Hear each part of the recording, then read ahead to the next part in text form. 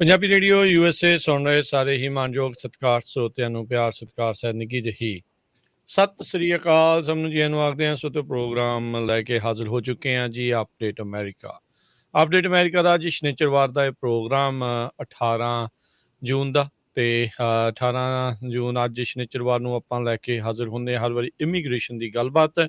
Immigration ਦੀਆਂ ਨਵੀਆਂ ਖਬਰਾਂ ਕੀ ਅਪਡੇਟਸ ਚੱਲ ਰਹੀਆਂ। ਅਟਾਰਨੀ ਟੇਰਕੀਆਣਾ ਆਪਣੇ ਨਾਲ ਜੁੜਦੇ ਨੇ ਤੇ ਉਹ ਆਪਾਂ ਨੂੰ ਇਸ ਦੇ ਬਾਰੇ ਜਾਣਕਾਰੀਆਂ ਸਾਂਝੀਆਂ ਕਰਦੇ ਨੇ।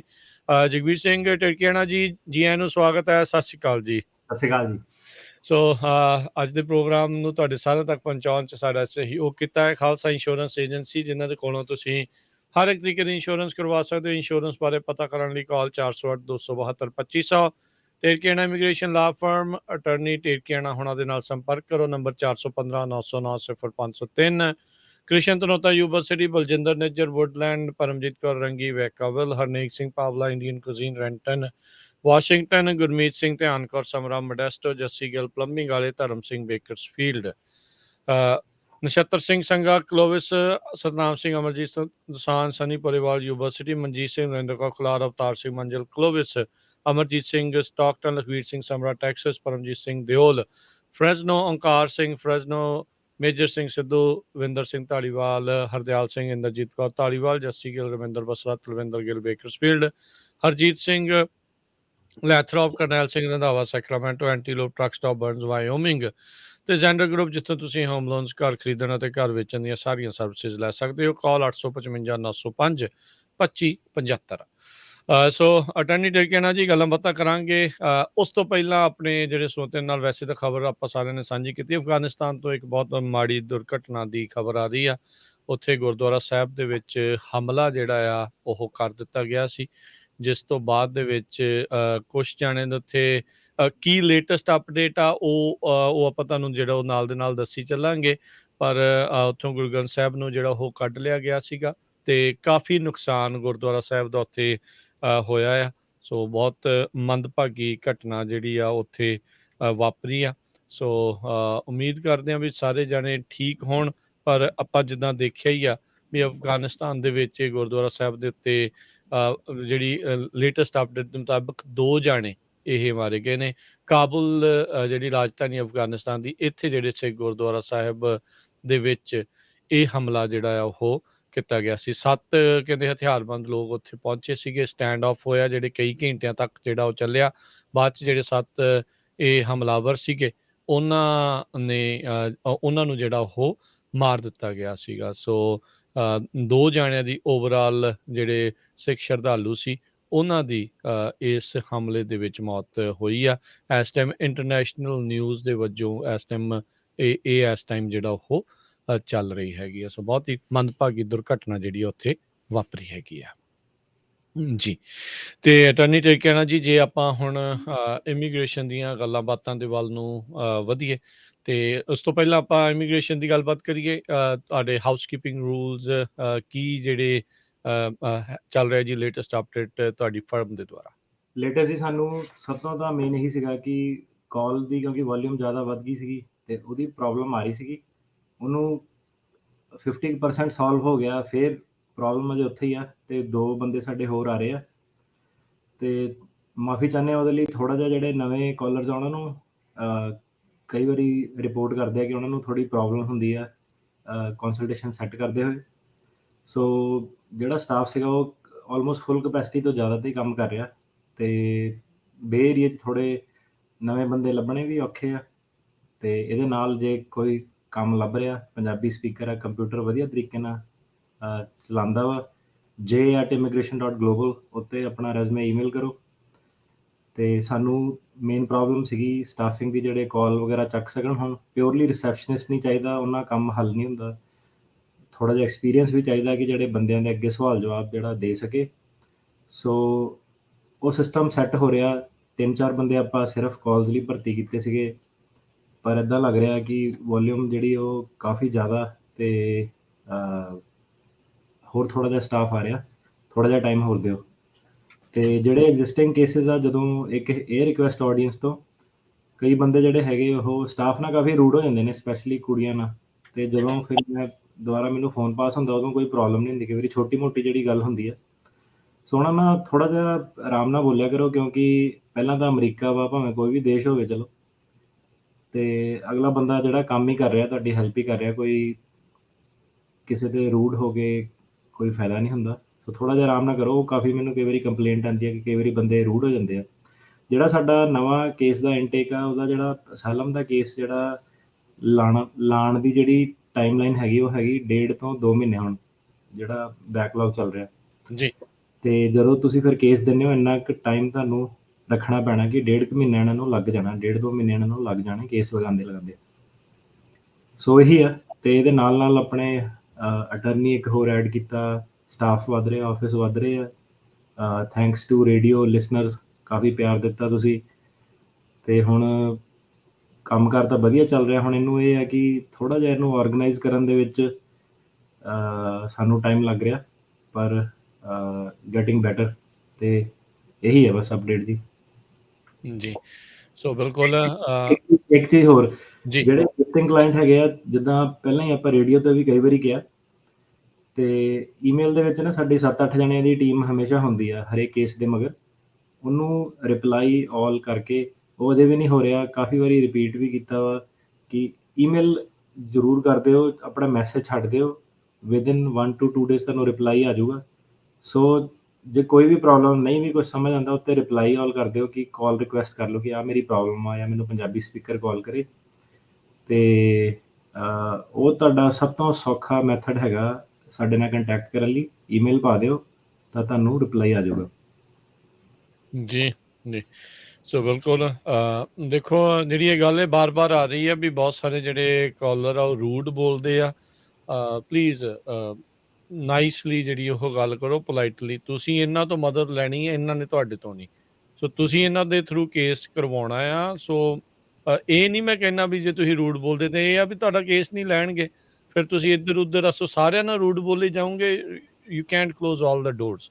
ਸੋ ਉਹ ਚੰਗੀ ਗੱਲ ਨਹੀਂ ਹੈ। ਪ੍ਰੋਬਲਮ ਇਹ ਆ ਜਾਂਦੀ ਹੈ ਕਿ ਜਿੱਦਾਂ ਹੁਣ ਪੈਰਾਲੀਗਲ ਵਗੈਰਾ ਨਾ, ਉਹਨਾਂ ਨੂੰ ਮਤਲਬ ਕੋਈ ਵੀ ਪੇ ਕਿਸੇ ਵੀ ਬੰਦੇ ਨੂੰ ਆਪਾਂ ਇੰਨੀ ਨਹੀਂ ਦੇ ਸਕਦੇ ਕਿ ਕੋਈ ਵੀ ਕਿਸੇ ਦੀਆਂ ਗੱਲਾਂ ਸੁਣੂਗਾ, ਹੈ ਨਾ। ਪੈਰਾਲੀਗਲ ਨੂੰ ਉਹਨਾਂ ਨੂੰ ਹਾਂ। ਕਾਇੰਡ ਆਫ ਲਾਈਕ ਜਿੱਦਾਂ ਦੇ ਚੱਲ ਰਿਹਾ ਨਾ, ਕਾਫੀ ਸਟਾਫਿੰਗ ਦੀ ਪ੍ਰੋਬਲਮ ਹਰੇਕ ਇੰਡਸਟਰੀ 'ਚ ਜਿਹੜੀ ਆ ਰਹੀ ਆ। ਹੂੰ। ਸੋ ਕਾਫੀ ਇੱਕ ਤਾਂ ਜਿੱਦਾਂ ਉਹਨਾਂ ਕੋਲ ਹੋਰ ਵੀ ਆਪਸ਼ਨਾਂ, ਹੋਰ ਕਿਤੇ ਲਾਅ ਫਰਮ 'ਚ ਸੌਖਾ ਥੋੜ੍ਹਾ ਕੰਮ ਕਰ ਸਕਦੀਆਂ। ਇਮੀਗ੍ਰੇਸ਼ਨ ਦਾ ਇੱਕ ਹੈਗਾ ਕਿ ਸੌਖਾ ਕਿਤੇ ਕੰਮ ਕਰਨ ਨੂੰ ਲੋਕੀ ਰੈਡੀ ਵੀ ਨਹੀਂ ਹੁੰਦੇ, ਹੈ ਨਾ, ਜਿੱਦਾਂ ਦੇ ਨੇਚਰ ਆਫ ਕੇਸਿਸ ਹੈਗਾ। ਹੂੰ, ਹੂੰ। ਤੇ ਥੋੜ੍ਹਾ ਜਿਹਾ ਇੱਕ ਸਟਾਫਿੰਗ ਚੈਲੰਜਸ ਵੈਸੇ ਹੀ ਹਾਰਡ ਆ ਕਿ ਬੰਦਾ ਲੱਭਣਾ ਕਿ ਇਸ ਫੀਲਡ 'ਚ ਕੰਮ ਕਰੂਗਾ। ਆਪਣੇ ਡਿਫਰੈਂਟ ਤਰ੍ਹਾਂ ਦੀ ਆਡੀਅנס ਆ। ਕੋਈ ਇੰਜੀਨੀਅਰ ਆ ਗਿਆ, ਕੋਈ ਬਾਰਡਰ ਟੱਪ ਕੇ ਆ ਗਿਆ, ਕੋਈ ਕਿੱਦਾਂ ਦਾ ਆ ਗਿਆ। ਸੋ ਸਟਾਫਿੰਗ ਦਾ ਇੱਕ ਚੈਲੰਜ ਹੈਗਾ। ਸੋ ਸਾਡੇ ਲੈਵਲ ਤੇ ਬੜੀ ਪ੍ਰੋਬਲਮ ਹੋ ਜਾਂਦੀ ਹੈ ਜੇ ਸਟਾਫ ਨਾਲ ਰੂਡ ਹੋਵੇ ਬੰਦਾ, ਤਾਂ ਉਹ ਨਾ ਇੱਕ ਤਾਂ ਵੈਸੇ ਹੀ ਮਸਾਂ ਲੋਕੀ, ਤੁਹਾਨੂੰ ਪਤਾ ਹੀ ਅੱਜ-ਕੱਲ੍ਹ ਕੋਈ ਵੀ ਇੰਡਸਟਰੀ ਹੈ ਕਿ ਵਰਕਰ ਲੱਭਣੇ ਔਖੇ ਆ।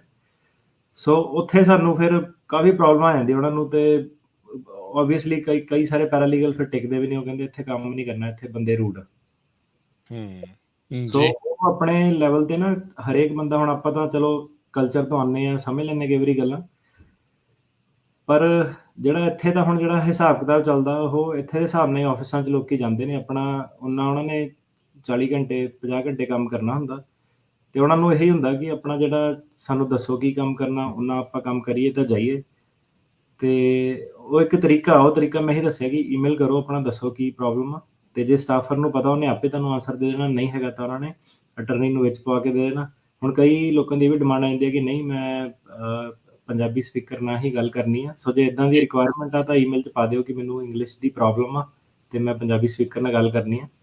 ਤੇ ਜ਼ਿਆਦਾਤਰ ਜਿਹੜੇ ਸਟਾਫ ਆ, ਉਹ ਆਬਵੀਅਸਲੀ ਇੰਗਲਿਸ਼ ਸਪੀਕਰ ਹੀ ਰਹੂਗਾ, ਕਿਉਂਕਿ ਸਟਾਫ ਜਿੱਦਾਂ ਦਾ ਮਿਲਦਾ ਉਹਦੇ ਨਾਲ ਹੀ ਡੀਲ ਕਰਨਾ ਪੈਂਦਾ। ਤੇ 20-30% ਜਿਹੜਾ ਸਟਾਫਰਸ ਆ ਉਹ ਪੰਜਾਬੀ ਸਪੀਕਰ ਆ। ਸੋ ਰਿਕੁਐਸਟ ਕਰ ਲਓ, ਕੋਈ ਪ੍ਰੋਬਲਮ ਹੋਣੀ ਨਹੀਂ ਚਾਹੀਦੀ। ਬਸ ਇਹ ਹੈ ਕਿ ਜਿਹੜੇ ਐਗਜ਼ਿਸਟਿੰਗ ਕਲਾਇੰਟ ਆ ਉਹ ਈਮੇਲ ਕਰ ਦਿਓ। ਜਿਹੜੇ ਨਵੇਂ ਵਾਲੇ ਕਲਾਇੰਟ ਆ ਨਹੀਂ ਕਾਲਾਂ ਕਰ ਪਾ ਰਹੇ, ਨੰਬਰ ਇਹੀ ਆ 4159090503। ਤੇ ਜੇ ਤੁਸੀਂ ਨਾਰਮਲ ਆਫਿਸ ਆਵਰਸ ਦੇ ਵਿੱਚ ਕਾਲ ਕਰੋਗੇ 9 ਤੋਂ ਲੈ ਕੇ 5 ਵਜੇ ਤੱਕ, ਤਾਂ ਉਦੋਂ ਜਿਹੜਾ ਹੈਗਾ ਸਾਰੀ ਦਿਹਾੜੀ ਉਹ ਫ਼ੋਨ ਜਿਹੜਾ ਸੁਣਦੇ ਰਹਿੰਦੇ ਆ। ਤੇ ਕਈ ਵਾਰੀ ਜਿਹੜਾ ਤੁਸੀਂ ਲੇਟ ਜਿੱਦਾਂ ਕਾਲ ਕਰਦੇ ਹੋ ਈਵਨਿੰਗ ਆਵਰਸ 'ਚ ਜਾਂ ਲੇਟ ਨਾਈਟ ਜਾਂ ਅਰਲੀ ਮਾਰਨਿੰਗ, ਉਹ ਕਈ ਵਾਰੀ ਤੁਹਾਡੀ ਕਾਲਾਂ ਜਿਹੜੀਆਂ ਨਹੀਂ ਚੁੱਕੀਆਂ ਜਾਊਗੀਆਂ। ਸੋ ਕੋਸ਼ਿਸ਼ ਕਰਿਓ ਮੰਡੇ ਥਰੂ ਫਰਾਈਡੇ 9 to 5 ਜਿਹੜੇ ਸਟੈਂਡਰਡ ਆਫਿਸ ਆਵਰਸ ਆ ਉਹਦੇ ਵਿੱਚ ਕਾਲ ਕਰਿਓ। ਤੇ ਹੋ ਸਕਦਾ ਤੁਹਾਨੂੰ ਇੱਕ ਤੋਂ ਵੱਧ ਕਈ ਵਾਰੀ ਫ਼ੋਨ ਕਰਨਾ ਪਊਗਾ, ਕਿਉਂਕਿ ਸਟਾਫਿੰਗ ਦੀ ਸਾਨੂੰ ਪ੍ਰੋਬਲਮ ਆ ਰਹੀ ਆ। ਸੋ ਉਹਦੇ ਵਿੱਚ ਮੇਰੇ ਹੱਥ ਵੱਜੇ ਹੋਏ ਆ, ਮੈਂ ਕਿਉਂਕਿ ਕੋਰਟ ਦੇ ਵਿੱਚ ਹੁੰਦਾ। ਜੀ, ਜੀ।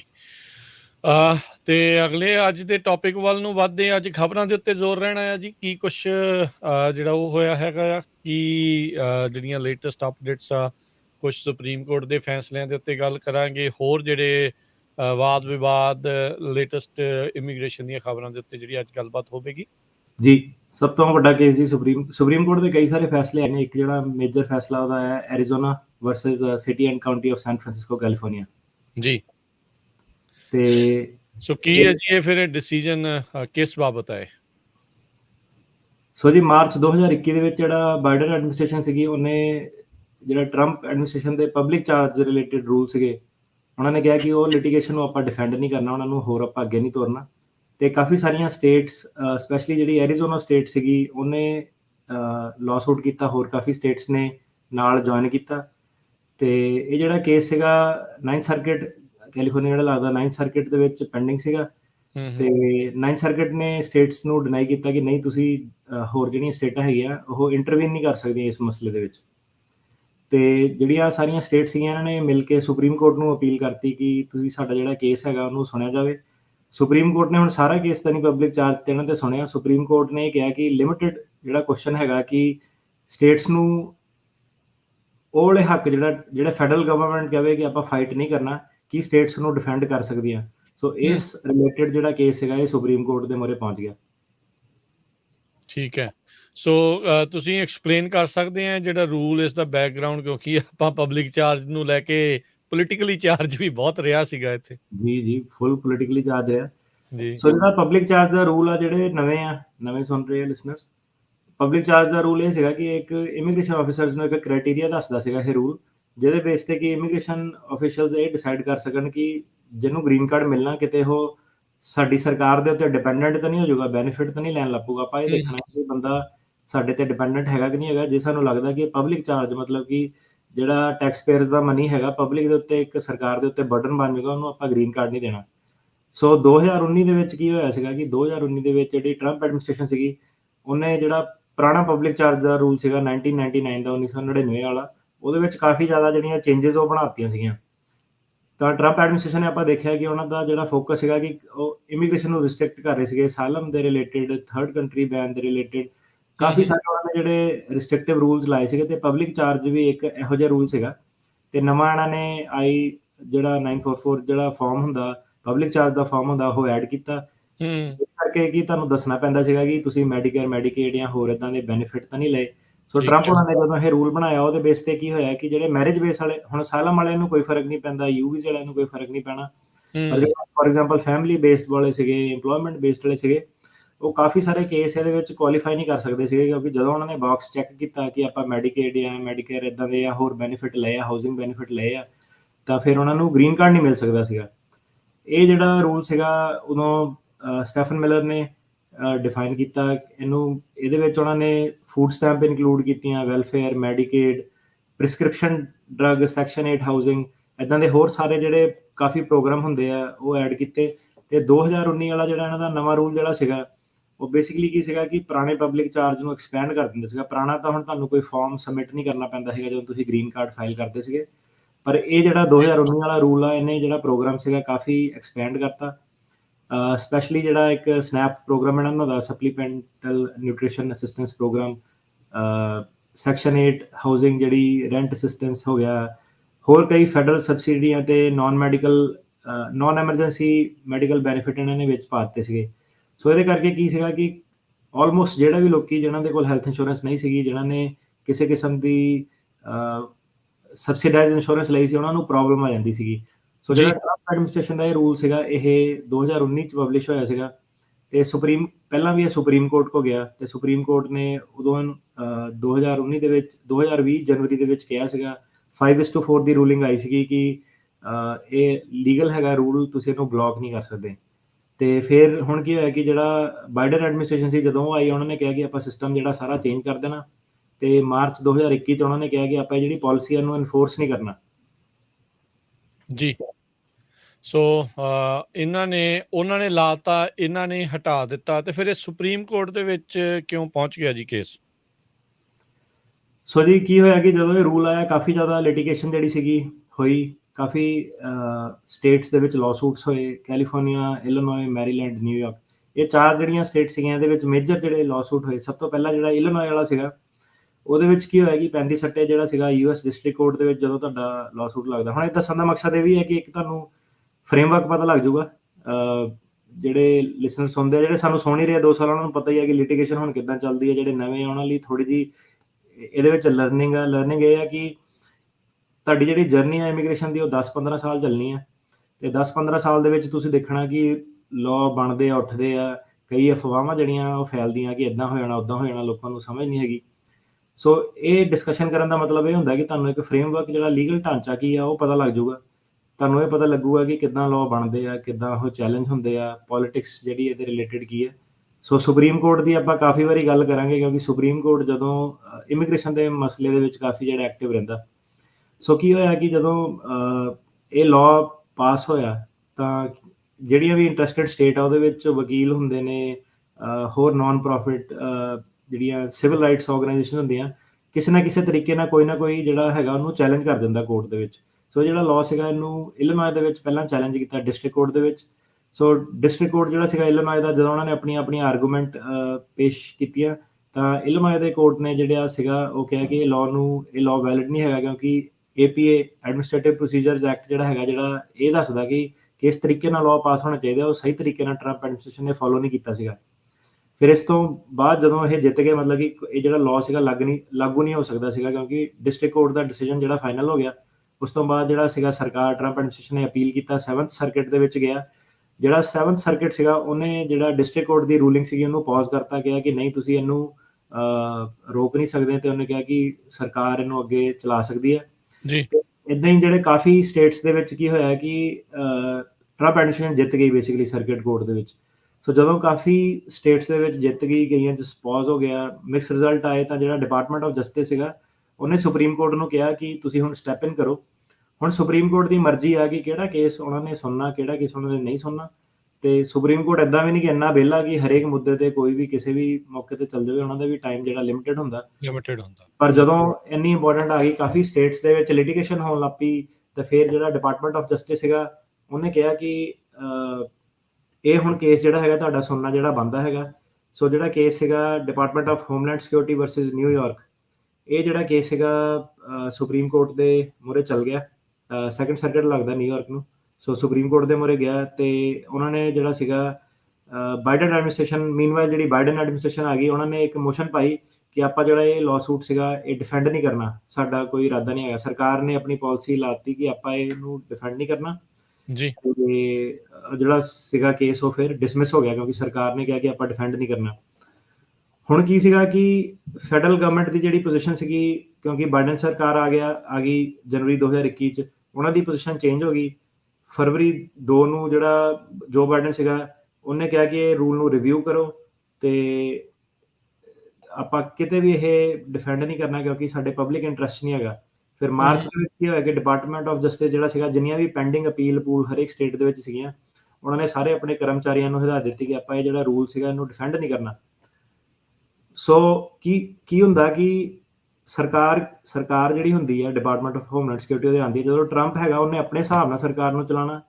ਜਦੋਂ ਬਾਈਡਨ ਆ ਗਿਆ, ਉਹਨਾਂ ਨੇ ਆਪਣੇ ਹਿਸਾਬ ਨਾਲ ਸਰਕਾਰ ਨੂੰ ਚਲਾਉਣਾ। ਸੋ ਉਹਨਾਂ ਨੇ ਸਰਕਾਰ ਨੂੰ ਹਦਾਇਤ ਦਿੱਤੀ ਕਿ ਜਿਹੜੀ ਲੋਕਾਂ ਨੇ, ਵਕੀਲਾਂ ਨੇ ਜਿਹੜੇ ਕੇਸ ਫਾਈਲ ਕੀਤੇ ਆ, ਭਾਵੇਂ ਉਹ ਸਰਕਿਟ ਕੋਰਟ 'ਚ ਆ, ਡਿਸਟ੍ਰਿਕਟ ਕੋਰਟ 'ਚ ਆ, ਜਿਹੜਾ ਹੁਣ ਸੁਪਰੀਮ ਕੋਰਟ 'ਚ ਵੀ ਆ, ਸਾਨੂੰ ਨਹੀਂ ਲੱਗਦਾ ਕਿ ਆਪਾਂ ਇਹਨੂੰ ਡਿਫੈਂਡ ਕਰਨਾ, ਆਪਾਂ ਕੰਪਰੋਮਾਈਜ਼ ਕਰਦੇ ਹਾਂ, ਇਹਨੂੰ ਵਿਡਰਾ ਕਰੋ।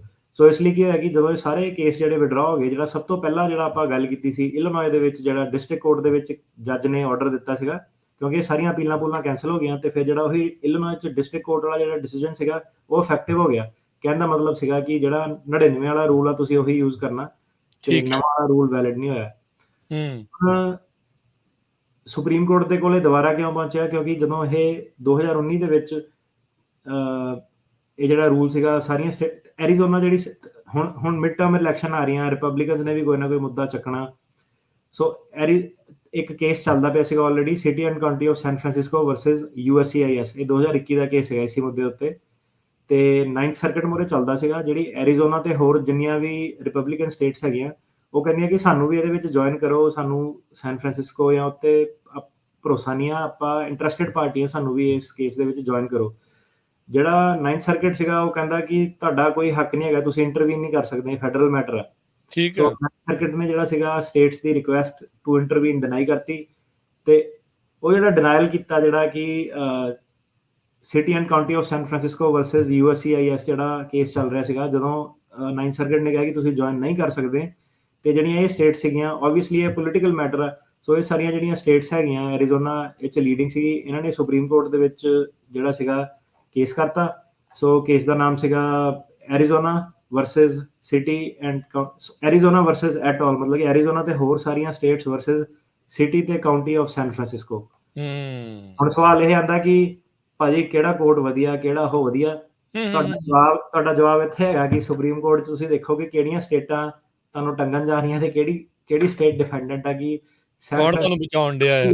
ਨਿਊਯਾਰਕ ਨਹੀਂ ਖੜਾ, ਕੋਈ ਹੋਰ ਨਹੀਂ ਖੜਾ, LA ਨਹੀਂ ਖੜਾ, ਸੈਨ ਫਰਾਂਸਿਸਕੋ ਖੜਾ ਹੈਗਾ। ਮੈਂ ਸੁਪਰੀਮ ਕੋਰਟ ਤੱਕ ਤਾਂ ਕਰਕੇ ਕੀ ਹੈ ਕਿ ਜਿਹੜਾ 9th ਸਰਕਿਟ ਆ ਉਹਦੇ ਵਿੱਚ ਮੋਸਟਲੀ ਜਿਹੜਾ ਹੈਗਾ ਕਿ ਰੀਲੋਕੇਸ਼ਨ ਦਾ ਮੁੱਦਾ ਜਾਂ ਕੋਈ ਵੀ ਹੋਰ ਮੁੱਦਾ ਹੈਗਾ, ਇਸ ਵੇਲੇ ਜਿਹੜੇ ਆਉਣ ਵਾਲੇ 2-3 ਸਾਲਾਂ ਤੱਕ ਸਭ ਤੋਂ ਬੈਸਟ ਜਿਹੜਾ ਕੋਰਟ ਆ ਉਹ ਸੈਨ ਫਰਾਂਸਿਸਕੋ ਹੀ ਰਹੂਗਾ, ਕਿਉਂਕਿ ਇਹਨੂੰ 9th ਸਰਕਿਟ ਪੈਂਦਾ, LA ਸੈਨ ਫਰਾਂਸਿਸਕੋ ਜਿਹੜਾ ਨੂੰ ਵੀ 9th ਸਰਕਿਟ ਪੈਂਦਾ, ਇਹ ਕੋਰਟ ਜਿਹੜੇ ਵਧੀਆ ਵਾ। ਤੇ ਇਹ ਸਾਰਿਆਂ ਕੋਰਟਾਂ ਦੇ ਵਿੱਚ ਸੈਨ ਫਰਾਂਸਿਸਕੋ ਦੀ ਥੋੜੀ ਸਟਾਫਿੰਗ ਜ਼ਿਆਦਾ ਵਾ, ਥੋੜਾ ਜਿਹਾ ਸਟੇਬਲ ਕੋਰਟ ਆ, ਤਾਂ ਕਰਕੇ ਉੱਥੇ ਥੋੜਾ ਜਿਹਾ ਧੱਕਾ, ਪੀਡੀ ਵਾਲਾ ਧੱਕਾ ਥੋੜਾ ਜਿਹਾ ਘੱਟ ਹੁੰਦਾ ਕੰਪੇਅਰ ਟੂ ਜਿਹੜੇ ਦੂਜੇ ਕੋਰਟ ਆ, ਜਿੱਥੇ ਸ਼ਰੇਆਮ ਜਿਹੜਾ ਧੱਕਾ ਕਰ ਦਿੱਤਾ ਜਾਂਦਾ। ਸੋ ਕੀ ਸੀਗਾ ਕਿ ਸੋ ਇਹਨਾਂ ਨੇ ਕੇਸ ਕਰਤਾ city and county of San Francisco ਤੇ, ਕਿ ਸਾਨੂੰ ਵੀ ਇਹ ਕੇਸ ਦੇ ਵਿੱਚ ਪਾਓ। ਤੇ ਫਿਰ ਤਾਂ ਕਰਕੇ ਜਿਹੜਾ ਇਹ ਸੀਗਾ ਸੁਪਰੀਮ ਕੋਰਟ ਦੇ ਮੂਹਰੇ ਹੁਣ ਕੇਸ ਜਿਹੜਾ ਆ ਗਿਆ। ਪਰ ਇਹਦੇ ਵਿੱਚ ਹੁਣ ਸੁਪਰੀਮ ਕੋਰਟ ਨੇ ਇਹ ਨਹੀਂ ਡਿਸਾਈਡ ਕਰਨਾ, ਕਿ ਸੁਪਰੀਮ ਕੋਰਟ ਕੋਲ ਇੰਨਾ ਟਾਈਮ ਨਹੀਂ, ਉਹਨੇ ਸਿਰਫ ਕਿਹਾ ਕਿ ਆਪਾਂ ਇੱਕੋ ਮੁੱਦੇ ਤੇ ਡਿਸਾਈਡ ਕਰਾਂਗੇ ਕਿ ਜਿਹੜਾ ਸਟੇਟਸ ਦੂਜੀਆਂ ਹੈਗੀਆਂ ਇਹ ਇੰਟਰਵੀਨ ਕਰ ਸਕਦੀਆਂ ਕਿ ਨਹੀਂ ਕਰ ਸਕਦੀਆਂ। ਜੀ। ਸੋ ਮੁੱਦਾ ਜਿੱਦਾਂ ਆਪਾਂ ਪਹਿਲਾਂ ਵੀ ਦੱਸਿਆ ਵੀ ਗਰਮਾ ਗਿਆ, ਪੋਲੀਟੀਕਲੀ ਚਾਰਜ ਜਿਹੜਾ ਇਹ ਬਣ ਗਿਆ। ਸੈਨ ਫਰਾਂਸਿਸਕੋ ਨੇ ਬੇਸਿਕਲੀ ਇਕੱਲੇ ਨੇ ਪਬਲਿਕ ਚਾਰਜ ਦੇ ਖਿਲਾਫ ਲੋਕਾਂ ਦੀ, ਇਮੀਗ੍ਰੈਂਟਸ ਦੀ ਇੱਕ ਹਿਸਾਬ ਦੇ ਨਾਲ ਬਾਂਹ ਜਿਹੜੀ ਉਹ ਫੜੀ ਆ, ਬਾਕੀਆਂ ਨੇ ਉਸਦੇ ਜਿਹੜੇ ਉਲਟ ਗਏ। ਸੋ ਹੁਣ ਜਦ ਸੁਪਰੀਮ ਕੋਰਟ ਦੇ ਕੋਲ ਇਹ ਮਸਲਾ ਪਹੁੰਚ ਗਿਆ, ਹੁਣ ਉਹ ਕੀ ਆਖਦੇ ਨੇ, ਉੱਥੇ ਕੀ ਓਪੀਨੀਅਨ ਆਇਆ ਆ, ਫੈਸਲਾ ਆਇਆ ਆ, ਉਹਨਾਂ ਨੇ ਇਸ਼ੂ ਲਿਆ ਹੀ ਨਹੀਂ, ਕੀ ਉਹਨਾਂ ਨੇ ਆਖਿਆ? ਸੋ ਸੁਪਰੀਮ ਕੋਰਟ ਨੇ ਬੇਸਿਕਲੀ ਕਿਹਾ ਕਿ ਆਪਾਂ ਇਹ ਮੁੱਦੇ ਤੇ ਰੂਲਿੰਗ ਨਹੀਂ ਦੇ ਸਕਦੇ। ਠੀਕ ਹੈ। ਕਿਉਂਕਿ ਜਿਹੜੀ ਆਪਾਂ ਬਸ ਇਹ ਕਰ ਸਕਦੇ ਹਾਂ ਕਿ ਜਿਹੜੀ ਆਪਾਂ ਇਸ ਚੀਜ਼ ਤੇ ਕਰਾਂਗੇ ਕਿ ਜਿਹੜੀ ਸਟੇਟਸ ਹੈਗੀਆਂ ਉਹਨਾਂ ਨੂੰ ਇਹ ਡਿਫੈਂਡ ਨਹੀਂ ਕਰ ਸਕਦੀਆਂ। ਸਟੇਟਸ ਨੂੰ ਇਹ ਹੱਕ ਨਹੀਂ ਹੈਗਾ ਕਿ ਉਹ ਇਮੀਗ੍ਰੇਸ਼ਨ ਜਿਹੜੀ ਹੈਗੀ ਆ ਉਹਨੂੰ ਕੰਟਰੋਲ ਕਰ ਸਕੇ। ਤੇ ਇਹਦੀ ਜਿਹੜੀ ਆਰਗੂਮੈਂਟ ਸਾਰੀ ਸੀਗੀ ਇਹ ਫਰਵਰੀ ਦੇ ਵਿੱਚ ਹੋਈ ਸੀਗੀ, ਤੇ ਪਬਲਿਕ ਚਾਰਜ ਰੂਲ ਬਾਰੇ ਸਾਰਾ ਜਿਹੜਾ ਉਹਨਾਂ ਨੇ ਸੀਗਾ, ਤੇ ਉਹਨਾਂ ਨੇ ਇੱਕ ਪੇਜ ਓਪੀਨੀਅਨ ਨਹੀਂ ਦਿੱਤਾ। ਤੇ ਉਹ ਓਪੀਨੀਅਨ 'ਚ ਉਹਨਾਂ ਨੇ ਲਿਖਿਆ ਕਿ ਜਿਹੜੇ 4 ਜੱਜ ਸੀਗੇ, ਕੰਜ਼ਰਵੇਟਿਵ ਜੱਜ ਸੀਗੇ, ਉਹਨਾਂ ਨੇ ਬੇਸਿਕਲੀ ਭਾਵੇਂ ਉਹਨਾਂ ਨੇ ਸਾਰਿਆਂ ਨੇ ਕੰਕਰ ਕੀਤਾ ਕਿ ਨਹੀਂ ਆਪਾਂ ਹੁਣ ਇਹ ਮੁੱਦੇ ਤੇ ਬਹਿਸ ਨਹੀਂ ਕਰਨੀ, ਪਰ ਉਹਨਾਂ ਨੇ ਬੇਸਿਕਲੀ ਆਪਣੇ ਕਮੈਂਟ ਇਹ ਦਿੱਤੇ ਕਿ ਜਿਹੜੀ ਸਰਕਾਰ ਸੀਗੀ, ਬਾਈਡਨ ਐਡਮਿਨਿਸਟ੍ਰੇਸ਼ਨ ਸੀਗੀ, ਉਹਨਾਂ ਨੇ ਚਲਾਕੀ ਖੇਡੀ ਹੈ। ਜਿਹੜੀ ਪਹਿਲਾਂ ਰੈਗੂਲੇਸ਼ਨ ਸੀਗੀ ਉਹ ਸਹੀ ਤਰੀਕੇ ਨਾਲ ਪਾਸ ਹੋਈ ਸੀਗੀ ਨੋਟਿਸ ਤੇ ਕਮੈਂਟ ਪੀਰੀਅਡ ਦੇ ਰਾਹੀਂ, ਤੇ ਕਿਉਂਕਿ ਉਹ ਸਹੀ ਤਰੀਕੇ ਨਾਲ ਪਾਸ ਹੋਈ ਸੀਗੀ ਤੇ ਉਹਨਾਂ ਨੂੰ ਵੀ ਸਹੀ ਤਰੀਕੇ ਨਾਲ ਹੀ ਉਹਨੂੰ ਰਿਪੀਲ ਕਰਨਾ ਚਾਹੀਦਾ ਸੀਗਾ ਨੋਟਿਸ ਤੇ ਕਮੈਂਟ ਪੀਰੀਅਡ ਦੇ ਰਾਹੀਂ। ਤੇ ਪਰ ਉਹਨਾਂ ਨੇ ਜਿਹੜਾ ਇੱਕ ਸ਼ਾਰਟਕਟ ਲੈ ਲਿਆ ਤੇ ਉਹਨਾਂ ਨੇ ਇੱਕ ਕਹਿ ਲਓ ਕਿ ਚਲਾਕੀ ਵਰਤੀ ਹੈ, ਇਹ ਸੁਪਰੀਮ ਕੋਰਟ ਨੇ ਕਿਹਾ।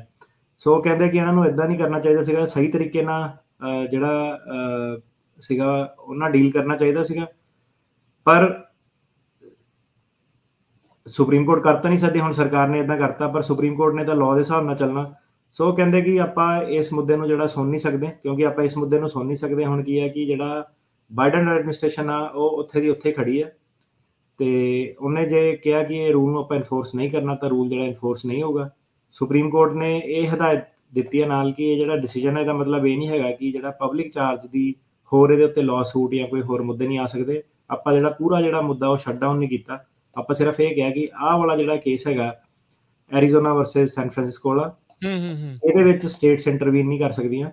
ਜੇ ਤੁਹਾਡਾ ਹੋਰ ਕੋਈ ਚੈਲੰਜ ਹੋਰ ਕਿਸੇ ਤਰੀਕੇ ਨਾਲ ਤੁਹਾਡਾ ਪਬਲਿਕ ਚਾਰਜ ਦੇ ਮੁੱਦੇ ਨੂੰ ਚੈਲੰਜ ਆਉਂਦਾ ਜਾਂ ਨਵਾਂ ਲਾਅ ਆਉਂਦਾ, ਇਹ ਡਿਸੀਜਨ ਉਹਨੂੰ ਨਹੀਂ ਇਫੈਕਟ ਕਰੂਗਾ। ਮਤਲਬ ਹੋਰ ਫਿਊਚਰ ਚੈਲੰਜ ਜਿਹੜੇ ਉਹ ਆ ਸਕਦੇ ਆ, ਪਰ ਅੱਜ ਦੀ ਡੇਟ ਦੇ ਵਿੱਚ ਜਿਹੜਾ ਐਰੀਜ਼ੋਨਾ ਜਾਂ ਹੋਰ ਸਟੇਟ ਜਿਹੜੀਆਂ ਕੋਸ਼ਿਸ਼ ਕਰ ਰਹੀਆਂ ਉਹ ਇਹ ਮੁੱਦੇ 'ਚ ਇੰਟਰਵੀਨ ਨਹੀਂ ਕਰ ਸਕਦੀਆਂ।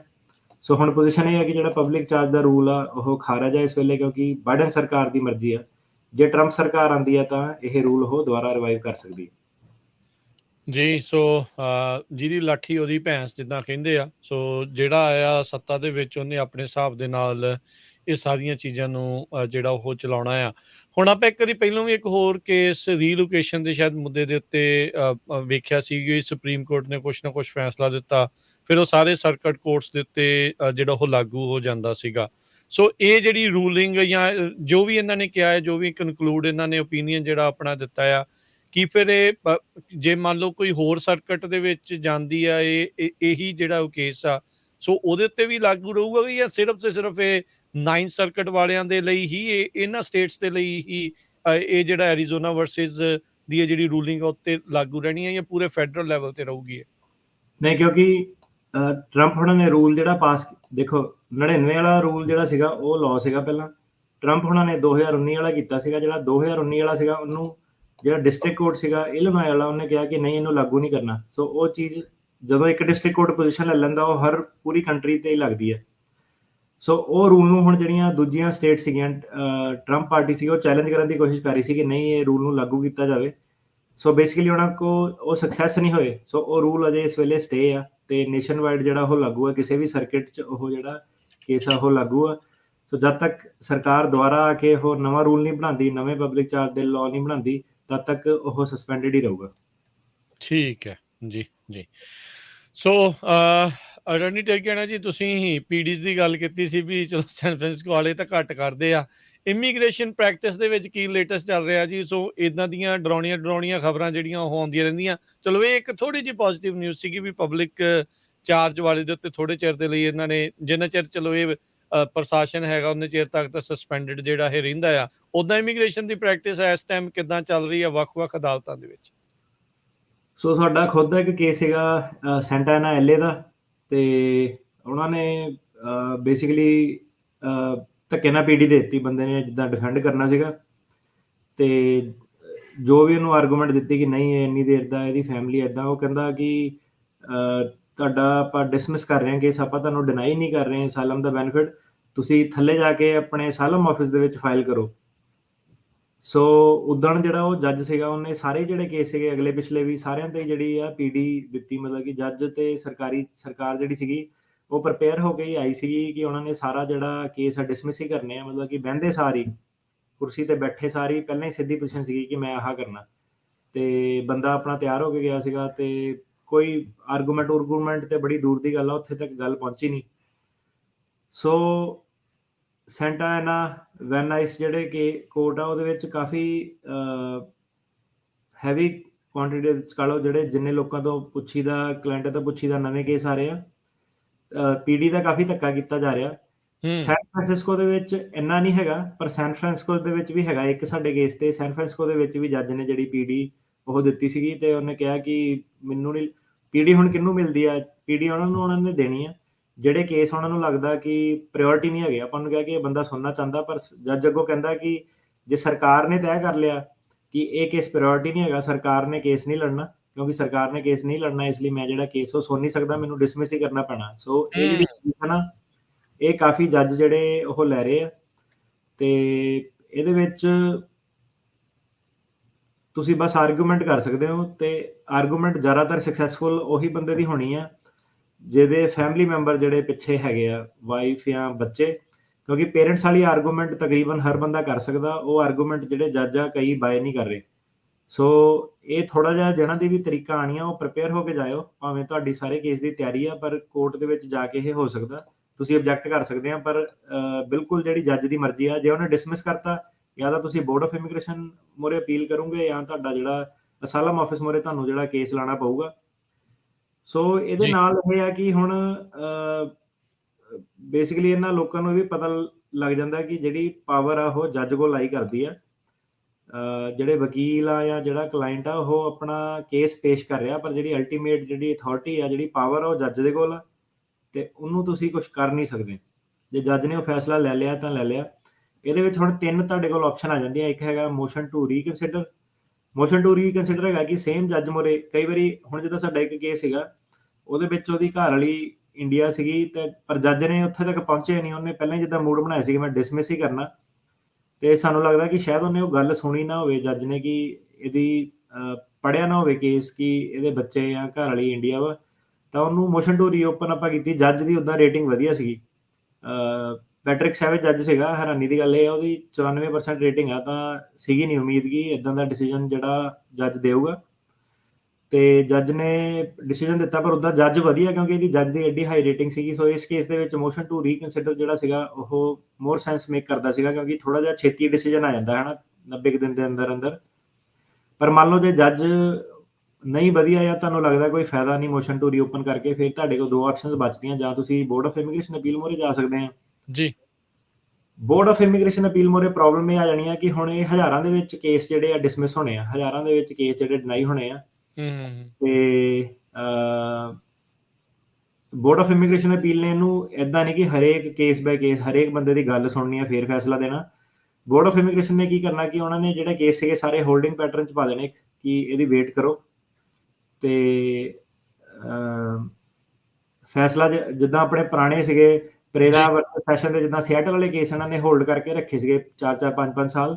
ਸੋ ਇਹ ਜਿਹੜੇ ਡਿਸਪਿਊਟ ਕੇਸ ਹੋ ਰਿਹਾ, ਜੇ ਤੁਸੀਂ ਬੋਰਡ ਆਫ ਇਮੀਗ੍ਰੇਸ਼ਨ ਅਪੀਲ ਮੋਰੇ ਜਾ ਰਹੇ ਆ ਤਾਂ ਮੈਨੂੰ ਲੱਗਦਾ ਕਿ 3-4 ਸਾਲ ਤੁਹਾਡੇ ਉਹਨਾਂ ਨੇ ਕੱਢ ਦੇਣੇ ਏਦਾਂ ਕੋਈ ਇਹਦਾ ਫੈਸਲਾ ਨਹੀਂ ਹੋਣਾ, ਕਿਉਂਕਿ ਸਿਸਟਮ ਦੇ ਵਿੱਚ ਵੀ ਕਾਫੀ ਜਿਹੜੀਆਂ ਇਹ ਚੇਂਜ ਇਹ ਕਰ ਰਹੇ ਆ। ਤੇ ਤੀਜੀ ਆਪਸ਼ਨ ਜਿਹੜੀ ਤੁਹਾਨੂੰ ਦੱਸਦੇ ਸੀ ਉਹ ਇਹ ਸੀਗੀ ਕਿ ਤੁਸੀਂ ਅਸਾਈਲਮ ਆਫਿਸ ਜਾ ਕੇ ਆਪਣਾ ਕੇਸ ਜਿਹੜਾ ਨਵੇਂ ਸਿਰਿਓਂ ਥੱਲੋਂ ਲਾ ਸਕਦੇ ਹੋ। ਸੋ ਉਹਦੇ ਵਿੱਚ ਲੋਕਾਂ ਦੀ ਕੰਪਲੇਂਟ ਇਹ ਹੈ ਕਿ ਭਾਜੀ ਆਪਣੇ ਮੈਂ ਤਾਂ 8 ਸਾਲ 10 ਸਾਲ ਤੋਂ ਵੇਟ ਜਿਹੜਾ ਕਰ ਰਿਹਾ ਸੀਗਾ। ਹਾਂਜੀ ਕਰ ਰਹੇ ਸੀਗੇ ਵੇਟ, ਪਰ ਹੁਣ ਸਿਸਟਮ ਦੀ ਮਾਰ ਆ। ਜੇ ਜੱਜ ਨੇ ਕਿਹਾ ਕਿ ਇਦਾਂ ਕਰਨਾ ਕਿ ਦੁਬਾਰਾ ਥੱਲੇ ਅਸਾਈਲਮ ਆਫਿਸ ਜਾਣਾ ਪੈਣਾ, ਤਾਂ ਇਦਾਂ ਹੀ ਹੋਣਾ।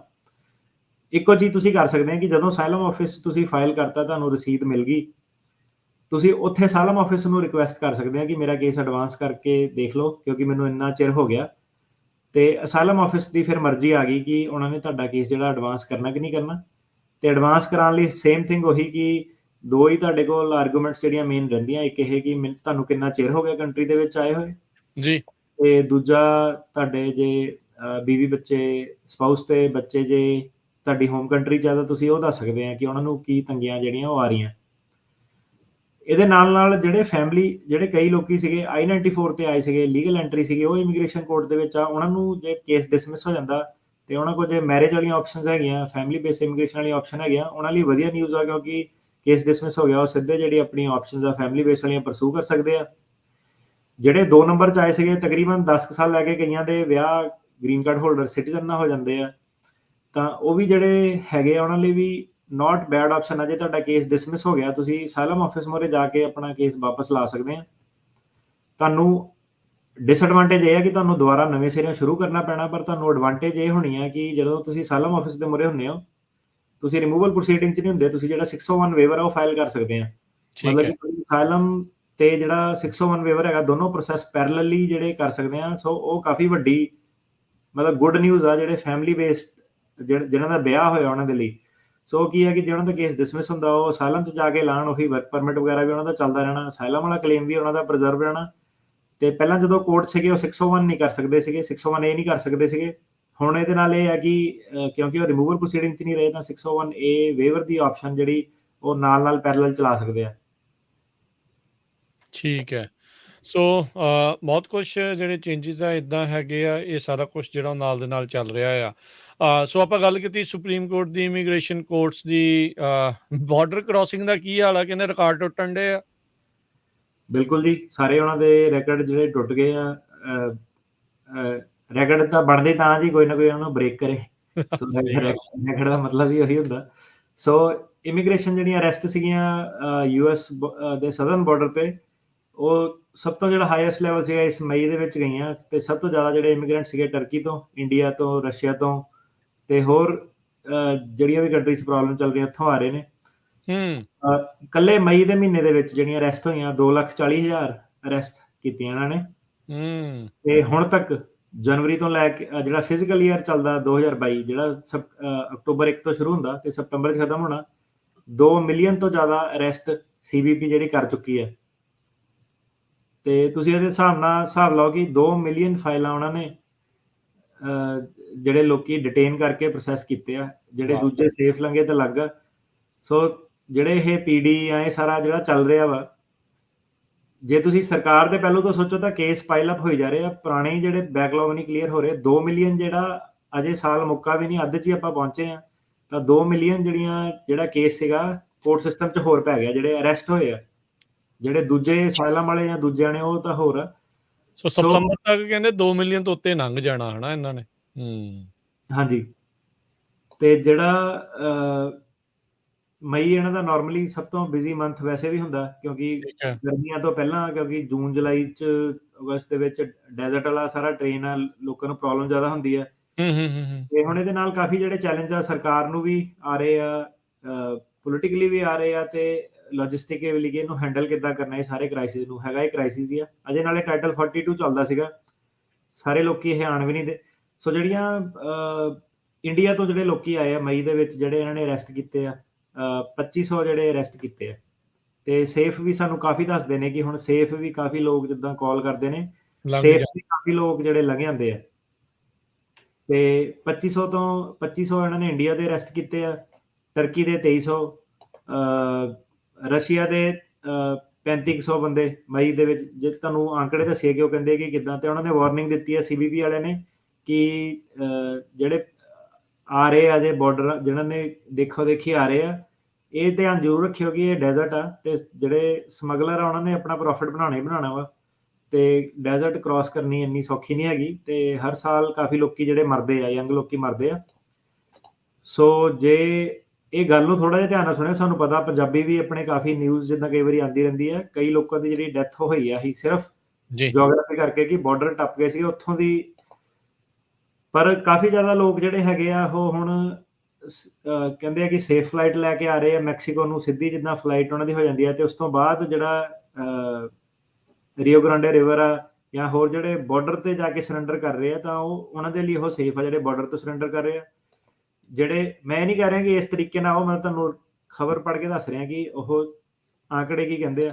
ਤਾਂ ਜਿਹੜੇ ਚੈੱਕ ਪੁਆਇੰਟ ਤੋਂ ਜਾਂ ਸੇਫ ਐਂਟਰੀ ਤੋਂ ਨਹੀਂ ਆਉਂਦੇ, ਡੈਜ਼ਰਟ ਵਗੈਰਾ ਦੇ ਵਿੱਚ ਆਉਂਦੇ ਨੇ, ਉੱਥੇ ਜਿਹੜਾ ਕਾਫੀ ਕਹਿੰਦੇ ਕ੍ਰਾਈਮ ਵਗੈਰਾ ਦੀ ਵੀ ਪੋਸੀਬਿਲਿਟੀ ਆ, ਤੇ ਸੈਕਸ਼ੂਅਲ ਅਬਿਊਜ਼ ਕ੍ਰਾਈਮ ਦੀ ਲੁੱਟ ਖੋਹ ਵੀ ਜਿਹੜੀ ਹੈਗੀ ਆ। ਤੇ ਮੌਸਮ ਕਿਉਂਕਿ ਹੁਣ ਗਰਮ ਹੋ ਰਿਹਾ ਡੈਜ਼ਰਟ ਦੇ ਵਿੱਚ, ਟੈਂਪਰੇਚਰ ਬਹੁਤ ਜ਼ਿਆਦਾ 120-130 ਡਿਗਰੀ ਜਿਹੜੇ ਫੈਰਨਹਾਈਟ ਤੱਕ ਚੱਲ ਜਾਂਦੇ ਆ, ਤਾਂ ਲੋਕਾਂ ਲਈ ਪਾਣੀ ਪੂਣੀ ਦੀ ਸਮੱਸਿਆ ਉਹ ਸਾਰਾ, ਤਾਂ ਉੱਥੇ ਉਹ ਜਿਹੜਾ ਥੋੜਾ ਜਿਹਾ ਵਿਚਾਰ ਕਰਿਓ ਜਿਹੜਾ ਵੀ ਬਾਰਡਰ ਟੱਪਦਾ ਵਾ।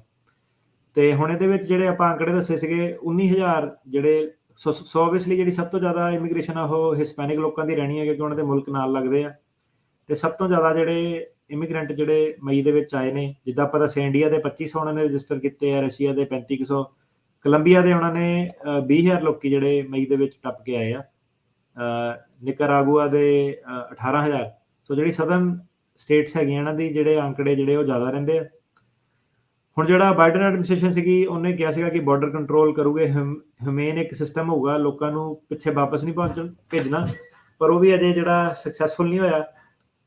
ਤੇ ਜਿਹੜੇ ਇਹ ਲੋਕੀ ਟੱਪ ਕੇ ਆ ਰਹੇ ਆ 2,40,000, ਉਹਨਾਂ ਚੋਂ ਕਹਿੰਦੇ ਕਿ ਕਾਫੀ ਸਾਰੇ ਜਿਹੜੇ ਲੋਕੀ ਸੀਗੇ, ਤਕਰੀਬਨ 25% ਜਿਹੜੇ ਲੋਕੀ ਸੀਗੇ ਉਹ ਇਦਾਂ ਦੇ ਸੀਗੇ ਜਿਹਨਾਂ ਨੂੰ ਟਾਈਟਲ 42 ਕਰਕੇ ਉਹਨਾਂ ਨੇ ਵਾਪਸ ਭੇਜ ਦਿੱਤਾ ਸੀਗਾ ਕਿ ਤੁਸੀਂ ਵਾਪਸ ਜਾਓ, ਅਜੇ ਟਾਈਟਲ 42 ਆ, ਕੋਵਿਡ ਕਰਕੇ ਤੁਹਾਨੂੰ ਅੰਦਰ ਨਹੀਂ ਜਿਹੜਾ ਆਉਣ ਦੇਣਾ। ਤੇ ਬਾਈਡਨ ਐਡਮਿਨਿਸਟ੍ਰੇਸ਼ਨ ਕਹਿੰਦੀ ਕਿ ਆંકੜੇ ਇੰਨੇ ਜ਼ਿਆਦਾ ਹਾਈ ਨਹੀਂ ਹੋਣੇ ਚਾਹੀਦੇ, ਕਿਉਂਕਿ ਕਾਫੀ ਸਾਰੇ ਲੋਕੀ ਜਿਹੜੇ ਦੁਬਾਰਾ ਰਿਪੀਟ ਜਿਹੜੀ ਐਂਟਰੀ ਉਹ ਕਰ ਰਹੇ ਆ, ਤੇ 25% ਲੋਕੀ ਕਹਿੰਦੇ ਉਹੀ ਆ ਜਿਹੜੇ ਬਾਰ-ਬਾਰ ਜਿਹੜੇ ਟਰਾਈ ਕਰ ਰਹੇ, ਜਿਹਨਾਂ ਨੂੰ ਵਾਪਸ ਮੋੜ ਦਿੱਤਾ ਜਾਂਦਾ। ਤੇ ਬਾਈਡਨ ਐਡਮਿਨਿਸਟ੍ਰੇਸ਼ਨ ਕਹਿੰਦੀ ਹੈ ਕਿ ਜਿਹੜਾ ਕਰੋਨਾ ਵਾਇਰਸ ਕਰਕੇ ਸਪੈਸ਼ਲੀ ਸਾਊਥ ਅਮਰੀਕਾ ਦੇ ਵਿੱਚ ਇਕਨੋਮਿਕ ਪ੍ਰੋਬਲਮ ਜਿਹੜੀਆਂ ਆ ਗਈਆਂ, ਫਾਈਨੈਂਸ਼ੀਅਲ ਪ੍ਰੋਬਲਮ ਜਿਹੜੀਆਂ ਆ ਗਈਆਂ, ਤਾਂ ਕਰਕੇ ਜਿਹੜੇ ਲੋਕੀ ਆ ਉਹ ਜ਼ਿਆਦਾ ਆ ਰਹੇ ਆ, ਤੇ ਇਹਦੇ ਵਿੱਚ ਸਾਡੀ ਸਰਕਾਰ ਦੀ ਜਿਹੜੀ ਉਹ ਕੋਈ ਗਲਤੀ ਨਹੀਂ ਹੈਗੀ। ਸਿਰਫ ਇਹ ਸੀਗਾ ਕਿ ਉੱਥੇ ਗਰੀਬੀ ਤੇ ਨੈਚੁਰਲ ਜਿਹੜੇ ਆਪਾਂ ਦੇਖਿਆ ਅਰਥਕੁਏਕ ਤੇ ਫਲੱਡਿੰਗ ਵਗੈਰਾ ਦੀ ਪ੍ਰੋਬਲਮ ਜਿਹੜੀ ਸੀਗੀ, ਉਹਦੇ ਕਰਕੇ ਜਿਹੜੀ ਇਨਸਟੇਬਿਲਿਟੀ ਆ, ਤੇ ਲੋਕੀ ਜਿਹੜੇ ਤਾਂ ਕਰਕੇ ਜ਼ਿਆਦਾ ਆ ਰਹੇ ਆ। ਜੀ। ਸੋ ਕਾਫੀ ਕੁਛ ਜਿਹੜਾ ਆ ਟਿਕਿਆ ਨਾ ਜੀ ਇਸ ਦੇ ਵਿੱਚ ਚੇਂਜ ਹੋ ਰਿਹਾ ਹੈ। ਹੁਣ ਸਭ ਨੂੰ ਪਤਾ, ਆਪਾਂ ਨੂੰ ਪਤਾ ਹੀ ਆ ਵੀ ਨਵੰਬਰ ਆ ਰਹੀ ਆ। ਨਵੰਬਰ ਦਾ ਕਹਿਣ ਦਾ ਮਤਲਬ ਵੀ ਇਲੈਕਸ਼ਨ ਆ ਰਹੀ ਆ। ਸੋ ਇਹ ਮਿਡ ਟਰਮ ਇਲੈਕਸ਼ਨ ਦਾ ਦੌਰ ਆ, ਤੇ ਹਰ ਇੱਕ ਨੇ ਇਹ ਜਿਹੜੇ ਮੁੱਦੇ ਆ ਉਹ ਚੱਕਣੇ ਆ। ਸੋ ਬਹੁਤ ਕੁਛ ਜਿਹੜਾ ਇਸ ਟਾਈਮ ਚੱਲ ਰਿਹਾ ਆ। ਬਾਈਡਨ ਪ੍ਰਸ਼ਾਸਨ ਪਹਿਲੋਂ ਪੱਟਾਂ ਦੇ ਥਾਪੀਆਂ ਮਾਰ ਕੇ ਕਹਿੰਦੇ ਤੇ ਰਹੇ, ਆ ਵੀ ਕਰ ਦੇਣਾ, ਆ ਵੀ ਕਰ ਦੇਣਾ। ਇੰਨਾ ਸਖਾਲਾ ਨਹੀਂ ਹੁੰਦਾ ਕਈ ਵਾਰੀ ਇਹ ਸਾਰੀਆਂ ਚੀਜ਼ਾਂ ਨੂੰ ਮੈਨੇਜ ਜਿਹੜਾ ਉਹ ਕਰਨਾ ਆ। ਮੈਕਸੀਕੋ ਦੇ ਵਿੱਚ ਇੱਕ ਟਰੱਕ ਲੱਭਾ ਆ 16 ਵੱਖ-ਵੱਖ ਮੁਲਕਾਂ ਦੇ 366 ਮਾਈਗ੍ਰੈਂਟਸ ਉਸ ਦੇ ਵਿੱਚ ਸੀਗੇ ਜੀ। ਹਾਂਜੀ, ਬਿਲਕੁਲ। ਹੁਣ ਜਿਹੜੇ ਤਾਂ ਚਲਾਉਂਦੇ ਹੁਣ ਟਰੱਕ, ਮੈਂ ਕਿਹਾ 366 ਤਾਂ ਪਹਿਲਾਂ ਮੈਨੂੰ ਪਤਾ ਵੀ ਨਹੀਂ ਕਿ ਕਿੱਦਾਂ ਪੋਸੀਬਲ ਆ ਕਿ ਇੰਨੇ ਬੰਦੇ 366 ਬੰਦੇ ਇੱਕ ਟਰੇਲੇ 'ਚ ਪਾ ਕਿੱਦਾਂ ਦਿੱਤੇ ਉਹਨਾਂ ਨੇ। ਲੱਦੇ ਸੀਗੇ ਬਸ। 366 ਬੰਦੇ ਲੱਭੇ ਤੇ ਇਹਦੇ ਵਿੱਚ ਇਹ ਮੈਕਸੀਕੋ ਵਾਲਿਆਂ ਨੇ ਫੜਿਆ ਟਰੱਕ। ਕਹਿੰਦੇ ਬੰਗਲਾਦੇਸ਼ ਦੇ, ਇੰਡੀਆ ਦੇ, ਨੇਪਾਲ ਦੇ, ਯਮਨ ਦੇ, ਉਜ਼ਬੇਕਿਸਤਾਨ ਤੇ ਸਾਊਥ ਅਫਰੀਕਾ ਦੇ, ਤੇ 16 ਅਲੱਗ-ਅਲੱਗ ਮੁਲਕਾਂ ਤੋਂ 366 ਤਰ੍ਹਾਂ ਦੇ ਲੋਕੀ ਉਹਨਾਂ ਨੇ ਟਰੱਕ ਤੇ ਪਾਏ ਸੀਗੇ। ਤੇ ਹੋਰ ਕਿਊਬਾ ਤੋਂ ਵੀ ਸੀਗੇ, Ecuador, Bolivia, Peru, Guatemala, Honduras, Nicaragua, El Salvador, Venezuela, ਇਹ ਦੇਸ਼ਾਂ ਦੇ ਜਿਹੜੀਆਂ ਨੈਸ਼ਨੈਲਿਟੀ ਉਹਨਾਂ ਨੂੰ ਲੱਭੀਆਂ। ਤੇ ਕਹਿੰਦੇ ਰੋਡ ਤੇ ਪਾਰਕ ਸੀਗਾ ਤੇ ਪਾਰਕ ਕੀਤਾ ਹੋਇਆ ਸੀ ਤੇ ਲੋਕੀ ਜਿੱਦਾਂ ਟਰੱਕ ਦੇ ਉੱਤੇ ਲਟਕ ਕੇ ਲੱਤਾਂ ਲੁੱਤਾਂ ਖੋਲ ਕੇ ਜਿੱਦਾਂ ਬੈਠੇ ਹੋਏ ਸੀਗੇ ਤੇ ਕਈ ਸੜਕ ਤੇ ਸਾਈਡ ਤੇ ਘੁੰਮਦੇ ਸੀਗੇ। ਟਰੱਕ ਦੇ ਨਾਲ ਆ ਕੇ ਉੱਥੇ ਕਿ ਰੁਕਿਆ ਤੇ ਫਿਰ ਉਹ ਉੱਥੋਂ ਦੀ ਜਿਹੜੇ ਕਹਿੰਦੇ ਜਿਹੜੇ ਹੋਰ ਛੋਟੀਆਂ ਮੋਟੀਆਂ ਗੱਡੀਆਂ ਜਾਂਦੀਆਂ ਉਹਨਾਂ ਨੂੰ ਰਿਕੁਐਸਟ ਕਰ ਰਹੇ ਸੀਗੇ ਕਿ ਸਾਨੂੰ ਅੱਗੇ ਤੱਕ ਰਾਈਡ ਦੇ ਦਿਓ। ਤੇ ਜਿਹੜਾ ਉਹ ਟਰੱਕ ਸੀਗਾ 366 ਲੋਕਾਂ ਦਾ, ਉਹਨੇ ਲਿਆ ਕੇ ਜਿਹੜਾ ਗੁਆਟੇਮਾਲਾ ਦਾ ਬਾਰਡਰ ਪਾਰ ਕਰਕੇ ਉੱਥੇ ਛੱਡਤਾ ਤੇ ਉਸ ਤੋਂ ਬਾਅਦ ਅੱਗੇ ਉਹਨਾਂ ਕੋਲ ਜਿੱਦਾਂ ਕਹਿ ਲਓ ਆਪਸ਼ਨ ਨਹੀਂ ਸੀਗੀਆਂ। ਤੇ ਫਿਰ ਇਹ ਚੀਜ਼ ਆ। ਤੇ ਉਹ ਜਿਹੜੇ ਹੁਣ ਮੈਕਸੀਕੋ ਵਾਲੇ ਹੈਗੇ ਆ ਉਹ ਇੰਨੀ ਕੋਈ ਜਦੋਂ ਟਰੰਪ ਹੁਣੀ ਸੀਗੇ ਉਹ ਉਹਨੂੰ ਕਹਿੰਦੇ ਸਖਤੀ ਵਰਤਦੇ ਸੀਗੇ ਕਿ ਤੁਸੀਂ ਇਹਨਾਂ ਨੂੰ ਵਾਪਸ ਭੇਜੋ ਜਾਂ ਇੱਦਾਂ ਕਰੋ, ਲਾਲਚ ਦਿੰਦੇ ਸੀ ਪੈਸੇ ਦਾ ਜਾਂ ਹੋਰ ਤਰੀਕੇ ਨਾਲ ਪ੍ਰੈਸ਼ਰ ਕਰਦੇ ਸੀਗੇ। ਬਾਈਡਨ ਐਡਮਿਨਿਸਟ੍ਰੇਸ਼ਨ ਵੱਲੋਂ ਇੱਦਾਂ ਦਾ ਕੋਈ ਹੁਣ ਜਿਹੜਾ ਪ੍ਰੈਸ਼ਰ ਨਹੀਂ ਰਿਹਾ ਤੇ ਉਹ ਫਿਰ ਉਹਨਾਂ ਦੇ ਕਈ ਵਾਰੀ ਵੀਜ਼ੇ ਵੂਜ਼ੇ ਪ੍ਰੋਸੈਸ ਕਰ ਦਿੰਦੇ ਆ, ਕਈ ਵਾਰੀ ਉਹਨਾਂ ਨੂੰ ਉੱਥੇ ਰੱਖਦੇ ਆ। ਸੋ ਬੇਸਿਕਲੀ ਇੱਦਾਂ ਕਿ ਵਾਪਸ ਮੁੜਨ ਵਾਲਾ ਕੰਮ ਹੁਣ ਘੱਟ ਹੋ ਰਿਹਾ, ਉਹ ਇੱਧਰ ਨੂੰ ਜ਼ਿਆਦਾਤਰ ਜਿਹੜੇ ਆ ਅਮਰੀਕਾ ਜਿਹੜੇ ਆ ਰਹੇ ਆ। ਤੇ ਅੰਕੜੇ ਆਪ ਹੀ ਦੱਸਦੇ ਆ ਕਿ ਮਈ ਦੇ ਵਿੱਚ ਰੈਕਡ ਜਿਹੜੇ ਟੁੱਟ ਗਏ ਆ। ਲੋਕੀ ਹੁਣ ਜਿਹੜੇ ਸੀਗੇ ਓਪਨਲੀ ਕਹਿ ਲਓ ਉੱਥੇ ਜਿਹੜਾ ਸਮਗਲਰ ਜਿਹੜੇ ਸੀਗੇ ਉਹਨਾਂ ਨੇ ਆਪਣਾ ਕੰਮ ਚਲਾਇਆ ਹੋਇਆ ਜੀ। ਬਿਲਕੁਲ। ਸੋ ਇੱਥੇ ਆਪਾਂ ਇੱਕ ਟਰਨਿੰਗ ਟੇਕ ਕਹਿਣਾ ਜੀ ਬ੍ਰੇਕ ਲੈਂਦੇ ਆ ਤੇ ਸੋ ਬ੍ਰੇਕ ਤੋਂ ਬਾਅਦ ਮੁੜ ਕੇ ਫਿਰ ਅਸੀਂ ਵਾਪਸ ਹਾਜ਼ਰ ਹੁੰਨੇ ਆ ਤੇ ਕਾਲਾਂ ਫਿਰ ਲੈਣੀਆਂ ਆਪਾਂ ਸ਼ੁਰੂ ਕਰਾਂਗੇ। ਸਟੂਡੀਓ 'ਚ ਕਾਲ ਕਰਨ ਦੇ ਲਈ ਨੰਬਰ ਹੈ 408 272 5200 4082725200। ਮਿਲਦੇ ਆ ਇੱਕ ਬ੍ਰੇਕ ਤੋਂ ਬਾਅਦ 'ਚ।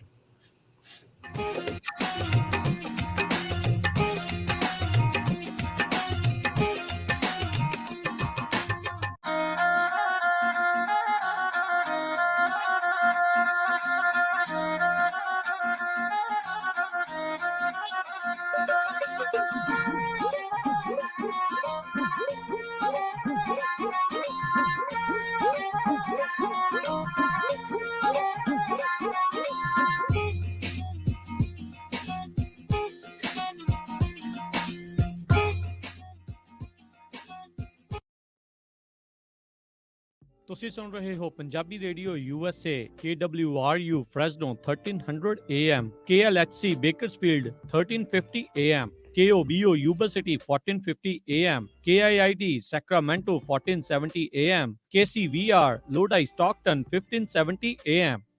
ਜੇਕਰ ਕਰਵਾਉਣਾ ਚਾਹੁੰਦੇ ਹੋ ਤੁਸੀਂ US ਇਮੀਗ੍ਰੇਸ਼ਨ ਦਾ ਕਿਸੇ ਵੀ ਤਰੀਕੇ ਦਾ ਕੰਮ ਤਾਂ ਹਮੇਸ਼ਾ ਯਾਦ ਰੱਖੋ ਟੇਕੇਣਾ immigration law firm. Family petitions, asylum ਦੇ ਕੇਸਿਸ ਦੇ ਜਾਂ ਹੋਰ ਕਿਸੇ ਵੀ ਤਰੀਕੇ ਦੀ US ਇਮੀਗ੍ਰੇਸ਼ਨ ਦੇ ਕੰਮ ਦੇ ਲਈ ਕਾਲ ਕਰੋ ਅਟਾਰਨੀ ਜੇ ਟੇਕਿਆਣਾ 4159090503 4159090503। ਅਟਾਰਨੀ ਟੇਕਿਆਣਾ ਪੰਜਾਬੀ ਰੇਡੀਓ USA ਦੇ ਉੱਤੇ ਹਰ ਸ਼ਨੀਚਰਵਾਰ 9 ਤੋਂ 10:30 ਵਜੇ ਤੱਕ ਕੈਲੀਫੋਰਨੀਆ ਟਾਈਮ ਦੇ ਮੁਤਾਬਕ ਇਮੀਗ੍ਰੇਸ਼ਨ ਸ਼ੋਅ ਵੀ ਲੈ ਕੇ ਹਾਜ਼ਰ ਹੁੰਦੇ ਹਨ।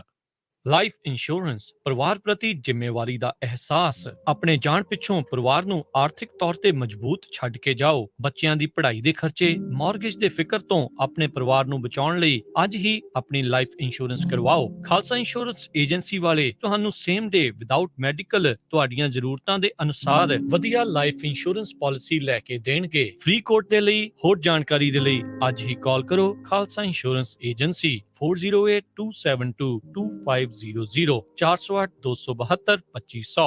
ਸ਼ਰਤਾਂ ਲਾਗੂ। California licence number 0F89805।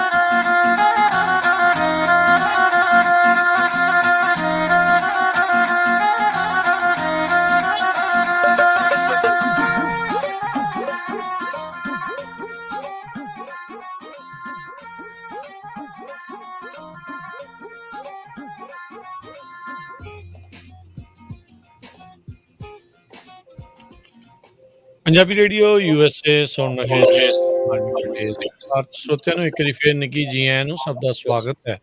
ਸੋ ਤੇ ਪ੍ਰੋਗਰਾਮ ਦੇ ਵਿੱਚ ਪ੍ਰੋਗਰਾਮ ਚੱਲ ਰਿਹਾ ਜੀ ਅਪਡੇਟ ਅਮਰੀਕਾ ਦੇ ਵਿੱਚ ਅਪਡੇਟ ਇਮੀਗ੍ਰੇਸ਼ਨ ਦੇ ਬਾਰੇ ਆਪਾਂ ਗੱਲਬਾਤ ਕਰ ਰਹੇ ਹਾਂ US ਇਮੀਗ੍ਰੇਸ਼ਨ ਦੇ ਬਾਰੇ।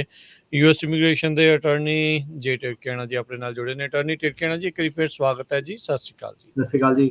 ਰਾਜਗੁਰੂ ਜੀ, ਪਹਿਲਾਂ ਆਪਾਂ ਕੁਐਸਚਨ ਵੱਲ ਜਾਈਏ। ਮੈਨੂੰ ਪਤਾ ਇੱਕ ਕਾਲਰ ਨੇ 2 ਹਫ਼ਤੇ ਸਾਨੂੰ ਜਿੱਦਾਂ ਪੁੱਛਿਆ ਸੀਗਾ, ਆਪਣਾ ਜੀ, ਰਹਿ ਜੀ। ਗਿਆ ਹਨਾ ਹਰ ਵਾਰੀ। ਹਾਂਜੀ, ਹਾਂਜੀ। ਸੋ ਕਾਲਰ ਦੁਬਾਰਾ ਵੀ ਕਾਲ ਕਰ ਸਕਦਾ ਜੇ ਕੁਐਸਚਨ ਮੇਰੇ ਵੱਲੋਂ ਗਲਤ ਹੋ ਗਿਆ। ਮੇਰੇ ਹਿਸਾਬ ਨਾਲ ਉਹਨਾਂ ਨੇ ਕੀ ਪੁੱਛਿਆ ਸੀਗਾ ਕਿ ਇਹਨਾਂ ਨੇ ਜਿਹੜੇ US ਸਿਟੀਜ਼ਨ ਸੀਗੇ ਕਾਲਰ ਸਾਡੇ, ਉਹਨਾਂ ਨੇ ਆਪਣੇ ਪੇਰੈਂਟਸ ਦਾ ਕੀਤਾ ਸੀਗਾ ਫਾਈਲ, ਠੀਕ ਹੈ। ਹਾਂਜੀ। ਤੇ ਪੇਰੈਂਟਸ ਦਾ ਇੱਕ ਹੋਰ ਬੱਚਾ ਸੀਗਾ, ਮਤਲਬ ਕਿ ਇਹਨਾਂ ਦਾ ਸਿਬਲਿੰਗ ਹੋ ਗਿਆ। ਜੀ।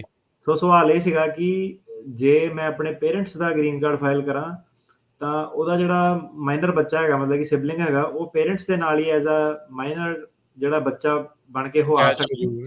ਕਿਉਂਕਿ ਜਿੱਦਾਂ ਹੁਣ ਤੁਸੀਂ ਆਪਣੇ ਭੈਣ ਭਾਈ ਦਾ ਕਰਦੇ ਹੋ, ਉਹਨਾਂ ਦੇ ਬੱਚੇ ਆ ਸਕਦੇ ਆ। ਸੋ ਜਵਾਬ ਹੈਗਾ ਕਿ ਨਹੀਂ ਆ ਸਕਦਾ।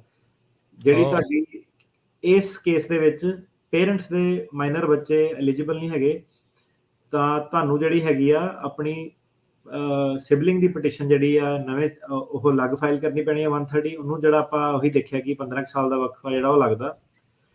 ਜਦੋਂ ਤੁਹਾਡੇ ਪੇਰੈਂਟਸ ਦਾ ਗ੍ਰੀਨ ਕਾਰਡ ਆ ਜਾਂਦਾ ਵਾ, parents as a green card holder ਆਪਣੇ ਮਾਈਨਰ ਬੱਚੇ ਲਈ ਕਰੋਗੇ, ਉਹ ਫਾਸਟ ਹੈ ਕੈਟੇਗਰੀ ਕਾਫੀ। ਤੇ ਜੇ ਉਹਨਾਂ ਦਾ ਫਿਰ ਦੂਜਾ ਸਵਾਲ ਸੀਗਾ ਕਿ ਜੇ ਬੱਚੇ ਦੀ ਏਜ ਹੋ ਜਾਵੇ, ਜੀ। ਜੇ ਬੱਚੇ ਦੀ ਏਜ ਹੋ ਗਈ ਤਾਂ ਉਹ ਜਿਹੜੀ adult children of green card holder ਉਹ ਆਉਂਦੇ ਨੇ। F2B ਕੈਟੇਗਰੀ ਜਿਹੜੀ ਹੈਗੀ ਆ, 7 ਕੁ ਸਾਲ ਦਾ ਜਿਹੜਾ ਵਕਫਾ ਉਹ ਹੈਗਾ ਲੱਗਦਾ ਉਹਨੂੰ ਕੇਸ ਅਪਰੂਵ ਕਰਨ ਨੂੰ। ਤਾਂ ਸੋ ਮਤਲਬ ਇਹ ਅੱਛਾ। ਹੈ ਕਿ ਤੁਹਾਨੂੰ ਹੂੰ। ਪੇਰੈਂਟਸ ਜਦੋਂ ਤੁਹਾਡੇ ਗ੍ਰੀਨ ਕਾਰਡ ਜਿਹੜੇ ਲੈ ਲੈਂਦੇ ਆ, ਜੇ ਤਾਂ ਬੱਚਾ ਅਜੇ ਵੀ ਮਾਈਨਰ ਆ ਤਾਂ ਕੰਮ ਸੌਖਾ ਹੋ ਜਾਊਗਾ F2A ਕੈਟੇਗਰੀ। ਜੇ ਬੱਚਾ ਅਡਲਟ ਹੋ ਗਿਆ ਤਾਂ ਅਨਮੈਰਿਡ ਰਿਹਾ ਤਾਂ ਗ੍ਰੀਨ ਕਾਰਡ ਹੋਲਡਰ ਜਿਹੜਾ ਉਹ ਕਰ ਸਕਦਾ।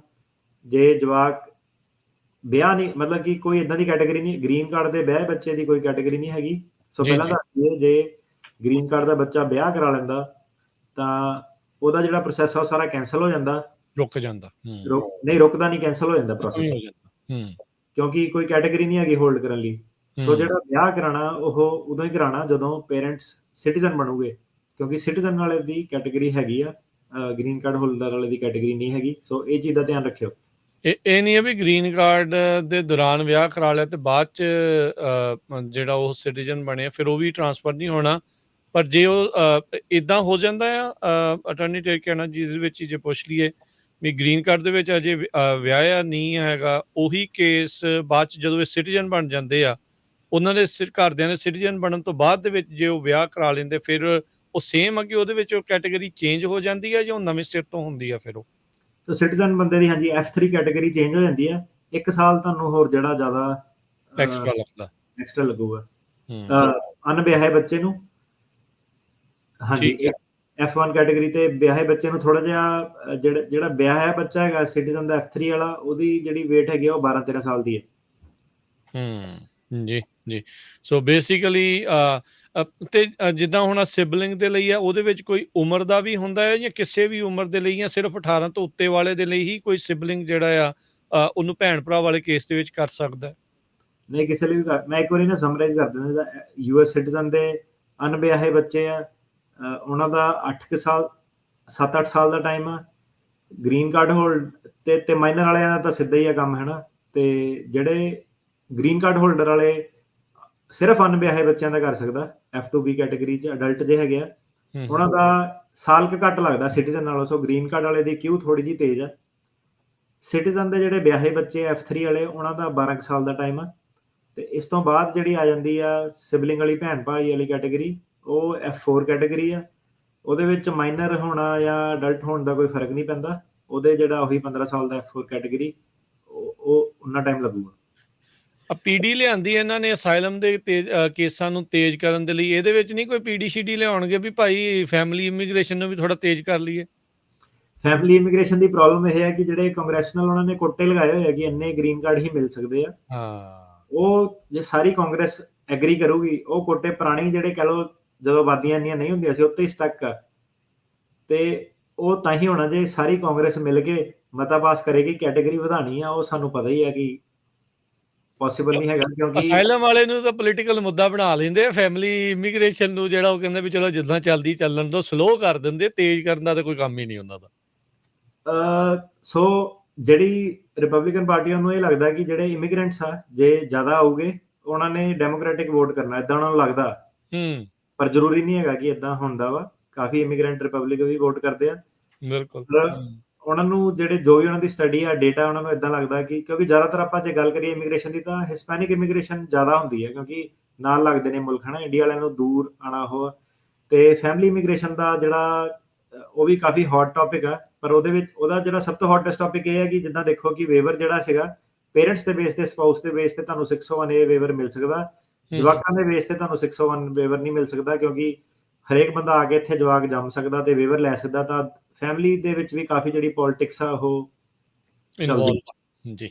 ਤੇ ਹੁਣ ਆਪਾਂ ਲਵਾਂਗੇ ਜੀ ਤੁਹਾਡੀਆਂ ਕਾਲ। ਸਟੂਡੀਓ 'ਚ ਕਾਲ ਕਰਨ ਦੇ ਲਈ ਨੰਬਰ 408 272 52 4082725200।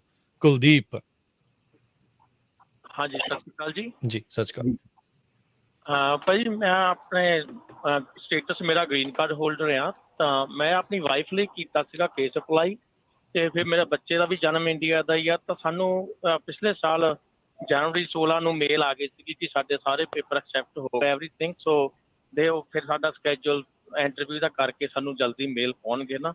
ਤੇ ਲਾਸਟ ਜੀ ਜਨਵਰੀ 16 ਤੋਂ ਹੀ ਅਸੀਂ ਵੇਟ ਕਰ ਰਹੇ ਹਾਂ, ਉਸ ਤੋਂ ਬਾਅਦ ਸਾਨੂੰ ਅਜੇ ਤੱਕ ਕੋਈ ਮੇਲ ਨਹੀਂ ਜੀ ਆਈ ਹੈਗੀ ਸਾਡੇ ਲਈ। ਸੋ ਭਾਜੀ ਕਾਫੀ ਜ਼ਿਆਦਾ ਕਾਲਰਸ ਇਹ ਕੰਪਲੇਨ ਕਰ ਚੁੱਕੇ ਆ ਰੇਡੀਓ ਦੇ ਉੱਤੇ। ਸਾਡੇ ਖੁਦ ਦੇ ਵੀ ਕੇਸ ਜਿਹੜੇ ਆ ਪੈਂਡਿੰਗ ਹੀ ਆ। ਤੇ ਸਿਟੀਜ਼ਨ ਵਾਲੇ ਜਿਹੜੇ ਸਪਾਊਸਸ ਹੈਗੇ ਉਹਨਾਂ ਨੂੰ ਪਹਿਲ ਆ, ਤੇ ਗ੍ਰੀਨ ਕਾਰਡ ਹੋਲਡਰ ਵਾਲੇ ਅਜੇ ਸਾਰਿਆਂ ਦਾ ਨੰਬਰ ਨਹੀਂ ਲੱਗ ਰਿਹਾ, ਉਹਨਾਂ ਨੂੰ ਵੇਟ ਹੀ ਕਰਨੀ ਪੈਣੀ ਹੈ। ਈਵਨ ਜਿਹੜਾ ਦੇ ਡਾਕੂਮੈਂਟ ਵੀ ਕੰਪਲੀਟ ਆ ਉਹਨਾਂ ਨੂੰ ਵੀ ਜਿਹੜੀ ਵੇਟ ਕਰਨੀ ਪੈ ਰਹੀ ਹੈ। 1.5 ਸਾਲ ਤਾਂ ਹੁਣ ਇਹਨਾਂ ਨੂੰ ਹੀ ਹੋ ਗਿਆ, ਪਿਛਲੇ ਸਾਲ ਜਨਵਰੀ ਦਾ ਇਹਨਾਂ ਦੀ ਈਮੇਲ ਇਹਨਾਂ ਨੂੰ ਆਈ ਆ। ਜੇ ਕੋਈ ਕਿਸੇ ਗ੍ਰੀਨ ਕਾਰਡ ਹੋਲਡਰ ਦਾ ਸਪਾਊਸ ਦਾ ਕੇਸ ਅਪਰੂਵ ਹੋਇਆ, ਉਹ ਕਮੈਂਟ ਕਰਕੇ ਦੱਸ ਦੇਵੇ ਲਾਈਵ ਫੀਡ ਦੇ, ਤੇ ਆਪਾਂ ਅਨਾਉਂਸ ਕਰ ਦਿੰਦੇ ਆ। ਸਾਡੇ ਹਿਸਾਬ ਨਾਲ ਜੇ ਪੈਂਡਿੰਗ ਹੀ ਆ 3-3 ਸਾਲ ਜਿਹੜੇ ਲੋਕ ਆ ਹੋ ਗਏ ਉਹਨਾਂ ਨੂੰ ਵੇਟ ਕਰਦੇ ਹੋਏ ਗ੍ਰੀਨ ਕਾਰਡ ਹੋਲਡਰ ਵਾਲਿਆਂ ਨੂੰ। ਸੋ ਅਜੇ ਕੱਲ ਪਰਸੋਂ ਦੀਆਂ ਗੱਲਾਂ ਲੱਗਦੀਆਂ ਕੋਵਿਡ, ਪਰ ਕੋਵਿਡ ਦੇ ਨਾਲ ਦੇਖੋ ਕਿੰਨਾ ਕੁਛ ਡਿਲੇ ਜਿਹੜਾ ਆ ਆਲਰੇਡੀ ਉਹ ਐਡ ਹੋ ਚੁੱਕਾ ਹੈ ਇਸ ਦੇ ਨਾਲ। ਸ਼ਰਨਜੀਤ ਜੀ ਸਰ ਸਤਿ ਸ਼੍ਰੀ ਅਕਾਲ ਜੀ। ਸਤਿ ਸ਼੍ਰੀ ਅਕਾਲ ਜੀ ਸਰ, ਮੈਂ ਪੁੱਛਣਾ ਸੀ, ਮੇਰੀ ਨਾ ਮਾਸਟਰ ਹੀਅਰਿੰਗ ਆ ਰਹੀ ਹੈ ਦਸੰਬਰ ਦੇ ਵਿੱਚ ਸੈਨ ਫਰਾਂਸਿਸਕੋ 'ਚ, ਤੇ ਮੇਰੀ ਜੱਜ ਜੈਫਰਸਨ ਨੂੰ ਵੈਬ ਲੈਟਰ ਲਿਖੀ ਹੈ। ਮੈਂ ਕਿਹਾ ਜਿੱਦਾਂ ਹੁਣ ਪੀਡੀ ਮੈਮੋ ਚੱਲ ਰਿਹਾ ਤੇ ਤੁਹਾਡੇ ਹਿਸਾਬ ਨਾਲ ਮਾਸਟਰ ਪਲੀਡਿੰਗ ਦੀ ਰਿਕੁਐਸਟ ਪਾਣੀ ਚਾਹੀਦੀ ਹੈ, ਕਿਉਂਕਿ ਆਲਰੇਡੀ ਉਹ ਜਿਹੜੀ ਇੰਡੀਵਿਜੂਅਲ ਹੈ ਉਹ 2023 'ਚ ਐਂਡ ਸਿਟਿੰਗ ਕੀ ਹੈ। ਤੁਹਾਡੀ ਹੁਣ ਮਾਸਟਰ ਹੀਅਰਿੰਗ ਆ ਰਹੀ ਹੈ ਕਿ ਇੰਡੀਵਿਜੂਅਲ ਆ ਰਹੀ ਹੈ? ਮਾਸਟਰ ਆ ਰਹੀ ਹੈ। ਨਹੀਂ, ਮਾਸਟਰ ਆ ਰਹੀ ਹੈ ਦਸੰਬਰ ਦੇ ਵਿੱਚ। ਨਹੀਂ, ਜਿਹੜੀ ਤੁਹਾਡੀ ਮਾਸਟਰ ਹੀਅਰਿੰਗ ਆ ਉਹਦੇ ਵਿੱਚ ਤੁਹਾਨੂੰ ਪੇਜ ਤੇ ਹੋਣੇ ਪੈਣਾ, ਤੇ ਰਿਟਨ ਪਲੀਡਿੰਗ ਜਿਹੜੀਆਂ ਹੈਗੀਆਂ ਉਹ ਤੁਹਾਡੇ ਲਈ ਬੈਟਰ ਆ। ਜੇ ਉਹਨਾਂ ਨੇ ਤੁਹਾਨੂੰ ਪੀਡੀ ਦੇਣੀ ਹੈ ਤਾਂ ਫਿਰ ਉਹ ਤੁਹਾਡੀ ਰਿਟਨ ਪਲੀਡਿੰਗ ਦੇ ਵਿੱਚ ਹੀ ਤੁਹਾਨੂੰ ਇੱਕ ਨੋਟਿਸ ਦੇਓਗੇ।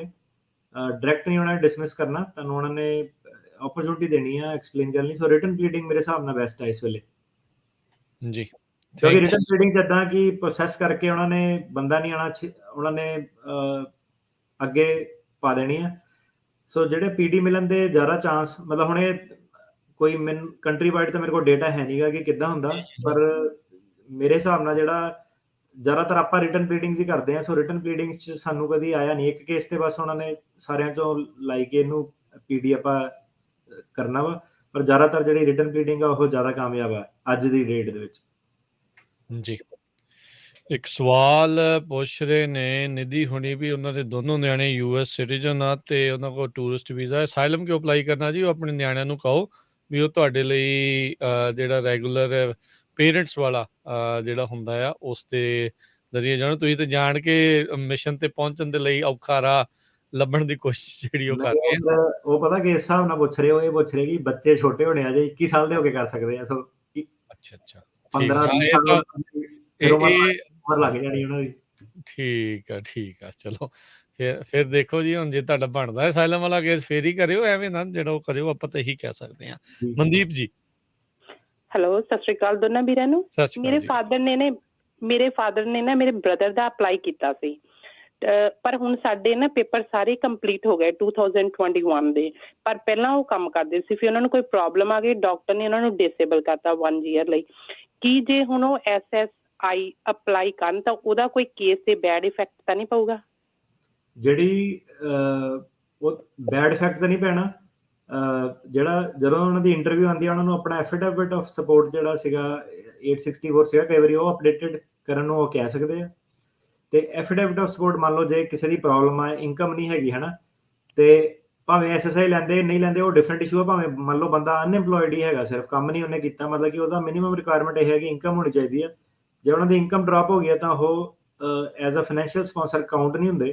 ਤੁਹਾਨੂੰ ਇੱਕ ਕੋ ਸਪਾਂਸਰ ਜਿਹੜਾ ਉਹਦੀ ਤਿਆਰੀ ਤੁਸੀਂ ਨਾਲ ਰੱਖਿਓ, ਤੇ ਕੋ ਸਪਾਂਸਰ ਨੂੰ ਆਪਣਾ ਐਫੀਡੇਵਿਟ ਲਾਣਾ ਪੈਣਾ। ਹੁਣ ਜਿਹੜੀ ਪਬਲਿਕ ਚਾਰਜ ਦੀ ਗੱਲ ਕੀਤੀ ਸੀਗੀ, ਪਬਲਿਕ ਚਾਰਜ ਜਿਹੜਾ ਯੂਐਸ ਸਿਟੀਜ਼ਨ ਤੇ ਮੈਟਰ ਨਹੀਂ ਕਰਦਾ। ਉਹਨਾਂ ਨੇ ਦੇਖਣਾ ਕਿ ਇਮੀਗ੍ਰੈਂਟ ਤਾਂ ਨਹੀਂ ਪਬਲਿਕ ਚਾਰਜ ਹੋਊਗਾ, ਤੇ ਜੇ ਇਮੀਗ੍ਰੈਂਟ ਪਬਲਿਕ ਚਾਰਜ ਹੋਊਗਾ ਤਾਂ ਬਿੱਲ ਕਿਹਨੂੰ ਭੇਜੀਏ, ਪਟੀਸ਼ਨਰ ਨੂੰ ਭੇਜੀਏ ਕਿ ਕੋ ਸਪਾਂਸਰ ਨੂੰ ਭੇਜੀਏ, ਕਿਹਨੂੰ ਭੇਜੀਏ। ਸੋ ਐਸਐਸਆਈ ਦਾ ਫਰਕ ਨਹੀਂ ਪੈਣਾ ਚਾਹੀਦਾ। ਜੇ ਇਮੀਗ੍ਰੇਸ਼ਨ ਕਹਿੰਦੀ ਹੈ ਤਾਂ ਤੁਹਾਨੂੰ ਫਿਰ ਆਹ ਆਰਗੂਮੈਂਟ ਪੇਸ਼ ਕਰਨੀ ਪੈਣੀ ਹੈ ਕਿ ਜਿਹੜਾ ਯੂਐਸ ਸਿਟੀਜ਼ਨ ਆ ਉਹਦੀ ਉਮਰ ਦੇਖੋ, ਤਾਂ ਜਿਹੜਾ ਇਮੀਗ੍ਰੈਂਟ ਆ ਉਹਦੀ ਉਮਰ ਯੰਗ ਆ, ਉਹਦੇ ਹੋਣ ਦੇ ਚਾਂਸ ਜਿਹੜੇ ਘੱਟ ਆ। ਇਮੀਗ੍ਰੇਸ਼ਨ ਇਹ ਆਰਗੂ ਕਰ ਸਕਦੀ ਹੈ ਕਿ ਫਾਦਰ ਨੇ ਵੀ ਇਦਾਂ ਲਿਆ, ਬੱਚਾ ਵੀ ਇਦਾਂ ਕਰੂਗਾ। ਤੁਸੀਂ ਕਹਿਣਾ ਕਿ ਨਹੀਂ, ਇਹਦੇ ਵਿੱਚ ਕੋਈ ਲੌਜਿਕ ਨਹੀਂ ਹੈਗਾ, ਫਾਦਰ ਦੀ ਉਮਰ ਇੰਨੀ ਆ ਤਾਂ ਬੱਚੇ ਦੇ ਅਜੇ 20-30 ਸਾਲ ਪਏ ਆ ਕੰਮ ਕਰਨ ਵਾਲੇ। ਜੀ ਜੀ। ਅਗਲੇ ਕਾਲਰ ਜਸਵੰਤ। ਸਤਿ ਸ਼੍ਰੀ ਅਕਾਲ ਭਾਜੀ। ਸਤਿ ਸ਼੍ਰੀ ਅਕਾਲ ਭਾਜੀ। ਮੇਰਾ ਸਵਾਲ, ਮੇਰਾ ਨਾ 2019 ਚ ਅਸਾਈਲਮ ਕੇਸ ਪਾਸ ਹੋ ਗਿਆ ਸੀਗਾ। ਮੈਂ 20 ਚ ਅਪਲਾਈ ਕਰਤਾ ਸੀ ਗ੍ਰੀਨ ਕਾਰਡ, 2 ਸਾਲ ਹੋ ਗਏ ਭਾਜੀ, ਆਇਆ ਨਹੀਂ। ਕਿੰਨਾ ਇਹਦਾ ਕੀ ਪ੍ਰੋਸੈਸ ਕੀ ਹੈ ਭਾਜੀ, ਕਿੰਨਾ ਟਾਈਮ ਲੱਗਦਾ? ਸੋ ਭਾਜੀ ਟਾਈਮ ਤਾਂ ਇਹਦਾ ਔਨ ਐਵਰੇਜ ਹੁਣ ਅੱਜ ਕੱਲ੍ਹ 3 ਸਾਲ ਜਿਹੜੇ ਉਹ ਲੱਗ ਰਹੇ ਆ ਅਸਾਈਲਮ ਵਾਲੇ ਗ੍ਰੀਨ ਕਾਰਡ ਨੂੰ। ਉਹ ਠੀਕ ਹੈ। ਤੇ ਭਾਜੀ ਇੱਕ ਮੇਰਾ ਸਾਡਾ ਕੇਸ ਸੀਗਾ ਇਮੀਗ੍ਰੇਸ਼ਨ 'ਚ ਹੀ ਸੀਗਾ, ਅਸਾਈਲਮ ਕੇਸ ਸੀ, 3 ਸਾਲ ਹੋ ਗਏ, ਉਹਦੀ ਕੋਈ ਤਰੀਕ ਹੀ ਨਹੀਂ ਆਈ ਭਾਜੀ। ਹਾਂਜੀ 3 ਸਾਲ ਹੋ ਗਏ ਕਹਿੰਦੇ ਅਸਾਈਲਮ ਦੇ ਕੇਸ ਲਾਇਆ ਨੂੰ, ਤੇ ਤਰੀਕ ਨਹੀਂ ਆਈ ਜੀ ਕੋਈ। ਉਹ ਭਾਜੀ ਅਸਾਈਲਮ ਆਫਿਸ ਚਲਾਇਆ ਸੀਗਾ? ਹਾਂਜੀ ਇਮੀਗ੍ਰੇਸ਼ਨ ਭਾਈ ਥੱਲੇ ਹੀ ਸੀਗਾ। ਹਾਂਜੀ ਅਸਾਈਲਮ ਆਫਿਸ 'ਚ ਨਹੀਂ ਭਾਜੀ ਤਰੀਕ ਆਉਂਦੀ ਕਦੀ ਵੀ।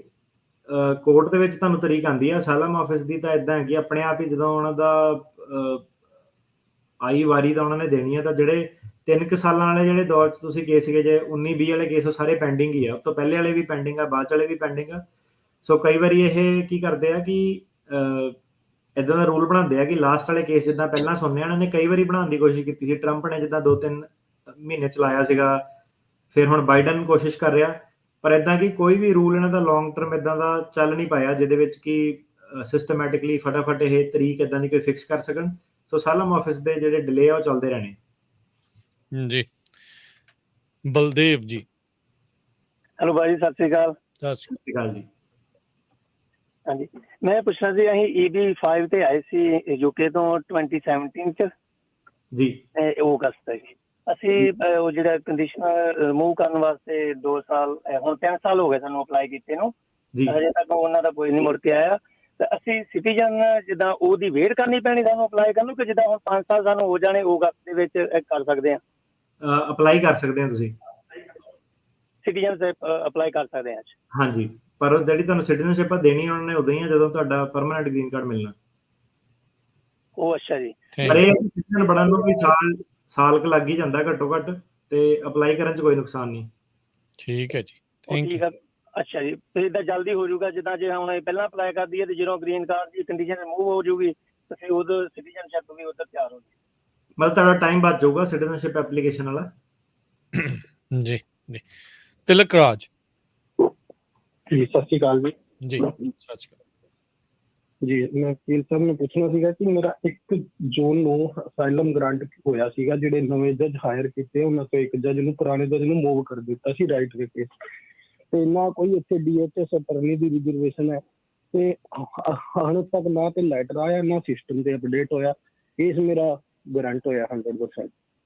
ਤੁਹਾਨੂੰ ਜਿਹੜਾ ਇੱਕ ਸ਼ਾਰਟ ਫਾਰਮ ਡਿਸੀਜਨ ਹੁੰਦਾ 1 ਪੇਜ ਦਾ ਅਸਾਈਲਮ ਗਰੰਟਡ ਲਿਖਿਆ ਹੁੰਦਾ, ਉਹ ਮਿਲ ਗਿਆ? ਨਹੀਂ ਜੀ, ਉਹ ਮੇਰੇ ਸਾਹਮਣੇ ਜਿਹੜਾ ਮੇਰਾ ਵਕੀਲ ਸੀਗਾ ਉੱਥੇ ਉਹਨੂੰ ਐਡਰੈਸ ਕਨਫਰਮ ਕੀਤਾ ਸੀਗਾ ਜੱਜ ਨੇ। ਉਹ ਨਵੀਂ ਜੱਜ ਸੀ, ਉਹਨੇ ਕਿਹਾ ਕਿ ਮੈਂ ਤੁਹਾਨੂੰ ਐਡਰੈਸ ਤੇ ਭੇਜ ਦੂੰਗੀ, ਬਟ ਰਾਈਟ ਵੇ ਕੁਝ ਨਹੀਂ ਦਿੱਤਾ। ਮੇਰੀ ਫੋਨ ਤੇ ਲੱਗੀ ਸੀ ਐਡਰੈਸ।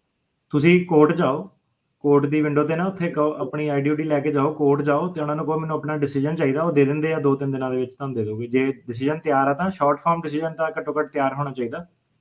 ਤੇ ਕੋਰਟ ਜਾਓ ਆਪੀ ਤੇ ਕਈ ਵਾਰੀ ਨਾ ਉਹ ਨਹੀਂ ਭੇਜਦੇ, ਵਕੀਲ ਨੂੰ ਵੀ ਭੇਜਦੇ ਨਹੀਂ ਹੈਗੇ। ਸੋ ਕੋਰਟ ਜਾ ਕੇ ਵਿੰਡੋ ਤੇ ਜਾ ਕੇ ਕਹੋ ਕਿ ਮੈਨੂੰ ਡਿਸੀਜਨ ਚਾਹੀਦਾ, ਮੈਂ ਉਹ ਕਲੈਕਟ ਕਰਨ ਆਇਆ ਆਪਣਾ। ਤੇ ਉਹਨਾਂ ਨੇ ਤੁਹਾਨੂੰ ਖੜੇ ਪੈਰ ਨਹੀਂ ਦੇਣਾ, ਉਹਨਾਂ ਨੇ ਤੁਹਾਨੂੰ ਕਹਿਣਾ 2 ਦਿਨ ਬਾਅਦ 3 ਦਿਨ ਬਾਅਦ ਆਈ। ਸੋ ਦੋ ਗੇੜੇ ਵੱਜਣੇ ਆ ਤੁਹਾਡੇ? 2 ਗੇੜੇ ਵੱਜਣੇ, ਹਾਂਜੀ। ਆਪ ਜਾ ਸਕਦੇ ਤੇ ਮੈਨੂੰ ਮੇਰੇ ਵਕੀਲ ਦੀ ਹੈਲਪ ਦੀ ਕੋਈ ਲੋੜ ਨਹੀਂ? ਨਹੀਂ, ਆਪ ਜਾ ਸਕਦੇ, ਹਾਂਜੀ। ਜੀ, ਓਕੇ ਧੰਨਵਾਦ। ਠੀਕ ਹੈ, ਓਕੇ, ਮਿਹਰਬਾਨੀ ਜੀ। ਜਿਹੜੇ ਨਿਧੀ ਹੁਣੀ ਬਾਰ-ਬਾਰ ਕਾਲ ਕਰ ਰਹੇ ਆ ਨਾ, ਤੁਸੀਂ ਸਟੂਡੀਓ 'ਚ ਕਾਲ ਕਰਕੇ ਪੁੱਛ ਲਓ ਜੀ। ਤੁਸੀਂ ਉਹਨਾਂ ਦੇ WhatsApp ਤੇ ਕਾਲ ਕਰੀ ਜਾ ਰਹੇ ਹੋ, ਉਹ ਇਸ ਟਾਈਮ ਸ਼ੋਅ ਕਰ ਰਹੇ ਆ, ਸਮਝਿਆ ਕਰੋ ਇਸ ਚੀਜ਼ ਨੂੰ। ਪ੍ਰਾਇਓਰਿਟੀ ਏਦਾਂ ਨਹੀਂ ਹੁੰਦੀ ਵੀ ਤੁਸੀਂ ਕਹਿਤਾ ਤੇ ਉਸੇ ਵੇਲੇ ਤੁਹਾਨੂੰ ਵਕੀਲ ਸਾਹਿਬ ਸਾਰੇ ਕੰਮ ਛੱਡ ਕੇ ਤੇ ਤੁਹਾਡੇ ਨਾਲ ਜਿਹੜਾ ਜੁੜਨ ਇਸ ਟਾਈਮ ਉਹ ਸ਼ੋਅ ਦੇ ਵਿੱਚ ਨੇ। ਸੋ ਇਸ ਚੀਜ਼ ਨੂੰ ਮਾੜਾ ਜਿਹਾ ਜਿਹੜਾ ਉਹ ਤੁਸੀਂ ਸਮਝੋ। ਜੇ ਤੁਹਾਨੂੰ ਲੱਗਦਾ ਹੈ ਤਾਂ ਤੁਸੀਂ ਇਹਨਾਂ ਦੇ ਜਿਹੜਾ ਫੋਨ ਥੱਲੇ ਲਿਖਿਆ ਆ ਉਹਨਾਂ ਦੇ ਨਾਲ ਅਪੁਆਇੰਟਮੈਂਟ ਬਣਾ ਕੇ ਉਹਨਾਂ ਦੇ ਨਾਲ ਗੱਲ ਕਰੋ। ਏਦਾਂ ਨਹੀਂ ਹੁੰਦਾ। ਅਗਲੇ ਇੱਕ YouTube ਚੱਲਦਾ ਪਿਆ ਹੁਣ ਆਪਣਾ, ਇੱਕ Facebook ਆ, ਇੱਕ ਰੇਡੀਓ ਚੱਲ ਰਿਹਾ ਪੈਰਲਲ ਨਾਲ, ਪੈਰਲਲ TikTok ਵੀ ਚੱਲ ਰਿਹਾ। ਹਾਂ, ਸੋ ਨਾਲੇ ਇਹ ਰੈਗੂਲਰ ਕਾਲ ਕਰਨੀ ਪੈਣੀ ਜੇ ਸਟੂਡੀਓ 'ਚ ਤੁਸੀਂ ਕਾਲ ਕਰਨੀ ਹੈ। 408 272 5200 4082725200। ਸਬਰ ਕਰੋ ਜੀ, ਸਬਰ, ਕੋਈ ਗੱਲ ਨਹੀਂ। ਸਾਰੇ ਜਾਣੇ ਲਾਈਨ 'ਚ ਲੱਗੇ ਨੇ। ਮਕਸਦ ਇਦਾਂ ਕਿ ਮਕਸਦ ਆਪਣੇ ਸ਼ੋਅ ਦਾ ਇਹੀ ਆ ਕਿ ਕਿਉਂਕਿ ਸਾਰੇ ਕਾਲਰਾਂ ਨੇ ਕੋਈ ਨਾ ਕੋਈ ਸਵਾਲ ਪੁੱਛੀ ਜਾਣੇ ਹਨਾ। ਜਿੱਦਾਂ ਹੁਣ ਤੁਸੀਂ ਜੇ ਸੁਣਦੇ ਰਹੋਗੇ ਇਹਨੂੰ ਤਾਂ ਇਦਾਂ ਕਿ ਤੁਹਾਨੂੰ ਇਹ 'ਚੋਂ ਨੌਲੇਜ ਮਿਲ ਜਾਣੀ ਹੈ। ਜਿਹੜੇ 2 ਘੰਟੇ ਆ, ਕਈ ਵਾਰੀ ਇਹ ਹੈ ਕਿ ਤੁਹਾਡਾ ਸਵਾਲ ਨਹੀਂ ਹੋਣਾ, ਡਿਸਕਸ ਆਪ ਹੀ ਹੋ ਜਾਂਦਾ ਜਾਂ ਅਗਲੇ ਵਿੱਚ ਆ ਕਿ ਇਹ ਕਿ ਓਵਰਆਲ ਤੁਹਾਨੂੰ ਜਿਹੜੀ ਪੂਰੀ ਪਿਕਚਰ ਜਿਹੜੀ ਬਣਦੀ ਰਹਿਣੀ ਹੈ। ਪਰ ਇਦਾਂ ਕਿ ਜਿਹੜਾ ਹੁਣ ਆਹ ਸ਼ੋਅ ਦੇ ਵਿੱਚ ਆਪਣਾ ਜੋ ਟੌਪਿਕ ਆ ਉਹ ਆ, ਜਿੰਨਾ ਆਪਾਂ ਕਰ ਸਕਦੇ ਉਹਨਾਂ ਕਰ ਸਕਦੇ ਹਨਾ। ਬਾਕੀ ਜਿਹੜਾ ਨਹੀਂ ਕਰ ਸਕਦੇ ਉਹ ਸਾਡੇ ਹੱਥ ਤੋਂ ਬਾਹਰ। ਦੇਖੋ ਸਾਰੇ ਜਾਣੇ ਕਈ ਕਹਿੰਦੇ ਫੋਨ ਨਹੀਂ ਮਿਲਦਾ, ਇਸ ਲਈ ਨਹੀਂ ਮਿਲਦਾ ਪਿਆ ਜੀ ਕਿਉਂਕਿ ਸਾਰੀਆਂ ਲਾਈਨਾਂ ਜਦੋਂ ਬਿਜ਼ੀ ਹੋ ਜਾਂਦੀਆਂ ਫਿਰ ਤੁਹਾਨੂੰ ਉਹ ਬਿਜ਼ੀ ਟੋਨ ਮਿਲਣੀ ਆ। ਉਸ ਜਿਉਂ ਲਾਈਨ ਖਾਲੀ ਹੋਊਗੀ ਉਹ ਤੁਹਾਡਾ ਨੰਬਰ ਜਿਹੜਾ ਆਉਣਾ ਆ। ਸੋ ਪਲੀਜ਼ ਇੱਕ ਤਾਂ ਸ਼ਾਰਟ ਰੱਖਣ ਦੀ ਤੁਸੀਂ ਆਪਣੇ ਸਵਾਲ ਦੀ ਕੋਸ਼ਿਸ਼ ਕਰਿਓ ਤਾਂ ਜੋ ਵੱਧ ਤੋਂ ਵੱਧ ਕਾਲਸ ਲੈ ਸਕੀਏ। ਰਵਿੰਦਰ ਜੀ। ਹਾਂਜੀ ਵੀਰੇ, ਥੋੜਾ ਜਿਹਾ ਸਵਾਲ ਲੰਮਾ ਸੀਗਾ ਭਾਜੀ। ਤਾਂ ਮੈਂ ਨਾ ਪੇਰੈਂਟਸ ਦਾ ਭਾਜੀ 10 ਈਅਰ ਦਾ ਵੀਜ਼ਾ ਸੀਗਾ, ਮੈਂ ਪਹਿਲਾਂ ਵੀ ਕਾਲ ਕਰੀ ਸੀ। ਤਾਂ ਉਹ ਮਾਤਾ ਜੀ ਦਾ ਉਹਨਾਂ ਨੇ ਰਿਵੋਕ ਕਰਤਾ ਸੀਗਾ ਵੀਜ਼ਾ, ਤੇ ਪਰ ਡੈਡੀ ਜੀ ਦਾ ਓਕੇ ਆ। ਤਾਂ ਭਾਜੀ ਕੋਈ ਪ੍ਰੋਬਲਮ ਨਹੀਂ ਸੀ, ਮਾਤਾ ਜੀ ਸਿਰਫ ਇੱਕ ਵਾਰੀ ਆਏ ਸੀ। ਹੁਣ ਮੇਰਾ ਸਵਾਲ ਇਹ ਆ ਭਾਜੀ, ਮੈਂ ਉਹਨਾਂ ਦਾ ਟੂਰਿਸਟ ਵੀਜ਼ਾ ਅਪਲਾਈ ਕਰਾਂ ਜਾਂ ਮੈਂ ਸਿਟੀਜ਼ਨ ਆ ਜਾਂ ਮੈਂ ਉਦਾਂ ਉਹਨਾਂ ਦਾ ਅਪਲਾਈ ਕਰ ਲਾਂ, ਵੀ ਕਿੱਦਾਂ ਛੇਤੀ ਬਣੂਗਾ? ਤੇ ਭਾਜੀ ਮੈਂ ਵੀ ਹਾਂਜੀ, ਤੇ ਤੁਹਾਡੇ ਵੀ ਕਾਲ ਕਰੀ ਸੀਗੀ ਭਾਜੀ, ਮੈਂ 2 ਵੀਕ ਵੌਇਸ ਮੇਲ ਤੇ ਜਾ ਰਿਹਾ ਸੀਗਾ ਤੁਹਾਡੇ ਨਾਲ ਅਪੁਆਇੰਟਮੈਂਟ ਬਣਾਉਣ ਲਈ। ਜੀ ਚਲੋ ਮੈਂ ਤੁਹਾਨੂੰ ਆਨਸਰ ਦੇ ਦਿੰਦਾ। ਆਨਸਰ ਪਹਿਲਾਂ ਮੈਨੂੰ ਇਹ ਦੱਸੋ ਕਿ ਜਿਹੜਾ ਵੀਜ਼ਾ ਰਿਵੋਕ ਹੋਇਆ ਉਹ ਕਿਸ ਗੱਲੋਂ ਰਿਵੋਕ ਹੋਇਆ ਸੀਗਾ? ਭਾਜੀ ਉਹਨਾਂ ਨੇ ਕਿਹਾ ਵਾ ਕਿ ਅਸੀਂ ਰੀਜ਼ਨ ਨਹੀਂ ਦੱਸ ਸਕਦੇ, ਪਰ ਰੀਜ਼ਨ ਭਾਜੀ ਮਾਤਾ ਜੀ ਕੋਲੇ 10 ਸਾਲ ਦਾ ਸੀਗਾ, ਉਹ 2 ਵਾਰ ਆਏ ਨੇ ਤਾਂ ਮਹੀਨਾ ਹੀ ਆ ਕੇ ਉਹ ਮੁੜ ਗਏ ਆ ਜੀ। ਕੋਈ ਵੀ ਜਾਣੀ ਕਿਸੇ ਕਿਸਮ ਦੀ 1% ਵੀ ਕੋਈ ਪ੍ਰੋਬਲਮ ਨਹੀਂ ਸੀਗੀ ਜੀ। ਤੇ ਮਾਤਾ ਜੀ ਜਿੱਦਾਂ ਦੋਨੇ ਮਾਤਾ ਜੀ ਤੇ ਡੈਡੀ ਜੀ ਦਾ ਦੋਨਾਂ ਦਾ ਇਕੱਠਿਆਂ ਦਾ ਸੀ, ਪਰ ਉਹਨਾਂ ਨੇ ਇਕੱਲਾ ਜਿੱਦਾਂ ਮਾਤਾ ਦਾ ਹੀ ਰਿਵੋਕ ਕਰਿਆ, ਪਰ ਡੈਡੀ ਜੀ ਦਾ ਜਿੱਦਾਂ ਉਦਾਂ ਠੀਕ ਆ। ਉਹਦੀ ਕੋਈ ਈਮੇਲ ਨਹੀਂ ਆਈ ਹੈਗੀ, ਤੇ ਉਹ ਈਮੇਲ ਵੀ ਹਾਂਜੀ ਤੁਸੀਂ ਕਿਹਾ ਸੀ .gov ਤੋਂ ਹੀ ਆਈ ਹੋਈ ਆ ਜੀ। ਜੀ ਠੀਕ ਹੈ। ਸੋ ਭਾਜੀ ਇਦਾਂ ਹੈ ਕਿ ਅੱਛਾ ਉਹਦੇ ਸੌਰੀ ਭਾਜੀ ਫੋਨ ਨਹੀਂ ਤੁਹਾਡਾ ਮਿਲਿਆ ਮੇਰੇ ਹੱਥੋਂ ਬਾਹਰ। ਸੋ ਜਿਹੜਾ ਵੀਜ਼ਾ ਰਿਵੋਕ ਤੁਹਾਡਾ ਹੋਇਆ, ਕੋਈ ਮੈਂ ਸੁਣਿਆ ਨਹੀਂ ਇਦਾਂ ਕਿ ਬਿਨਾਂ ਮਤਲਬ ਦੇ ਕਿਸੇ ਦਾ ਵੀਜ਼ਾ ਜਿਹੜਾ ਰਿਵੋਕ ਕਰ ਦਿੱਤਾ ਹੋਵੇ। ਪਤਾ ਨਹੀਂ ਹੁਣ ਕੀ ਰੀਜ਼ਨ ਇਹਨੇ ਦਿੱਤਾ। ਜ਼ਿਆਦਾਤਰ ਜਦੋਂ ਵੀਜ਼ਾ ਰਿਵੋਕ ਕਰਦੇ ਨਾ ਉਹਦੇ ਉੱਤੇ ਇੱਕ ਠੱਪਾ ਲਾ ਦਿੰਦੇ ਆ। ਉਹਦੇ ਵਿੱਚ ਉਹਨਾਂ ਨੇ ਧਾਰਾ ਲਿਖੀ ਹੁੰਦੀ ਹੈ 20 CFR ਨਾ, ਇੱਦਾਂ ਉਹਨਾਂ ਨੇ ਉਹ ਲਿਖੀ ਹੁੰਦੀ ਹੈ ਕਿ ਇੱਕ ਸਟੈਂਪ ਜ਼ਰੂਰ ਲਾਉਂਦੇ ਆ। ਉਹ ਸਟੈਂਪ ਦੇ ਬੇਸ ਤੇ ਤੁਸੀਂ ਜਾ ਕੇ ਗੂਗਲ ਕਰ ਸਕਦੇ ਆ ਕਿ ਰੀਜ਼ਨ ਕੀ ਦਿੱਤਾ ਉਹਨਾਂ ਨੂੰ। ਕੋਈ ਰੀਜ਼ਨ ਨਹੀਂ ਹੈਗਾ ਤਾਂ ਕਈ ਵਾਰੀ ਇਹ ਰੀਜ਼ਨ ਹੁੰਦਾ ਕਿ ਇੰਟੈਂਡਿੰਗ ਇਮੀਗ੍ਰੈਂਟ, ਸਾਨੂੰ ਲੱਗਦਾ ਕਿ ਇਹਦਾ ਮੁੰਡਾ ਸਿਟੀਜ਼ਨ ਆ ਤੇ ਇਹਦੀ ਉਮਰ ਦੇਖ ਕੇ ਜਾਂ ਇਹਦੇ ਸਵਾਲ ਜਵਾਬ ਪੁੱਛ ਕੇ ਸਾਨੂੰ ਇਦਾਂ ਲੱਗਦਾ ਕਿ ਇਹ ਵਾਪਸ ਨਹੀਂ ਹੁਣ ਜਾਊਗੀ ਹਨਾ।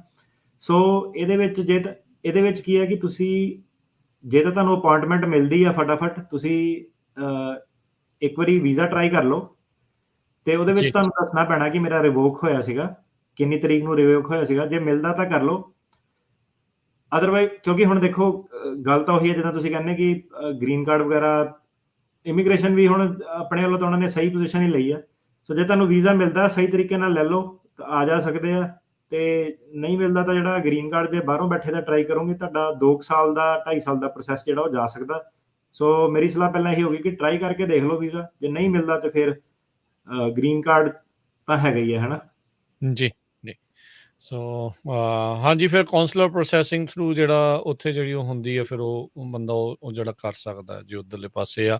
ਸੋ ਬਿਲਕੁਲ ਜਿੱਦਾਂ ਨੇ ਕਿਹਾ, ਕਈ ਵਾਰੀ ਜਦੋਂ ਆਉਂਦੇ ਆ ਨਾ ਕੁਛ ਇੱਦਾਂ ਦੇ ਸਵਾਲ ਉਹ ਪੁੱਛਦੇ, ਸ਼ਾਇਦ ਉਹਨਾਂ ਨੂੰ ਇਹ ਲੱਗਾ ਹੋਵੇ ਵੀ ਇਹਨਾਂ ਨੇ ਨਹੀਂ ਜਾਣਾ ਜਾਂ ਕੁਛ ਇੱਦਾਂ ਦਾ ਉਹਨਾਂ ਨੂੰ ਲੱਗਾ ਹੋਊਗਾ ਕੁਝ ਕਹਿ ਹੋ ਜਾਂਦਾ ਆ। ਸੋ ਉਸ ਚੀਜ਼ ਦੇ ਲਈ ਜਿਹੜਾ ਉਹ ਧਿਆਨ ਰੱਖਣ ਦੀ ਜ਼ਰੂਰਤ ਰਹਿੰਦੀ ਹੈ। ਇਹਦੇ ਵਿੱਚ ਇਦਾਂ ਕਿ ਆਹੀ ਸਵਾਲ ਤੇ ਹੁਣ ਜਿਹਨਾਂ ਦੇ ਘਰ ਦੇ ਜਿੱਦਾਂ ਆਉਂਦੇ ਆ ਉਹ ਚੀਜ਼ ਦਾ ਧਿਆਨ ਰੱਖਣਾ। ਜਿੱਦਾਂ ਮੇਰੇ ਖੁਦ ਦੇ ਘਰ ਦੇ ਵੀ ਕਈ ਵਾਰੀ ਆ ਚੁੱਕੇ ਹਨ, 10-15 ਵਾਰੀ ਜ਼ਿਆਦਾ ਵਾਰੀ ਆ ਚੁੱਕੇ ਆ। ਪਰ ਉਹਦਾ ਮਤਲਬ ਇਹ ਨਹੀਂ ਕਿ ਹੁਣ ਜਿੱਦਾਂ ਮੰਨ ਲਓ ਕਿ ਉਹਨਾਂ ਦੀ ਜਿੱਦਾਂ ਉਹਨਾਂ ਨੂੰ ਉਮਰ ਹੈ, ਉਹਨਾਂ ਨੂੰ ਇੱਕ ਟ੍ਰੈਂਡ ਪਤਾ ਲੱਗ ਜਾਂਦਾ ਉਹਨਾਂ ਨੂੰ ਕਿ ਇੰਡੀਅਨ ਜਿਹੜੇ ਪੇਰੈਂਟ ਆ ਇੰਨੀ ਤਰੀਕ ਨੂੰ ਆਪਣਾ ਬਿਜ਼ਨਸ ਵਾਈਂਡ ਅਪ ਕਰਕੇ ਬਾਅਦ ਇੱਥੇ ਰਹਿੰਦੇ ਆ। ਸੋ ਜਦੋਂ ਤੁਹਾਡੇ ਕੋਲ ਕੋਈ ਵੀ ਸਵਾਲ ਪੁੱਛਦੇ ਆ ਕਿ ਕੀ ਕਰਨ ਆਏ ਆ, ਕਿੱਥੇ ਜਾਣਾ, ਇੰਡੀਆ ਦੇ ਵਿੱਚ ਕੀ ਕਰਦੇ ਆ, ਸੋ ਉਹਨਾਂ ਦਾ ਮਕਸਦ ਕੋਈ ਇਹ ਨਹੀਂ ਹੁੰਦਾ ਕਿ ਵੈਸੇ ਉਹਨਾਂ ਨੇ ਤੁਹਾਡੇ ਨਾਲ ਵਾਰਤਾਲਾਪ ਕਰਨੀ ਹੈ। ਉਹਨਾਂ ਦਾ ਮਕਸਦ ਉਹ ਇਹੀ ਦੇਖਣ ਦੀ ਕੋਸ਼ਿਸ਼ ਕਰੇ, ਟਟੋਲਣ ਦੀ, ਕਿ ਇਹ ਪਿੱਛੋਂ ਕਿਤੇ ਵੇਚ-ਵਾਚ ਕੇ ਕੰਮ-ਕੁਮ ਆਪਣਾ ਬੰਦ-ਬੁੰਦ ਕਰਕੇ ਤਾਂ ਨਹੀਂ ਆ ਗਏ। ਤੇ ਇਸ ਲਈ ਤੁਸੀਂ ਜਿਹੜਾ ਹੈਗਾ ਇਹ ਚੀਜ਼ ਨੂੰ ਮੱਦੇ-ਨਜ਼ਰ ਰੱਖ ਕੇ ਜਿਹੜਾ ਉਹ ਜਵਾਬ ਆਪਣਾ ਦੇਣਾ ਜੀ। ਆਪਣਾ ਨਾ ਕਲਾਇੰਟ ਆ ਉਹਦੇ ਨਾਲ ਐਫੀਡੇਵਿਟ ਨਿਕਲਿਆ, ਜਿੱਦਾਂ ਨਾ ਐਫੀਡੇਵਿਟ ਵਗੈਰਾ, ਬਰਥ ਸਰਟੀਫਿਕੇਟ ਵਗੈਰਾ ਏਦਾਂ ਦੀਆਂ ਚੀਜ਼ਾਂ ਨਿਕਲ ਆਈਆਂ। ਤਾਂ ਉਹਨਾਂ ਨੇ ਤੇ ਸਵਾਲ ਕੀਤਾ ਕਿ ਤੁਸੀਂ ਆਹ ਕਿਉਂ ਲੈ ਕੇ ਜਾ ਰਹੇ ਆ ਨਾ, ਡਾਕੂਮੈਂਟ ਤੁਹਾਡੇ ਕੋਲ ਕਿਉਂ ਆ? ਜਿਹੜਾ ਘੁੰਮਣ ਆਇਆ ਬੰਦਾ ਉਹ ਤੁਹਾਨੂੰ ਏਦਾਂ ਦੇ ਡਾਕੂਮੈਂਟ ਲੈ ਕੇ ਜਾਂਦਾ। ਸੋ ਕਈ ਵਾਰੀ ਬੈਗ ਖੁਲਾ ਕੇ ਵੀ ਦੇਖੇ ਜਾ ਸਕਦੇ ਆ। ਬੜੀ ਵਾਰੀ ਸਾਨੂੰ ਕਾਲ ਕਰਦੇ ਆ ਕਿ ਜਿੱਦਾਂ ਪੇਰੈਂਟਸ ਦੇ ਨਾਲ ਬੱਚੇ ਟਰੈਵਲ ਕਰਦੇ ਆ ਤਾਂ ਵਿਆਹ ਦਾ ਜਿੱਦਾਂ ਜੋੜਾ ਲਹਿੰਗਾ ਏਦਾਂ ਦੇ ਬਹੁਤ ਜ਼ਿਆਦਾ ਫੈਂਸੀ ਜਿੱਦਾਂ ਡਰੈਸਾਂ ਨਿਕਲ ਜਾਂਦੀਆਂ ਵਿੱਚ। ਫਿਰ ਉਹ ਕਹਿੰਦੇ ਕਿ ਆਪਾਂ ਘੁੰਮਣ ਜਾ ਰਹੇ ਹਾਂ, ਉਹ ਕਹਿੰਦੇ ਤੁਸੀਂ ਏਦਾਂ ਦੇ ਲਹਿੰਗੇ ਲੂੰਗੇ ਲੈ ਕੇ ਕਿਉਂ ਜਾ ਰਹੇ ਆ? ਸੋ ਏਦਾਂ ਕਿ ਜਿਹੜਾ ਤੁਹਾਡੇ ਬੈਗ ਦੇ ਵਿੱਚ ਸਮਾਨ ਪਿਆ ਵਾ ਤੇ ਜੋ ਤੁਸੀਂ ਕਹਿਣਾ ਉਹ ਕਹਿਣੀ ਕਰਨੀ ਤੁਹਾਡੀ ਨਾਲ ਮਿਲਣੀ ਚਾਹੀਦੀ ਆ।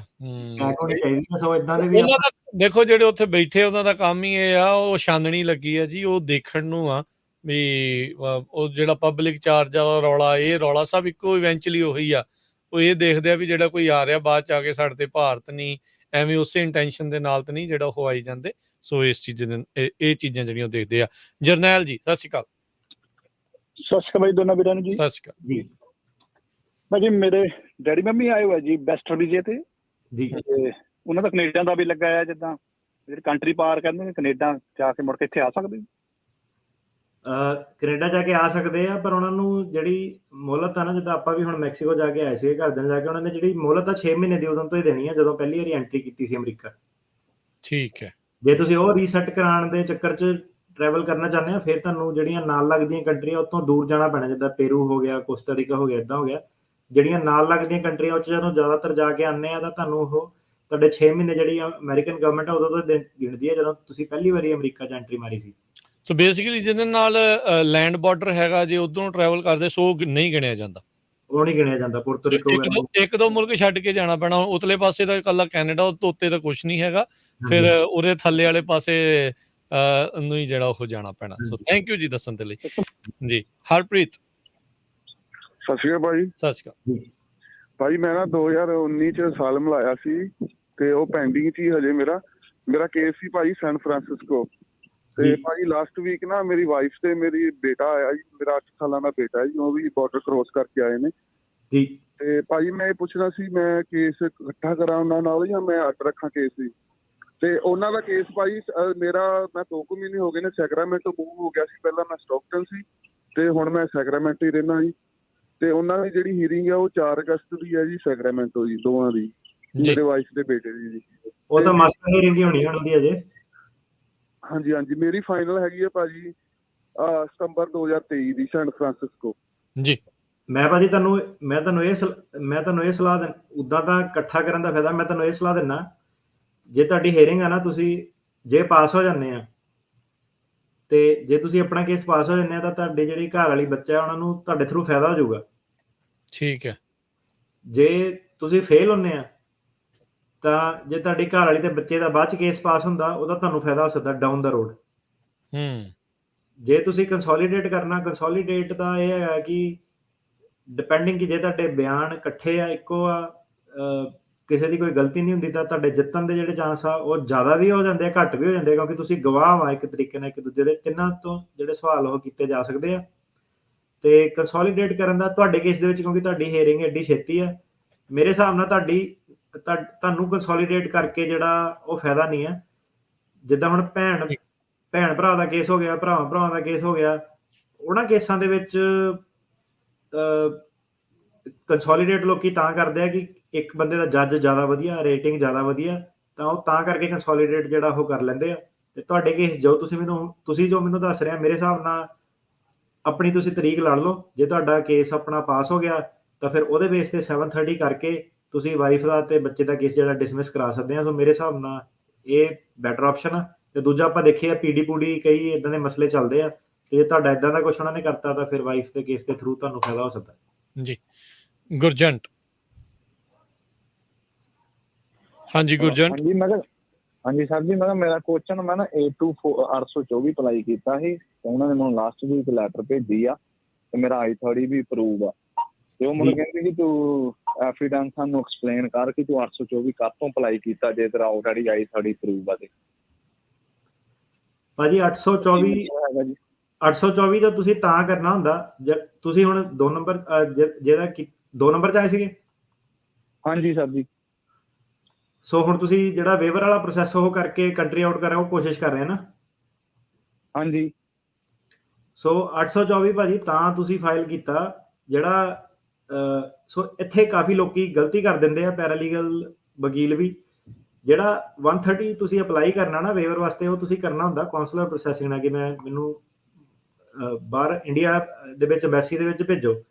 ਜਿਹੜਾ ਤੁਹਾਡਾ ਫਿਰ ਕੀ ਹੁੰਦਾ ਕਿ ਜਦੋਂ ਤੁਸੀਂ ਇਦਾਂ ਕਰਦੇ ਆ ਤੁਹਾਨੂੰ ਇੱਕ ਐਮਬੈਸੀ ਵੱਲੋਂ NVC ਵੱਲੋਂ ਇੱਕ ਰਸੀਦ ਆਉਂਦੀ ਆ ਕਿ ਆਹ ਬਿੱਲ ਪੇ ਕਰੋ। ਉਹ ਜਦੋਂ ਤੁਸੀਂ ਬਿੱਲ ਪੇ ਕਰਦੇ ਆ ਫਿਰ ਤੁਸੀਂ 601 ਵੇਵਰ ਜਿਹੜਾ ਹੈਗਾ ਉਹ ਕਰ ਸਕਦੇ ਆ। ਉਹ ਬਿੱਲ ਪੇ ਕਰੇ ਤੋਂ ਬਿਨਾਂ ਤੁਸੀਂ ਕਰ ਨਹੀਂ ਸਕਦੇ। ਸੋ ਕੀ ਹੁੰਦਾ ਕਿ ਕਈ ਵਾਰੀ ਲੋਕੀ ਫਾਈਲ ਕਰ ਦਿੰਦੇ 130, ਫਿਰ ਉਹ ਕਹਿੰਦੇ ਆਪਾਂ 601A ਕਰਨਾ। 601A ਵੱਲ ਜਦੋਂ ਜਾਂਦੇ ਆ ਰਸੀਦ ਉਹਨਾਂ ਨੂੰ ਲੱਭਦੀ ਨਹੀਂ, ਫਿਰ ਉਹ ਕਹਿੰਦੇ ਅੱਛਾ ਇਹ ਤਾਂ ਗਲਤ ਫਾਈਲ ਹੋ ਗਿਆ। ਉਹ ਗਲਤੀ ਨੂੰ ਉਹ ਠੀਕ ਕਰਨ ਲਈ ਜਿਹੜਾ ਹੈਗਾ 824 ਜਿਹੜਾ ਫਾਰਮ ਉਹ ਕਰਨਾ ਪੈਂਦਾ ਕਿ ਇਹਨੂੰ ਐਮਬੈਸੀ ਦੇ ਵਿੱਚ ਭੇਜੋ। ਤੇ ਠੀਕ ਹੈ ਜੀ। ਤੁਹਾਡਾ ਜਿਹੜਾ 824 ਮੇਰੇ ਹਿਸਾਬ ਨਾਲ ਉਹਨਾਂ ਨੇ ਫਾਈਲ ਕੀਤਾ ਕਿ 2 ਚੀਜ਼ਾਂ ਹੋ ਸਕਦੀਆਂ, ਜਾਂ ਤਾਂ ਜਿੰਨੇ ਵੀ ਤੁਹਾਡਾ 130 ਫਾਈਲ ਕੀਤਾ ਉਹਨੇ ਗਲਤ ਫਾਈਲ ਕੀਤਾ, ਜਾਂ ਦੂਜਾ ਕਈ ਵਾਰੀ ਇਹ ਹੁੰਦਾ ਕਿ ਤੁਸੀਂ ਐਕਸ਼ਨ ਨਹੀਂ ਲੈਂਦੇ। ਉਹ 130 ਜਿੱਦਾਂ ਫੀਸ ਫੂਸ ਲੈਪਸ ਹੋ ਜਾਂਦੀ ਆ ਤਾਂ ਤੁਸੀਂ ਉਹਨਾਂ ਨੂੰ ਦੁਬਾਰਾ ਕਹਿੰਦੇ ਕਿ ਮੇਰਾ ਆਲਰੇਡੀ ਅਪਰੂਵ ਹੈ, ਇਹਨੂੰ ਫਿਰ ਦੁਬਾਰਾ ਜਿਹੜਾ ਹੈਗਾ ਐਮਬੈਸੀ ਵੱਲ ਭੇਜੋ ਤਾਂ ਕਿ ਮੈਨੂੰ ਰਸੀਦ ਆਵੇ ਤਾਂ ਮੈਂ ਆਪਣਾ 601 ਕਰ ਸਕਾਂ। ਸੋ ਜਿਹੜਾ ਐਫੀਡੇਵਿਟ ਆ ਤੁਹਾਡਾ, ਮੈਨੂੰ ਨਹੀਂ ਪਤਾ ਹੁਣ ਕੌਣ ਤੁਹਾਡੀ ਹੈਲਪ ਕਰ ਰਿਹਾ, ਪਰ ਉਹਦੇ ਵਿੱਚ ਤੁਸੀਂ ਆਹ ਪਤਾ ਕਰਾਓ ਕਿ ਦੋਨਾਂ ਚੋਂ ਕਿਹੜਾ ਵਾਲਾ ਮੁੱਦਾ ਵਾ, ਤੇ ਐਫੀਡੇਵਿਟ 'ਚ ਉਹ ਐਕਸਪਲੇਨ ਕਰੋ ਉਹਨਾਂ ਨੂੰ ਕਿ ਤਾਂ ਕਰਕੇ ਮੈਂ 824 ਕਰ ਰਿਹਾ। ਠੀਕ ਹੈ ਜੀ। ਸੁਖਦੇਵ, ਹਾਂਜੀ ਸੁਖਦੇਵ ਜੀ। ਸਤਿ ਸ਼੍ਰੀ ਅਕਾਲ ਜੀ। ਸਤਿ ਸ਼੍ਰੀ ਅਕਾਲ ਸਰ ਜੀ, ਮੈਂ ਲਾਸਟ ਜਨਵਰੀ ਵਿੱਚ ਇੱਥੇ USA ਆਇਆ ਸੀ ਤੇ ਮੈਂ 29 ਤਰੀਕ ਮੈਂ ਟਰਾਈ ਮਾਰੀ ਤੁਰਕੀ ਤੋਂ UK ਦੀ, ਤਾਂ ਮੈਨੂੰ ਉਹਨਾਂ ਦੀ 6 ਮਹੀਨੇ ਦਾ ਵੀਜ਼ਾ ਸੀ UK ਦਾ, ਤੇ ਮੈਨੂੰ ਉਹਨਾਂ ਨੇ ਚੜ੍ਹਨ ਨਹੀਂ ਦਿੱਤਾ। ਉਹਨਾਂ ਨੇ 2 ਵਾਰੀ 에ਅਰਲਾਈਨ ਵਾਲਿਆਂ ਨੇ ਮੈਨੂੰ ਦੋਨੇ ਵਾਰੀ ਉੱਥੇ ਮੈਂ ਟਰਾਈ ਕੀਤੀ, ਦੋਨੇ ਵਾਰ ਉਹਨਾਂ ਨੇ ਮੈਨੂੰ ਉੱਥੋਂ ਚੜ੍ਹਨ ਨਹੀਂ ਦਿੱਤਾ। ਤੇ ਫਿਰ ਬਾਅਦ ਵਿੱਚ ਮੈਂ ਮਸੀਕੋ ਦੀ ਟਰਾਈ ਕੀਤੀ, ਮਸੀਕੋ ਰਾਹੀਂ ਫਿਰ ਮੈਂ ਇੱਥੇ ਆਇਆ ਭਾਈ। ਤੇ ਸਰ ਮੈਂ ਸਟੇਟਮੈਂਟ ਵਿੱਚ UK ਦਾ ਭਾਈ ਕਰਨਾ ਪੈਣਾ ਨਾ ਸ਼ੋਅ ਵਿੱਚ। ਉਹਦੇ ਨਹੀਂ UK ਤੁਸੀਂ ਜਾ ਤਾਂ ਨਹੀਂ ਗਏ ਤਾਂ ਨਹੀਂ ਸੀਗੇ ਹੈ ਨਾ? ਮੈਂ ਗਿਆ ਨਹੀਂ, ਮੈਨੂੰ ਚੜ੍ਹਨ ਨਹੀਂ ਦਿੱਤਾ ਸਰ ਉਹਨਾਂ ਨੇ। 2 ਵਾਰ ਮੈਂ ਟਰਾਈ। ਤੁਸੀਂ ਕਹਿੰਦੇ ਵੀ ਤੁਹਾਡੇ ਕੋਲ ਵੀਜ਼ਾ ਸੀਗਾ ਪਰ ਤੁਹਾਨੂੰ ਚੜ੍ਹਨ ਨਹੀਂ ਦਿੱਤਾ ਉੱਥੇ ਉਹਨਾਂ ਨੇ ਉਦੋਂ? ਹਾਂਜੀ ਹਾਂਜੀ, ਮੇਰੇ ਤੋਂ ਵੀਜ਼ਾ ਸਰ ਆਲਰੇਡੀ 6 ਮਹੀਨੇ ਦਾ ਜੀ। ਨਹੀਂ, ਸਟੇਟਮੈਂਟ ਦੇ ਵਿੱਚ ਭਾਜੀ ਇਹ ਪੁੱਛਿਆ ਹੁੰਦਾ ਕਿ ਕਿਹੜੇ ਕੰਟਰੀ ਗਏ ਸੀਗੇ, ਉਹਦੇ ਵਿੱਚ ਇਹ ਨਹੀਂ ਪੁੱਛਿਆ ਹੁੰਦਾ ਕਿ ਕਿਹੜੇ ਕੰਟਰੀ ਦਾ ਵੀਜ਼ਾ ਸੀਗਾ। ਠੀਕ ਹੈ। ਜੇ ਤੁਹਾਡੇ ਕੋਲ ਪੁੱਛਦੇ ਵੀ ਆ ਤਾਂ ਤੁਸੀਂ ਉਹੀ ਕਹਿਣਾ ਕਿ ਮੈਂ ਤਾਂ ਜਿੱਦਾਂ UK ਵੀ ਜਾਂਦਾ, ਮੈਂ ਉੱਥੇ ਵੀ ਜਾ ਕੇ ਅਸਾਈਲਮ ਹੀ ਫਾਈਲ ਕਰਨਾ ਸੀਗਾ ਪਰ ਮੈਨੂੰ ਚੜ੍ਹਨ ਨਹੀਂ ਦਿੱਤਾ। ਤੁਹਾਡੇ ਲਈ ਇਹ ਫਾਇਦਾ ਵਾ ਕਿਉਂਕਿ ਜਦੋਂ ਪੁੱਛਦੇ ਨਾ ਕਿ ਤੇਰਾ ਨਿਰਧਾਰਿਤ ਡੈਸਟੀਨੇਸ਼ਨ US ਸੀਗੀ, ਸੋ ਜਿਹੜੀ ਤਾਂ ਸਿੱਧਾ US ਸੀਗੀ ਉਹ 'ਚ ਤਾਂ ਫਿਰ ਉਹ ਇਹ ਕਹਿੰਦੇ ਆ ਕਿ ਅੱਛਾ ਤੂੰ ਫਿਰ ਇੱਥੇ ਕੰਮ ਕਰਨ ਆਇਆ ਸੀਗਾ।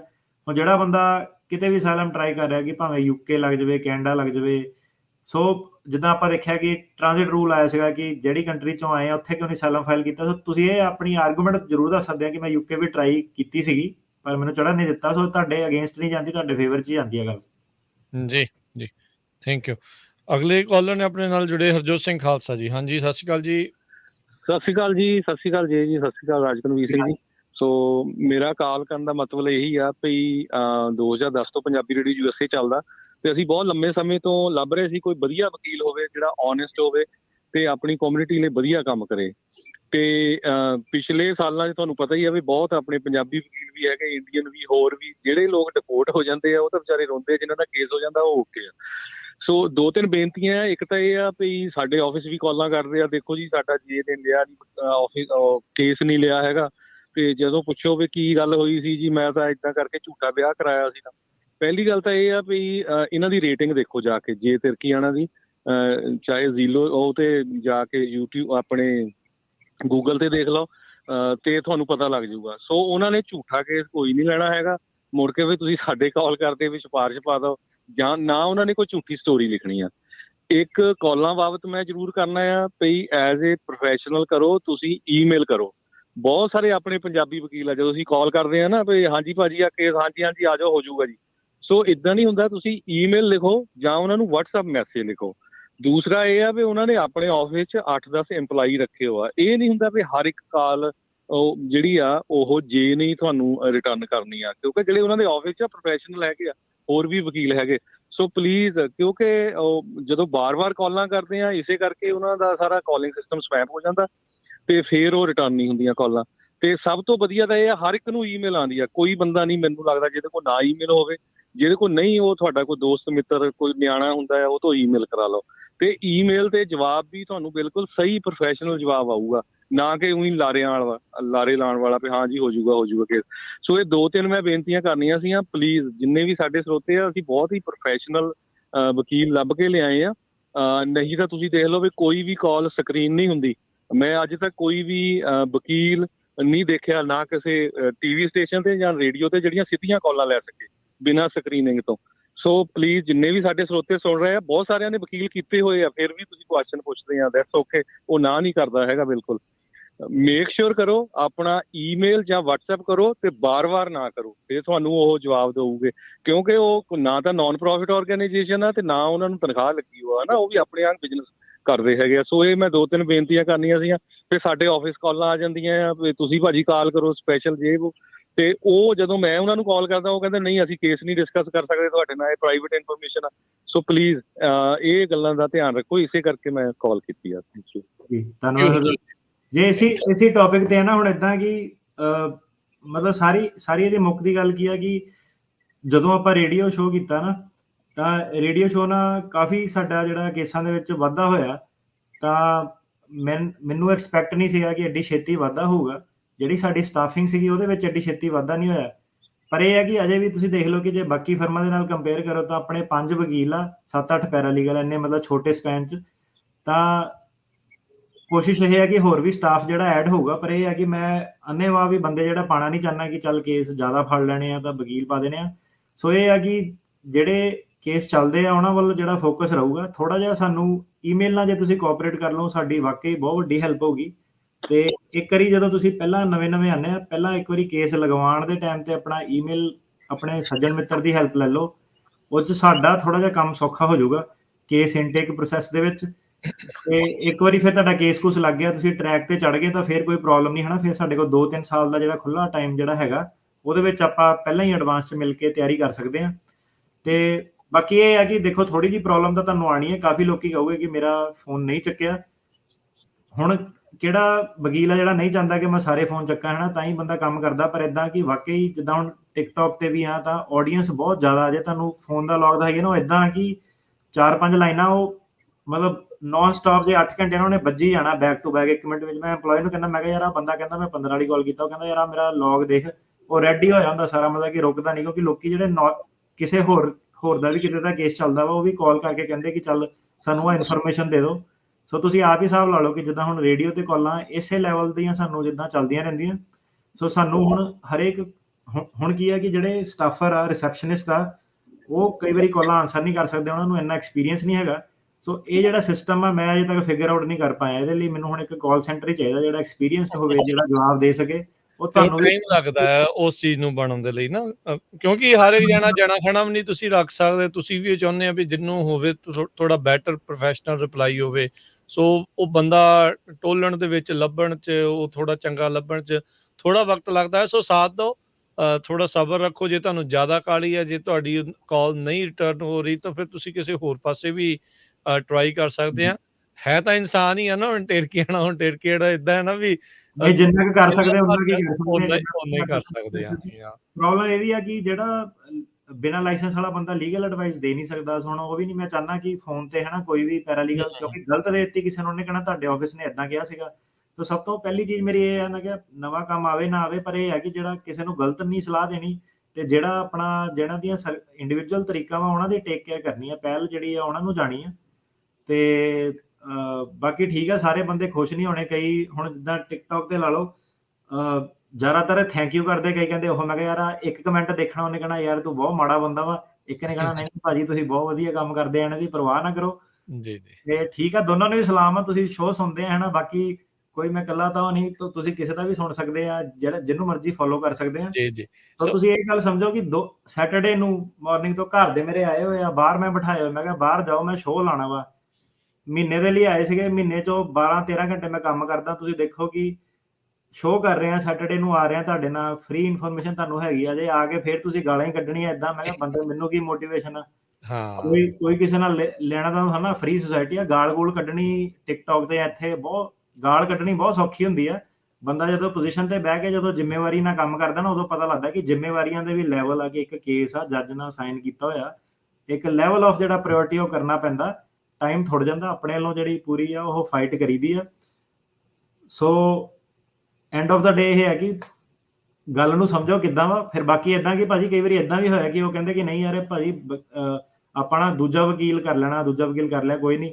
ਫਿਰ ਵਾਪਸ ਜਾ ਕੇ 2-3 ਮਹੀਨੇ ਬਾਅਦ ਉਹਨਾਂ ਨੇ ਕੇਸ ਜਿਹੜੇ ਕਾਫੀ ਹੱਦ ਮਾਤਰਾ ਚ ਲਾਏ ਹੋਇਆ। ਮੈਂ ਕਿਹਾ ਕਿੱਦਾਂ ਮਿਲ ਗਿਆ, ਐਕਸਪੀਰੀਅੰਸ ਮਿਲ ਗਿਆ, ਚਾਅ ਸੀਗਾ, ਹੋ ਗਿਆ, ਪਤਾ ਲੱਗ ਗਿਆ ਕਿ ਬਾਕੀ ਕਿੱਦਾਂ। ਸੋ ਇਹ ਹੈ ਕਿ ਸਾਰਿਆਂ ਨੂੰ ਸਮਝੋ ਮਾਰਕੀਟ ਕਿੱਦਾਂ ਕੰਮ ਕਰਦੀ ਹੈ। ਸਾਡੇ ਵਾਕਈ ਸਟਾਫਿੰਗ ਦੇ ਚੈਲੰਜ ਆ, ਬੰਦੇ ਅੱਜ ਕੱਲ੍ਹ ਕੰਮਾਂ ਕੁੰਮਾਂ ਤੇ ਆ ਕੇ ਰਾਜੀ ਨਹੀਂ, ਪੈਰਾਲੀਗਲ ਜਿਹੜੇ, ਕਿਉਂਕਿ ਜੋ ਵੀ ਹੈ ਫੰਡਿੰਗ ਮਿਲਦੀ ਹੈ, ਤਾਂ ਸਾਨੂੰ ਜੈਨੂਅਨਲੀ ਪ੍ਰੋਬਲਮ ਜਿਹੜੀ ਹੈਗੀ ਆ ਹੋ ਜਾਊਗੀ ਸੋਲਵ, ਇਦਾਂ ਨਹੀਂ ਕਿ ਸੋਲਵ ਨਹੀਂ ਹੋਗੀ, ਹੋ ਜਾਊਗੀ ਸੋਲਵ ਜੀ। ਸੋ ਜਿਹੜੇ ਕੋਈ ਸਾਡੇ ਫੇਸਬੁੱਕ YouTube ਤੇ ਕਹਿ ਰਹੇ ਆ ਵੀ ਸਾਨੂੰ ਹਾਇਰ ਕਰ ਲਓ, ਜੇ ਤੁਸੀਂ ਕਰ ਸਕਦੇ ਐਕਚੁਅਲ 'ਚ ਕੰਮ, ਤੇ ਇਹਨਾਂ ਨੂੰ ਰੈਜ਼ੂਮੇ ਆਪਣਾ ਸੈਂਡ ਕਰ ਦਿਓ j@immigration.global। ਜੇ ਤੁਸੀਂ US ਦੇ ਵਿੱਚ ਹੈਗੇ ਆ, ਇੱਥੇ ਬੇ ਏਰੀਏ 'ਚ ਜਾਂ ਕਿਸੇ ਹੋਰ ਇਲਾਕੇ 'ਚ ਵੀ ਆ, ਤੁਸੀਂ ਕਰ ਲਓ। ਅੱਜ ਕੱਲ੍ਹ ਜਿਹੜਾ ਉਹ ਕੰਮ ਬਣ ਜਾਂਦਾ ਆ, ਜੇ ਵਰਕ ਫਰੋਮ ਹੋਮ ਆ ਜਾਂ ਹੋਰ ਵੀ ਕਈ ਚੀਜ਼ਾਂ ਆ, ਬੜਾ ਕੁਛ ਮੈਨੇਜ ਹੋ ਜਾਂਦਾ ਹੈ। ਸੋ j@immigration.global ਦੇ ਉੱਤੇ ਇਹਨਾਂ ਨੂੰ ਆਪਣੇ ਰੈਜ਼ੂਮੇ ਹਾਂਜੀ, ਜਿਹਨੇ ਨਾ ਕੰਮ ਸਿੱਖਣਾ, ਇਦਾਂ ਕਿ ਜਿਹੜਾ ਪੰਜਾਬੀ ਬੰਦਾ ਕੋਈ ਸੁਣ ਰਿਹਾ ਕੰਮ ਸਿੱਖਣਾ, ਇਦਾਂ ਕਿ ਜੇ ਤੁਸੀਂ ਸਾਡੇ ਨਾਲ ਜੁੜਦੇ ਆ ਕੇ, ਤੁਹਾਨੂੰ ਕੰਮ ਵੀ ਬਹੁਤ ਟੌਪ ਲੈਵਲ ਦਾ ਸਿੱਖ ਹੋਊਗਾ। ਇਹ ਨਹੀਂ ਕਿ ਜਿੱਦਾਂ ਤੁਸੀਂ ਮਤਲਬ ਕਿ ਜਿਹੜਾ ਤੁਸੀਂ 10 ਸਾਲਾਂ 'ਚ ਕਿਤੇ ਹੋਰ ਸਿੱਖਦੇ ਆ, ਤੁਸੀਂ ਸਾਲ ਦੇ ਵਿੱਚ ਮੇਰੇ ਨਾਲ ਸਿੱਖੋਗੇ। ਸੋ ਜੇ ਕੋਈ ਇੰਟਰਸਟਿਡ ਆ ਇਮੀਗ੍ਰੇਸ਼ਨ ਕੰਮ ਕਰਨ ਦਾ, ਸਿੱਖਣ ਦੇ ਵਿੱਚ, ਮੁੰਡਾ ਕੁੜੀ ਆ ਕੇ ਕਰ ਸਕਦਾ, ਬਹੁਤ ਬੈਟਰ ਆ।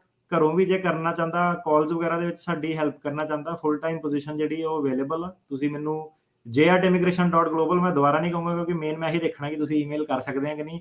ਸੋ ਜਿਹੜਾ ਮੈਨੂੰ ਆਪਣਾ ਰੈਜ਼ੂਮੇ ਭੇਜ ਦਿਓ, ਲੇਟੈਸਟ ਰੈਜ਼ੂਮੇ ਹੋਵੇ, ਤੇ ਤੁਰੰਤ ਤੁਹਾਨੂੰ ਜਿਹੜੀ ਆ ਕਾਲ ਕੀਤੀ ਜਾਊਗੀ, ਕਿਉਂਕਿ ਮੈਨੂੰ ਲੋੜ ਆ ਤੁਹਾਡੀ। ਜੀ ਜੀ। ਜਿਹੜੇ ਹੁਣ ਕੁਝ ਰਹਿ ਗਈਆਂ ਕਾਲਸ ਉਹ ਲਈਏ। ਕਾਫੀ ਲੰਮਾ ਸਮਾਂ ਜਿਹੜਾ ਹੋ ਗਿਆ, ਜਿਹੜੇ ਕਾਫੀ ਅੱਧੇ ਘੰਟੇ ਤੋਂ ਵੀ ਹੋਲਡ ਤੇ ਆ, ਆਓ ਉਹਨਾਂ ਦੇ ਨਾਲ ਆਪਾਂ ਗੱਲ ਕਰਦੇ ਹਾਂ। ਮਨਪ੍ਰੀਤ। ਹਾਂਜੀ ਭਾਜੀ, ਸਤਿ ਸ੍ਰੀ ਅਕਾਲ ਜੀ। ਸਤਿ ਸ੍ਰੀ ਅਕਾਲ ਭਾਜੀ। ਪਹਿਲੀ ਗੱਲ ਤਾਂ ਮੈਂ ਕਹਿੰਦੀ ਸੀ, ਰਾਜਕਰਮਵੀਰ ਜੀ ਤੁਸੀਂ ਬਹੁਤ ਜ਼ਿਆਦਾ ਵਧੀਆ ਕੰਮ ਕਰਦੇ ਹੋ। ਮੈਨੂੰ ਮਹੀਨਾ ਕੁ ਹੋਇਆ ਤੁਹਾਡੇ ਨਾਲ ਜੁੜਿਆ ਨੂੰ, ਤੇ ਸੱਚੀ ਗੱਲ ਆ ਕਿ ਬਹੁਤ ਕੁਝ ਪਤਾ ਲੱਗ ਗਿਆ ਹੁਣ ਵੈਸੇ। ਥੈਂਕ ਯੂ ਜੀ। ਯੂ ਵੈਲਕਮ ਭਾਜੀ। 2 ਕੁਐਸਚਨ ਨੇ। ਫਸਟ ਕੁਐਸਚਨ ਹੈ, ਮੈਂ ਆਪਣੀ ਵਾਈਫ ਦਾ, ਮੈਂ US ਸਿਟੀਜ਼ਨ ਹਾਂ, ਤੇ ਮੈਂ ਆਪਣੀ ਵਾਈਫ ਦਾ ਭਰਿਆ ਸੀਗਾ 2020 ਨਵੰਬਰ ਦੇ ਵਿੱਚ, ਤੇ ਉਹ ਕੁਝ ਦੱਸ ਸਕਦੇ ਹੋ ਕਿੰਨਾ ਟਾਈਮ ਲੱਗ ਜਾਊਗਾ? ਤੁਸੀਂ ਸਿਟੀਜ਼ਨ ਆ ਭਾਜੀ? ਹਾਂਜੀ ਵੀਰ ਜੀ। ਤੇ ਵਾਈਫ ਇੰਡੀਆ 'ਚ ਆ ਨਾ, ਵੇਟਿੰਗ ਦੇ ਵਿੱਚ? ਹਾਂਜੀ ਹਾਂਜੀ ਭਾਜੀ ਮੇਰੇ ਕੋਲ ਐਗਜ਼ੈਕਟ ਡੇਟਾ ਪੁਆਇੰਟ ਤਾਂ ਨਹੀਂ ਹੈਗਾ, ਪਰ ਸਿਟੀਜ਼ਨ ਦਾ ਕੋਈ ਇਦਾਂ ਕਿ ਕੰਮ ਰੁਕਿਆ ਨਹੀਂ ਹੋਇਆ। ਸਿਟੀਜ਼ਨ ਦੇ ਕੇਸ ਜਿਹੜੇ ਆ ਰਹੇ ਆ, ਤੇ ਇਹੀ ਰਫਲੀ ਅਬਾਊਟ 2-2.5 ਸਾਲ ਦੀ ਜਿਹੜੀ ਪ੍ਰੋਸੈਸਿੰਗ ਆ ਉਹ ਆ।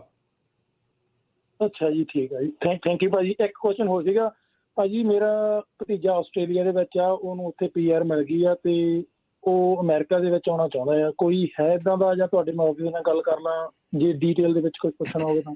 ਜੇ ਆਸਟ੍ਰੇਲੀਆ ਦੇ ਵਿੱਚ ਸਿਟੀਜ਼ਨ ਆ? ਨਹੀਂ PR ਹੋਇਆ ਜੀ ਅਜੇ। ਮਤਲਬ ਆਸਟ੍ਰੇਲੀਆ ਵਾਲੇ ਬੰਦੇ ਨੂੰ ਨਾ ਸਿਟੀਜ਼ਨ ਬਣਾ ਕੇ ਲਿਆਓ। ਸੋ ਯੂਰਪ ਆਸਟ੍ਰੇਲੀਆ ਵਾਲੇ ਜਿਹੜੇ ਵੀ ਹੈਗੇ ਆ, ਸਿਟੀਜ਼ਨ ਆਪਣੀ ਗੋ ਉੱਥੇ ਸਿਟੀਜ਼ਨ ਬਣ ਕੇ ਆਓ। ਤੇ ਭਾਜੀ ਆਸਟ੍ਰੇਲੀਆ ਵਾਲੇ ਬੰਦੇ ਨੂੰ, ਡਿਗਰੀ ਵਾਲੇ ਨੂੰ E3 ਵੀਜ਼ੇ ਦੀ ਆਪਸ਼ਨ ਹੈ, E2 ਵੀਜ਼ੇ ਦੀ ਆਪਸ਼ਨ ਹੈ, ਇਨਵੈਸਟਮੈਂਟ ਦਾ। ਬੰਦੇ ਨੇ ਸਿੱਧੇ ਪੱਕੇ ਤਰੀਕੇ ਨਾਲ ਆ ਜਾਣਾ। ਸੋ ਉਹਨੂੰ ਕਿਹਾ ਸਿਟੀਜ਼ਨ ਬਣ ਜਾਵੇ ਫੇਰ ਹੀ ਆਵੇ, ਉਦਾਂ ਨਾ ਪੰਗਾ ਲਵੇ ਜੀ। ਹਰਦਿਆਲ। ਸਤਿ ਸ਼੍ਰੀ ਅਕਾਲ ਜੀ। ਜੀ ਸਤਿ ਸ਼੍ਰੀ ਅਕਾਲ। ਮੇਰਾ ਸਵਾਲ ਹੈ ਜੀ, ਮੇਰੇ ਕੋਲ ਗ੍ਰੀਨ ਕਾਰਡ ਹੈ ਅਸਾਲਮ ਦਾ, ਤੇ ਮੈਂ ਕੈਨੇਡਾ ਜਾਣਾ ਚਾਹੁੰਦਾ ਬਾਈ ਰੋਡ। ਉਹਦੇ ਵਾਸਤੇ ਲੋੜ ਹੈ ਟਰੈਵਲ ਡਾਕੂਮੈਂਟ ਦੀ। ਮੈਂ ਅਪਲਾਈ ਕੀਤੇ, ਆਏ 2-3 ਮਹੀਨੇ ਹੋਏ। ਤੁਹਾਡੇ ਕੋਲ ਗ੍ਰੀਨ ਕਾਰਡ ਆਲਰੇਡੀ ਹੈਗਾ ਹੈ ਨਾ, ਤੁਸੀਂ ਕਿਹਾ?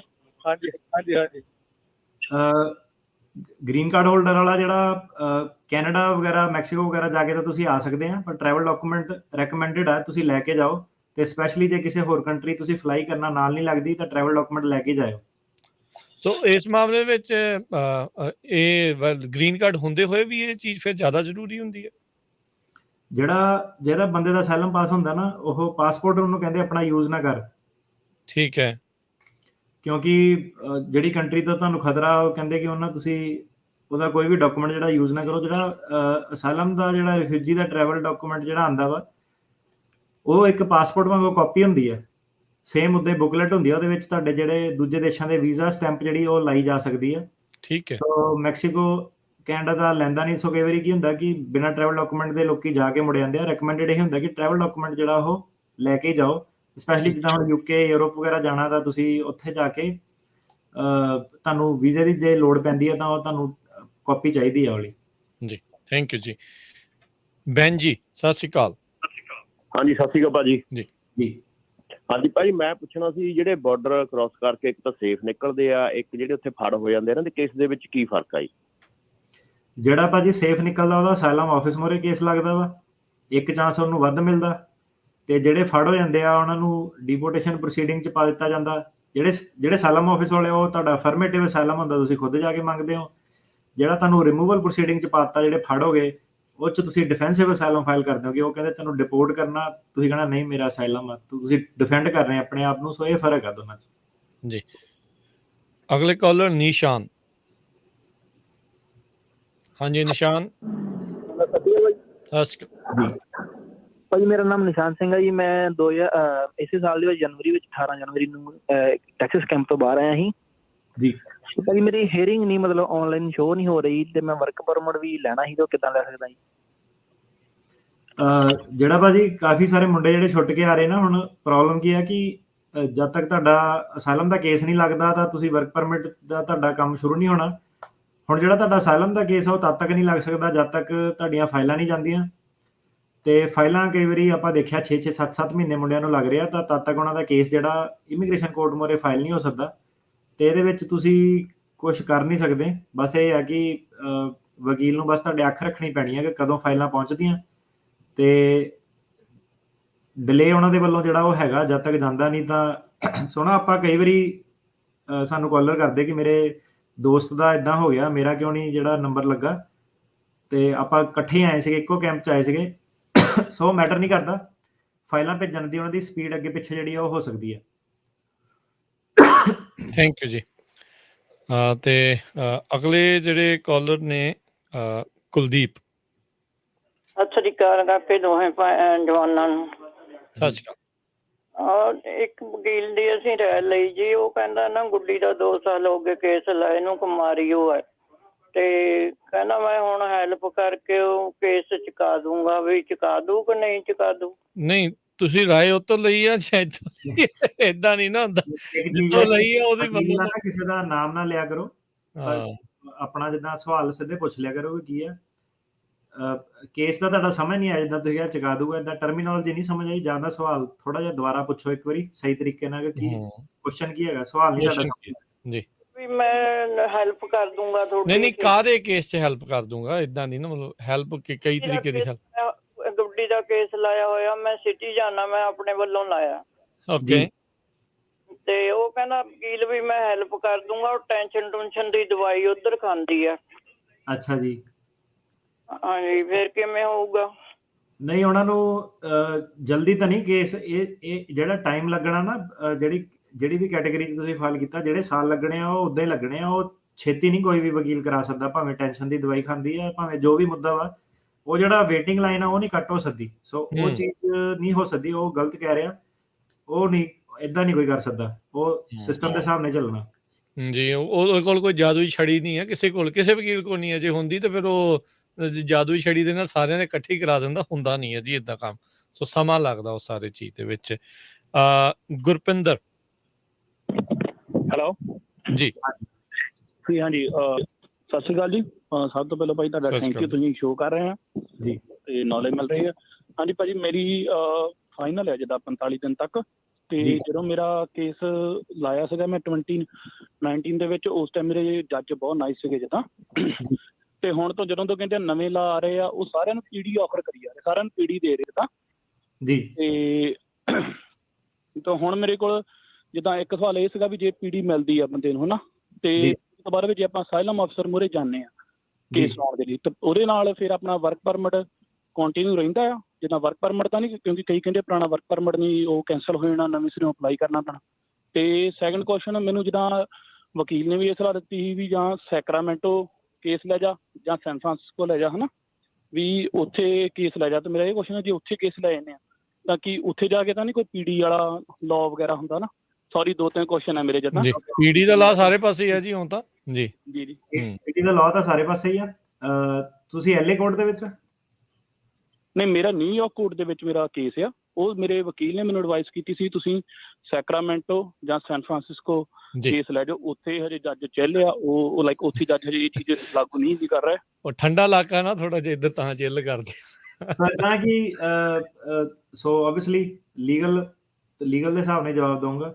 ਜੇ ਮੂਵ ਹੁੰਨੇ ਆ ਤਾਂ ਕੇਸ ਮੂਵ ਹੋਣਾ, ਇਹ ਨਹੀਂ ਕਿ ਐਡਰੈਸ ਚੇਂਜ ਕਰਤਾ ਮੂਵ ਹੋ ਜਾਣਾ। ਜੇ ਤੁਸੀਂ ਮੂਵ ਹੁੰਨੇ ਆ ਸੈਕਰਾਮੈਂਟੋ ਸੈਨ ਫਰਾਂਸਿਸਕੋ ਵਾਲੇ ਇਲਾਕੇ 'ਚ ਤਾਂ ਕੇਸ ਤੁਹਾਡਾ ਮੂਵ ਹੋ ਸਕਦਾ। ਪਰ ਤੁਸੀਂ ਇੱਕ ਇਹ ਚੀਜ਼ ਦੇਖੋਗੇ, ਜੇ 45 ਦਿਨ ਹੀ ਰਹਿੰਦੇ ਆ ਤੁਹਾਡਾ ਟਾਈਮ ਬਹੁਤ ਘੱਟ ਗਿਆ। ਤੇ ਮੋਸਟਲੀ ਜਿਹੜੀ ਟੂ ਚੇਂਜ ਵੈਨਿਊ ਹੈਗਾ, ਜੱਜ ਨੇ ਹੋ ਸਕਦਾ ਕਿ ਉਹ ਫੈਸਲਾ ਨਾ ਦੇਵੇ, ਹੋ ਸਕਦਾ ਉਹ ਅਟਕ ਜਾਵੇ ਕਿ ਨਹੀਂ ਆਪਾਂ ਵੈਨਿਊ ਚੇਂਜ ਜਿਹੜਾ ਗ੍ਰਾਂਟ ਨਹੀਂ ਕਰਨਾ। ਇਹ ਚੀਜ਼ ਆ ਕਿ ਤੁਹਾਡੇ ਤੇ ਨਹੀਂ ਡਿਪੈਂਡ ਕਰਦਾ। 45 ਦਿਨ ਰਹਿ ਗਏ ਆ ਤੇ ਜੱਜ ਦੀ ਮਰਜ਼ੀ ਆ ਕਿ ਵੈਨਿਊ ਗ੍ਰਾਂਟ ਕਰਨਾ ਕਿ ਨਹੀਂ ਕਰਨਾ, ਟਰਾਈ ਕਰ ਲਓ।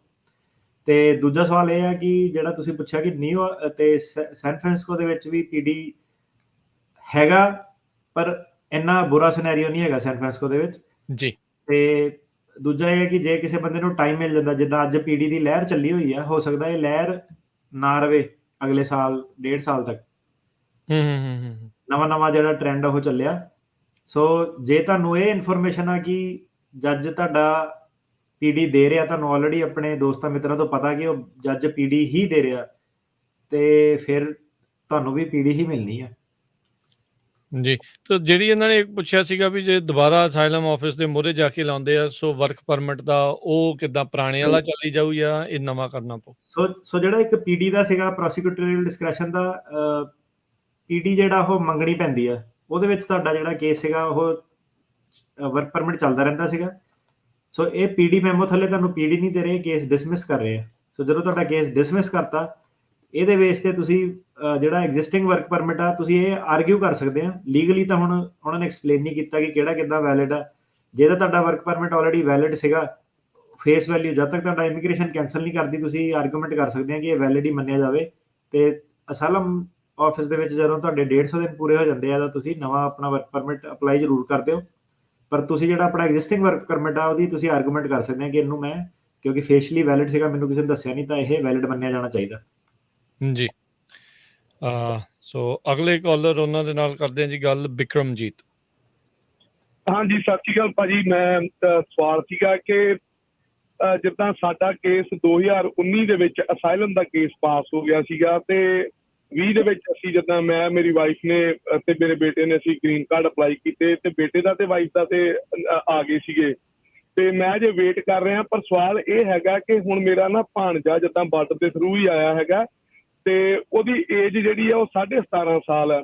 ਤੇ ਜਿਵੇਂ ਮੈਂ ਜੇ ਆਪਣੇ ਗ੍ਰੀਨ ਕਾਰਡ ਦੀ ਵੇਟ ਕਰ ਰਿਹਾ, ਤੇ ਕੀ ਅਸੀਂ ਉਸਦਾ ਅਡਾਪਸ਼ਨ ਦਾ ਕੇਸ ਲਾ ਸਕਦੇ ਹਾਂ? ਤੇ ਜੇ ਲਾ ਸਕਦੇ ਆ ਤੇ ਉਹਦੇ ਵਿੱਚ ਵੀ ਅਸਾਈਲਮ ਮੰਗਣ ਚਾਂਸਸ ਹੁੰਦੇ ਆ ਕਿ ਪਾਸ ਹੋ ਵੀ ਸਕਦਾ, ਨਹੀਂ ਵੀ ਹੋ ਸਕਦਾ।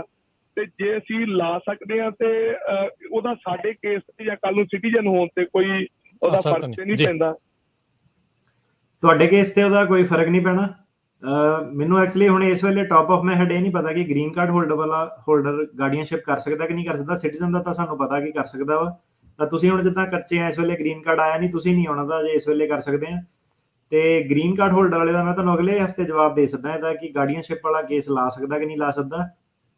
ਕੀ ਅਡਾਪਸ਼ਨ ਇਹ 17.5 ਸਾਲ ਦੇ ਉੱਤੇ ਹੋ ਸਕਦੀ ਹੈ ਕਿ 16 ਤੋਂ ਪਹਿਲਾਂ ਹੁੰਦੀ ਆ? ਨਹੀਂ, ਅਡਾਪਸ਼ਨ ਵਾਲਾ ਕੇਸ ਤਾਂ ਨਹੀਂ ਲੱਗਦਾ, ਉਹ ਤਾਂ ਓਵਰ ਹੋ ਗਿਆ, 14 ਸਾਲ ਤੋਂ ਪਹਿਲਾਂ ਲੱਗਦੀ ਹੈ। ਇਹ ਉਦਾਂ ਅਡਾਪਸ਼ਨ ਆਪਣੀ ਕਮਿਊਨਿਟੀ ਅਡਾਪਸ਼ਨ ਕਹਿ ਦਿੰਦੀ ਹੈ, ਪਰ ਇਹ ਗਾਰਡੀਅਨਸ਼ਿਪ ਡਿਫਰੈਂਟ ਹੁੰਦੀ ਹੈ। ਗਾਰਡੀਅਨਸ਼ਿਪ ਕਿਸੇ ਸਟੇਟ 'ਚ 18 ਸਾਲ ਆ, ਕਿਸੇ ਸਟੇਟ 'ਚ 21 ਸਾਲ ਆ। ਉਹਨਾਂ ਦੇ ਅਲੱਗ-ਅਲੱਗ ਰੂਲ ਆ। ਤੇ ਕੈਲੀਫੋਰਨੀਆ 'ਚ ਜਿੱਦਾਂ 21 ਸਾਲ ਤੱਕ ਆ, 21 ਸਾਲ ਤੋਂ ਛੋਟਾ ਹੋਣਾ ਚਾਹੀਦਾ ਜਵਾਕ। ਸੋ ਇਹਨਾਂ ਦੀ ਵਾਈਫ ਦਾ ਜਿੱਦਾਂ ਆ ਗਿਆ ਗ੍ਰੀਨ ਕਾਰਡ, ਉਹ ਆਪਣੇ ਪੱਧਰ ਦੇ ਉੱਤੇ ਕਰ ਸਕਦੇ ਜਾਂ ਐਜ਼ ਏ ਫੈਮਿਲੀ ਮੀਆਂ ਬੀਬੀ ਨੂੰ ਦੋਨੋਂ? ਮੈਂ ਦੇਖਣਾ ਕਿ ਮੈਨੂੰ ਪਤਾ ਸਿਟੀਜ਼ਨ ਤਾਂ ਕਰ ਸਕਦਾ, ਗ੍ਰੀਨ ਕਾਰਡ ਹੋਲਡਰ ਵਾਲਾ ਮੈਂ ਪਰਸਨਲੀ ਨਹੀਂ ਕਰੀ। ਮੈਂ ਦੇਖ ਕੇ ਅਗਲੇ ਹਫਤੇ ਤੁਹਾਨੂੰ ਦੱਸ ਸਕਦਾ ਕਿ ਗ੍ਰੀਨ ਕਾਰਡ ਹੋਲਡਰ ਕਰ ਸਕਦਾ ਕਿ ਨਹੀਂ ਕਰ ਸਕਦਾ। ਜੀ, ਇਹ ਸੀਗਾ ਕਿ ਕੇਸ ਆਇਆ ਨਹੀਂ ਕੋਈ, ਸਾਰੇ ਸਿਟੀਜ਼ਨ ਨਾਲ ਹੀ ਆਏ ਆ ਤਕਰੀਬਨ। ਜੀ ਜੀ ਜੀ ਜੀ। ਅਗਲੇ ਕਾਲਰ ਦੀਪ। ਹਾਂਜੀ ਦੀਪ। ਹੈਲੋ ਸਤਿ ਸ਼੍ਰੀ ਅਕਾਲ ਭਾਜੀ। ਸਤਿ ਸ਼੍ਰੀ ਅਕਾਲ ਭਾਈ। ਮੇਰਾ ਨਾ ਵਾਵਾ ਕੇਸ ਚੱਲਦਾ ਸੀਗਾ ਤੇ ਉਹ ਡਿਨਾਈ ਹੋ ਗਿਆ ਤੇ ਮੈਂ ਜਨਵਰੀ 'ਚ ਹੁਣ ਅਪੀਲ ਪਾਈ ਸੀਗੀ ਤੇ ਨਾਲ ਹੀ ਅਸਾਈਲਮ ਲਾਤਾ ਤੇ ਅਸਾਈਲਮ ਦਾ ਨੋਟਿਸ ਆ ਗਿਆ ਤੇ ਮੈਂ ਪੁੱਛਣਾ ਸੀਗਾ ਹੁਣ ਵਰਕ ਪਰਮਿਟ ਮਿਲ ਜੇਗਾ ਕਿੱਦਾਂ? ਹਾਂਜੀ, ਅਸਾਈਲਮ ਦੇ ਬੇਸ ਤੇ ਤੁਹਾਨੂੰ 150 ਦਿਨ ਬਾਅਦ ਤੁਸੀਂ ਅਪਲਾਈ ਕਰ ਸਕਦੇ ਹੋ। ਕਿਹੜੀ ਇੱਕ ਆਰਗੇਨਾਈਜੇਸ਼ਨ ਐਸੋਸੀਏਸ਼ਨ ਦੇ ਮੈਂਬਰ ਬਣੋ ਤਾਂ ਤੇਜ਼ ਹੋ ਜਾਂਦਾ ਹੁੰਦਾ? ASAP ਇੱਕ ਸੰਸਥਾ ਵਾ, ASAP ਕਰਕੇ, ਉਹਦੇ ਮੈਂਬਰ ਬਣ ਕੇ ਫਿਰ ਤੁਸੀਂ 150 ਦਿਨ ਬਾਅਦ ਲਾ ਸਕਦੇ ਆ। ਅਦਰਵਾਈਜ਼ ਫਿਰ ਜ਼ਿਆਦਾ ਸਮਾਂ ਲੱਗਦਾ ਹੈ। ਠੀਕ ਹੈ ਜੀ। ਪੰਕਜ। ਹਾਂਜੀ ਹਾਂਜੀ ਭਾਜੀ, ਮੇਰਾ ਸਵਾਲ ਇਹ ਹੀ ਕਿ ਮੇਰੀ ਵਾਈਫ F1 ਤੇ ਵੀਜ਼ੇ ਤੇ ਆਏ ਸੀ ਇੱਥੇ ਅਮਰੀਕਾ ਤੇ ਮੈਂ ਪਿਛਲੇ ਮਹੀਨੇ ਹੀ ਇੱਥੇ ਅਮਰੀਕਾ ਆਇਆ F2 ਵੀਜ਼ੇ ਤੇ। ਕਿ ਮੈਂ ਆਪਣਾ ਅਸਾਈਲਮ ਇੱਥੇ ਲਾ ਸਕਦਾ ਭਾਜੀ? ਤੇ ਮੇਰੇ ਵਾਈਫ ਦਾ ਕੋਈ ਮਤਲਬ ਚੱਕਰ ਤੇ ਨਹੀਂ ਪਊਗਾ? ਸਟੱਡੀ ਦਾ ਵਿੱਚ ਕੰਟੀਨਿਊ ਕਰ ਸਕਦੇ ਨੇ, ਇੰਡੀਆ ਆ ਜਾ ਸਕਦੇ ਨੇ ਵਾਈਫ ਮੇਰੇ ਜੀ ਜੇ ਮੈਂ ਅਸਾਈਲਮ ਲਾਉਣਾ ਸੀ? ਵਾਈਫ ਸਟੂਡੈਂਟ ਵੀਜ਼ੇ ਤੇ ਨੇ? ਹਾਂਜੀ, F1 ਤੇ। ਹਾਂਜੀ ਹਾਂਜੀ। F1 ਦੀ ਪ੍ਰੋਬਲਮ ਭਾਜੀ ਇਹ ਹੁੰਦੀ ਹੈ ਕਿ F1 ਵਾਲਿਆਂ ਨੂੰ ਇਹ ਸ਼ੋਅ ਕਰਨਾ ਹੁੰਦਾ ਕਿ ਉਹ ਵਾਪਸ ਆਪਣੀ ਕੰਟਰੀ ਜਾਊਗੇ। ਜਿੱਦਾਂ ਹੁਣ ਤੁਸੀਂ ਇੱਕ ਵਾਰੀ ਅਸਾਈਲਮ ਲਾਤਾ ਨਾ ਇੱਥੇ, ਤਾਂ ਵਾਈਫ ਨੂੰ ਇਹ ਕਹਿ ਕੇ ਰੋਕ ਸਕਦੇ ਆ ਕਿ ਤੇਰਾ ਹਸਬੈਂਡ ਉੱਥੇ ਟਿਕਣਾ ਚਾਹੁੰਦਾ ਤੇ ਸਾਨੂੰ ਨਹੀਂ ਲੱਗਦਾ ਕਿ ਤੂੰ ਵਾਪਸ ਜਾਣਾ। ਸੋ ਇਹ ਬੇਸ ਤੇ ਉਹਨੂੰ ਪ੍ਰੋਬਲਮ ਆ ਸਕਦੀ ਹੈ। ਜੀ ਜੀ। ਸੋ ਦੇਖ ਲਿਓ ਜੀ ਧਿਆਨ ਦੇ ਨਾਲ, ਇਸ ਹਿਸਾਬ ਦੇ ਨਾਲ। ਲਖਵਿੰਦਰ। ਹਾਂਜੀ, ਸਤਿ ਸ਼੍ਰੀ ਅਕਾਲ ਭਾਜੀ। ਜੀ ਸਤਿ ਸ਼੍ਰੀ ਅਕਾਲ ਭਾਜੀ। ਮੈਂ 2016 ਵਿੱਚ ਆਇਆ ਸੀਗਾ ਤੇ ਮੈਂ ਉਦੋਂ ਦਾ ਅਸਾਈਲਮ ਲਾਇਆ ਸੀਗਾ। ਮੇਰੀ ਅਪ੍ਰੈਲ ਪਿਛਲੇ 2 ਮਹੀਨੇ, ਲਾਸਟ 2 ਮਹੀਨੇ ਪਹਿਲਾਂ ਮੇਰੀ ਤਰੀਕ ਸੀਗੀ ਤੇ ਮੇਰਾ ਕੇਸ ਹੋਲਡ ਤੇ ਪਾ ਦਿੱਤਾ ਸੀਗਾ 2 ਮਹੀਨੇ ਲਈ ਕਿ ਤੁਹਾਨੂੰ 2 ਮਹੀਨੇ ਬਾਅਦ ਡਿਸੀਜਨ ਦੇਵਾਂਗੇ। ਤੇ ਸਰ ਹੁਣ 2 ਮਹੀਨੇ ਬਾਅਦ ਡਿਸੀਜਨ ਆਇਆ ਤੇ ਉਹਨਾਂ ਕੇਸ ਡਿਨਾਈ ਮਾਰ ਦਿੱਤਾ। ਉਹਨਾਂ ਨੇ ਰੀਜ਼ਨ ਦਿੱਤੇ ਆ ਕਿ ਜਿੱਥੇ ਇੱਕ ਥਾਂ ਮੈਂ ਕਿਹਾ ਨਹੀਂ ਸੀਗਾ ਕਿ ਮੇਰੇ ਸਵੈਲਿੰਗ ਹੋਈ ਸੀਗੀ, ਉਹ ਕਹਿੰਦੇ ਤੂੰ ਉਹ ਮਿਸ ਕੀਤਾ ਕਿ ਤੂੰ ਸਵੈਲਿੰਗ ਤੇਰੇ ਪੇਪਰ ਤੇ ਲਿਖਿਆ ਕਿ ਸਵੈਲਿੰਗ ਹੋਈ, ਤੂੰ ਉਹ ਨਹੀਂ ਬੋਲਿਆ। ਤੇ ਦੂਸਰਾ ਮੈਂ ਮਲੇਸ਼ੀਆ ਗਿਆ ਸੀਗਾ 2008-9 'ਚ ਤੇ ਮੈਂ ਉਹਨੂੰ ਇਹ ਗੱਲ ਕਹੀ ਸੀਗੀ ਕਿ ਮੈਨੂੰ ਯਾਦ ਨਹੀਂ, ਮੈਂ ਕਿ ਬਸ ਏਦਾਂ ਕਿ ਡੇਟਾਂ ਦੱਸੀਆਂ ਸੀਗੀਆਂ ਕਿ ਆਹ ਸਾਲ 'ਚ ਗਿਆ ਸੀਗਾ ਪਰ ਮੈਨੂੰ ਪ੍ਰੋਪਰ ਯਾਦ ਨਹੀਂ ਹੈਗਾ। ਤੁਹਾਡੇ ਬਿਆਨ ਮਤਲਬ ਹੋ ਗਏ ਸੀਗੇ, ਤਾਂ ਤੁਹਾਡੇ ਬਿਆਨ ਪੂਰੇ ਹੋ ਗਏ ਸੀਗੇ ਤੇ ਸਾਰਾ ਕੁਝ ਹੋ ਗਿਆ। ਮੇਰੀ 5 ਘੰਟੇ ਇੰਟਰਵਿਊ ਚੱਲੀ ਹੈ ਜੀ। ਅੱਛਾ।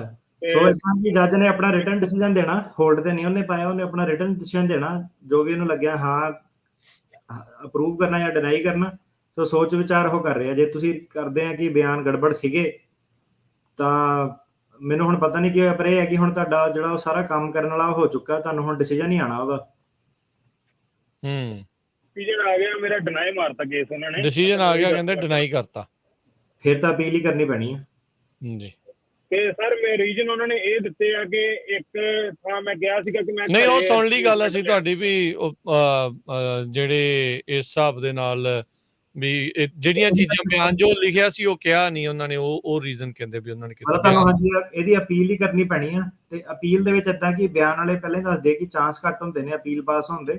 ਤੇ ਜੇ ਬਿਆਨ ਜ਼ਿਆਦਾ ਗੜਬੜ ਹੋਏ, ਜੇ ਮਾੜਾ ਮੋਟਾ 19-21 ਦਾ ਹੀ ਫਰਕ ਸੀਗਾ, ਉਹ ਤੁਸੀਂ ਐਕਸਪਲੇਨ ਕਰ ਸਕਦੇ ਆ। ਪਰ ਜੇ ਬਹੁਤ ਜ਼ਿਆਦਾ ਡੇਟਾ ਡੂਟਾ ਹਮਲੇ ਇਦਾਂ ਦੇ ਕੋਈ ਮੇਜਰ ਜੇ ਗਲਤੀਆਂ ਸੀਗੀਆਂ ਤਾਂ ਫਿਰ ਉਹਦਾ ਥੋੜਾ ਜਿਹਾ ਚੱਕਰ ਰਹਿੰਦਾ ਹੀ ਹੈ। ਉਹ ਅਪੀਲਾਂ ਜਿਤਨੀਆਂ ਔਖੀਆਂ ਹੁੰਦੀਆਂ। ਜੀ। ਚਰਨਜੀਤ। ਹੈਲੋ। ਹਾਂਜੀ ਚਰਨਜੀਤ। ਹੈਲੋ, ਸਤਿ ਸ਼੍ਰੀ ਅਕਾਲ ਭਾਜੀ। ਸਤਿ ਸ਼੍ਰੀ ਅਕਾਲ ਭਾਜੀ। ਮੈਂ 2021 ਦੀ ਮੇਰੀ ਡੇਟ ਸੀ ਤੇ ਉਹ ਡੇਟ ਮੇਰੀ ਨਾ ਜਦੋਂ ਮੇਰੀ ਡੇਟ ਆਈ ਉਹ ਅਗਲੇ ਸਾਲ ਚਲੀ ਗਈ, ਉਹ 2023 ਵਿੱਚ ਚਲੀ ਗਈ। ਮੈਂ ਵਕੀਲ ਨੂੰ ਪ੍ਰਮੋਸ਼ਨ ਪਵਾ ਕੇ ਜਲਦੀ ਮੇਰੇ 1 ਮੰਥ ਬਾਅਦ ਫਿਰ ਉਹੀ ਡੇਟ ਆ ਗਈ ਦੁਬਾਰਾ, ਫਿਰ 13 ਜੁਲਾਈ। ਤੇ ਉਸ ਤੋਂ ਬਾਅਦ ਮੇਰੀ ਹੀਅਰਿੰਗ ਹੋਈ ਹੈ ਜੀ। ਹੀਅਰਿੰਗ ਦੇ ਵਿੱਚ ਮੇਰੀ ਯਾਨੀ ਕਿ ਬਿਆਨ ਜੋ ਵੀ ਉਹਨਾਂ ਨੇ ਪਹਿਲਾਂ ਮੈਨੂੰ ਵਕੀਲ ਪੀੜੀ ਦੇਣੀ ਸੀ ਕਿ ਉਹਨੂੰ ਪੀੜੀ ਦੇਣੀ ਹੈ ਤੇ ਮੈਂ ਪੀੜੀ ਲਈ ਨਹੀਂ, ਉਹਨਾਂ ਨੇ ਪੀੜੀ ਨਹੀਂ ਲੈਣੀ ਹੈਗੀ ਕਿਉਂਕਿ ਮੇਰੀ ਫੈਮਿਲੀ ਦੇ ਪਿੱਛੇ ਬੱਚੇ ਨੇ ਮੇਰੇ 4 ਨਿੱਕੇ ਨਿੱਕੇ, ਮੈਂ ਪੀੜੀ ਨਹੀਂ ਲੈਣੀ ਹੈਗੀ। ਹਾਂਜੀ। ਅੱਜ ਉਹਨਾਂ ਨੇ ਮੇਰੀ ਉੱਥੇ 2-3 ਘੰਟੇ ਮੇਰੀ ਉਹਨੇ ਯਾਨੀ ਕਿ ਮੇਰੀ ਉੱਥੇ ਬਿਆਨਬਾਜ਼ੀ ਹੋਈ ਹੈ, ਉਹਦੇ ਵਿੱਚ ਮੈਂ ਸਾਰੇ ਆਪਣੇ ਬਿਆਨ ਸਹੀ ਦਿੱਤੇ, ਡੇਟਾ ਸਾਰਾ ਕੁਝ ਸਹੀ ਦੱਸਿਆ। ਉਸ ਤੋਂ ਬਾਅਦ ਉਹ ਇਹਨੇ ਇੱਕ ਯੈਸ ਤੇ ਨੋ ਦੇ ਵਿੱਚ ਮੈਨੂੰ ਕੁਐਸਚਨ ਪੁੱਛਦੇ ਰਹੀ, ਯੈਸ ਤੇ ਨੋ ਜਵਾਬ ਦੇ ਮੈਨੂੰ। ਉਹਦੇ ਵਿੱਚ ਉਹਨੇ ਮੈਨੂੰ ਪੁੱਛਿਆ ਸਿੱਖਾਂ ਨੂੰ ਉੱਥੇ ਖਤਰਾ ਹੈ, ਮੈਂ ਮੇਰੇ ਮੂੰਹ ਤੇ ਹੋ ਗਿਆ ਯੈਸ ਸਿੱਖਾਂ ਨੂੰ ਖਤਰਾ ਤਾਂ ਹੈ ਵੀ ਸਾਡੇ ਉੱਤੇ ਗੁਰੂ ਗ੍ਰੰਥ ਸਾਹਿਬ ਜੀ ਦੀ ਬੇਇੱਜ਼ਤੀ ਕਰ ਰਹੇ ਨੇ, ਸਾਡੇ ਸਿੱਖ ਬਹੁਤ ਜ਼ਿਆਦਾ ਪਰੇਸ਼ਾਨ ਨੇ। ਇਹਦੇ ਵਿੱਚ ਉਹਨੇ ਜੱਜ ਨੂੰ ਜਾ ਕੇ ਕਹਿ ਦਿੱਤਾ ਕਿ ਇਹ ਤੇ ਦਿੱਲੀ ਵੀ ਰਹਿ ਸਕਦੇ, ਸਿੱਖ ਮਿਲੀਅਨ ਰਹਿੰਦੇ ਨੇ, ਬਹੁਤ ਜ਼ਿਆਦਾ ਲੋਕ ਰਹਿੰਦੇ ਨੇ ਤੇ ਕਿਤੇ ਹੋਰ ਜਾ ਕੇ ਰਹਿ ਸਕਦਾ। ਸੋ ਰੀਲੋਕੇਸ਼ਨ ਵਾਲੀ ਗੱਲ ਕਰਤੀ ਉਹਨਾਂ ਨੇ ਵਿੱਚ। ਹਾਂਜੀ ਹਾਂਜੀ ਹਾਂਜੀ। ਉਸ ਤੋਂ ਬਾਅਦ ਫਿਰ ਜੱਜ ਨੇ ਡਿਸੀਜਨ ਦਿੱਤਾ 2 ਘੰਟੇ ਬਾਅਦ, ਉਹਨੇ ਮੈਨੂੰ ਕੇਸ ਮੇਰਾ ਡਿਨਾਈ ਕਰਤਾ। ਡਿਨਾਈ ਕਰਤਾ। ਮੇਰੇ ਕੋਲ ਲਿਖਤ ਦੇ ਵਿੱਚ ਮੇਰੇ ਕੋਲ ਕੋਈ ਨਹੀਂ ਦਿੱਤਾ, ਉਹਨੇ ਮੈਨੂੰ ਲਿਖਤ ਦੇ ਵਿੱਚ ਕੁਝ ਨਹੀਂ ਦਿੱਤਾ। ਤੁਹਾਡਾ ਨਿਊਯਾਰਕ ਸੀਗਾ ਕੇਸ? ਹਾਂਜੀ, ਮੇਰਾ ਨਿਊਯਾਰਕ ਕੇਸ ਸੀ ਜੀ। ਤੇ ਮੇਰੇ ਰਿਟਰਨ ਦੇ ਵਿੱਚ ਕੁਝ ਨਹੀਂ ਦਿੱਤਾ। 10 ਦਿਨ ਬਾਅਦ ਜੱਜ ਸਾਹਿਬ ਨੇ ਮੇਰੀ ਫਾਈਲ ਪੜ੍ਹੀ, ਮੇਰੀ ਫਾਈਲ ਨਹੀਂ ਸੀ ਬਿਲਕੁਲ ਵੀ ਪੜ੍ਹੀ ਉਹਨਾਂ 10 ਦਿਨ ਬਾਅਦ ਫਿਰ ਉਹਨਾਂ ਨੇ ਫਾਈਲ ਪੜ੍ਹੀ, ਫਾਈਲ ਪੜ੍ਹ ਕੇ ਉਹਨਾਂ ਨੇ ਮੇਰੇ ਵਕੀਲ ਨੂੰ ਕਾਲ ਕੀਤੀ ਮੈਂ ਆਪਣਾ ਡਿਸੀਜਨ ਚੇਂਜ ਕਰਨਾ ਹੈ। ਫਿਰ ਉਹਨਾਂ ਨੇ ਮੇਰਾ ਕੇਸ 10 ਦਿਨ ਬਾਅਦ ਪਾਸ ਕਰ ਦਿੱਤਾ ਤੇ ਉਹ ਸਾਰਾ ਕੁਝ ਬਹੁਤ ਵਧੀਆ ਡਿਸੀਜਨ ਜੱਜ ਨੇ ਮੈਨੂੰ ਦਿੱਤਾ ਵਿੱਚ ਜੋ ਵੀ ਸਾਡੀ ਪਾਰਟੀ ਦਾ ਵੀ ਧਾਰਮਿਕ ਪਾਰਟੀ ਹੈ ਇਹਨਾਂ ਦੀ ਧਰਮ ਦੀ ਰੱਖਿਆ ਵੀ ਹਾਂਜੀ ਠੀਕ ਹੈ ਜੀ। ਸੋ ਤੁਹਾਡਾ ਸਵਾਲ ਵੀ ਹੈਗਾ ਹੈ ਕੋਈ? ਹਾਂਜੀ ਸਵਾਲ ਹੈਗਾ ਜੀ। ਉਸ ਤੋਂ ਬਾਅਦ ਫਿਰ 25 ਅਗਸਤ ਨੂੰ ਜਿਹੜਾ ਉੱਪਰੋਂ ਫੈਸਲਾ ਹੁੰਦਾ ਹੈ ਨਾ, ਜਿਹੜਾ ਰੀਲੋਕੇਸ਼ਨ ਵਾਲਾ ਕਿਸੇ ਦਾ ਕੇਸ ਫੇਲ ਹੋਇਆ ਸੀ ਤੇ 27 ਤਰੀਕ ਨੂੰ ਮੇਰੀ ਉਹ ਮੋਸ਼ਨ ਉਸ ਜੱਜ ਨੂੰ ਪਾ ਕੇ ਮੇਰਾ ਕੇਸ ਦੁਬਾਰਾ ਫਿਰ ਡਿਨਾਈ ਕਰਾਤਾ ਉਸ ਵਕੀਲ ਨੇ। ਠੀਕ ਹੈ ਜੀ। ਸੋ ਪਹਿਲਾਂ ਫੇਲ ਕੀਤਾ ਫਿਰ ਪਾਸ ਹੋਇਆ ਫਿਰ ਦੁਬਾਰਾ ਫੇਲ ਕਰਤਾ।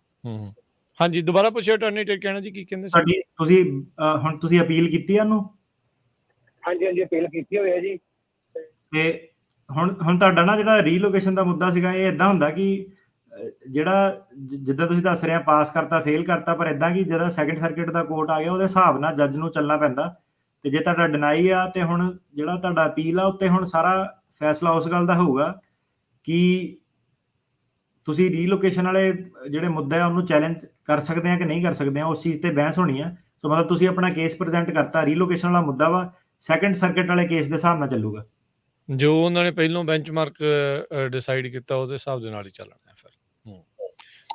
ਠੀਕ ਹੈ ਜੀ। ਸੋ ਇਹ ਕੁਝ ਕਰ ਸਕਦੇ ਸਿਰਫ ਉਸੇ ਦੇ ਉੱਤੇ ਹੀ ਹੁਣ ਜਿਹੜੀ ਉਹ ਰਹਿਣਾ ਹੈ। ਸੋ ਇਹੀ ਚੀਜ਼ ਜਿਹੜੀ ਉਹ ਦੇਖਣਗੇ ਹੁਣ ਜਿਹੜਾ ਸੈਕੰਡ ਸਰਕਿਟ ਵਾਲੇ।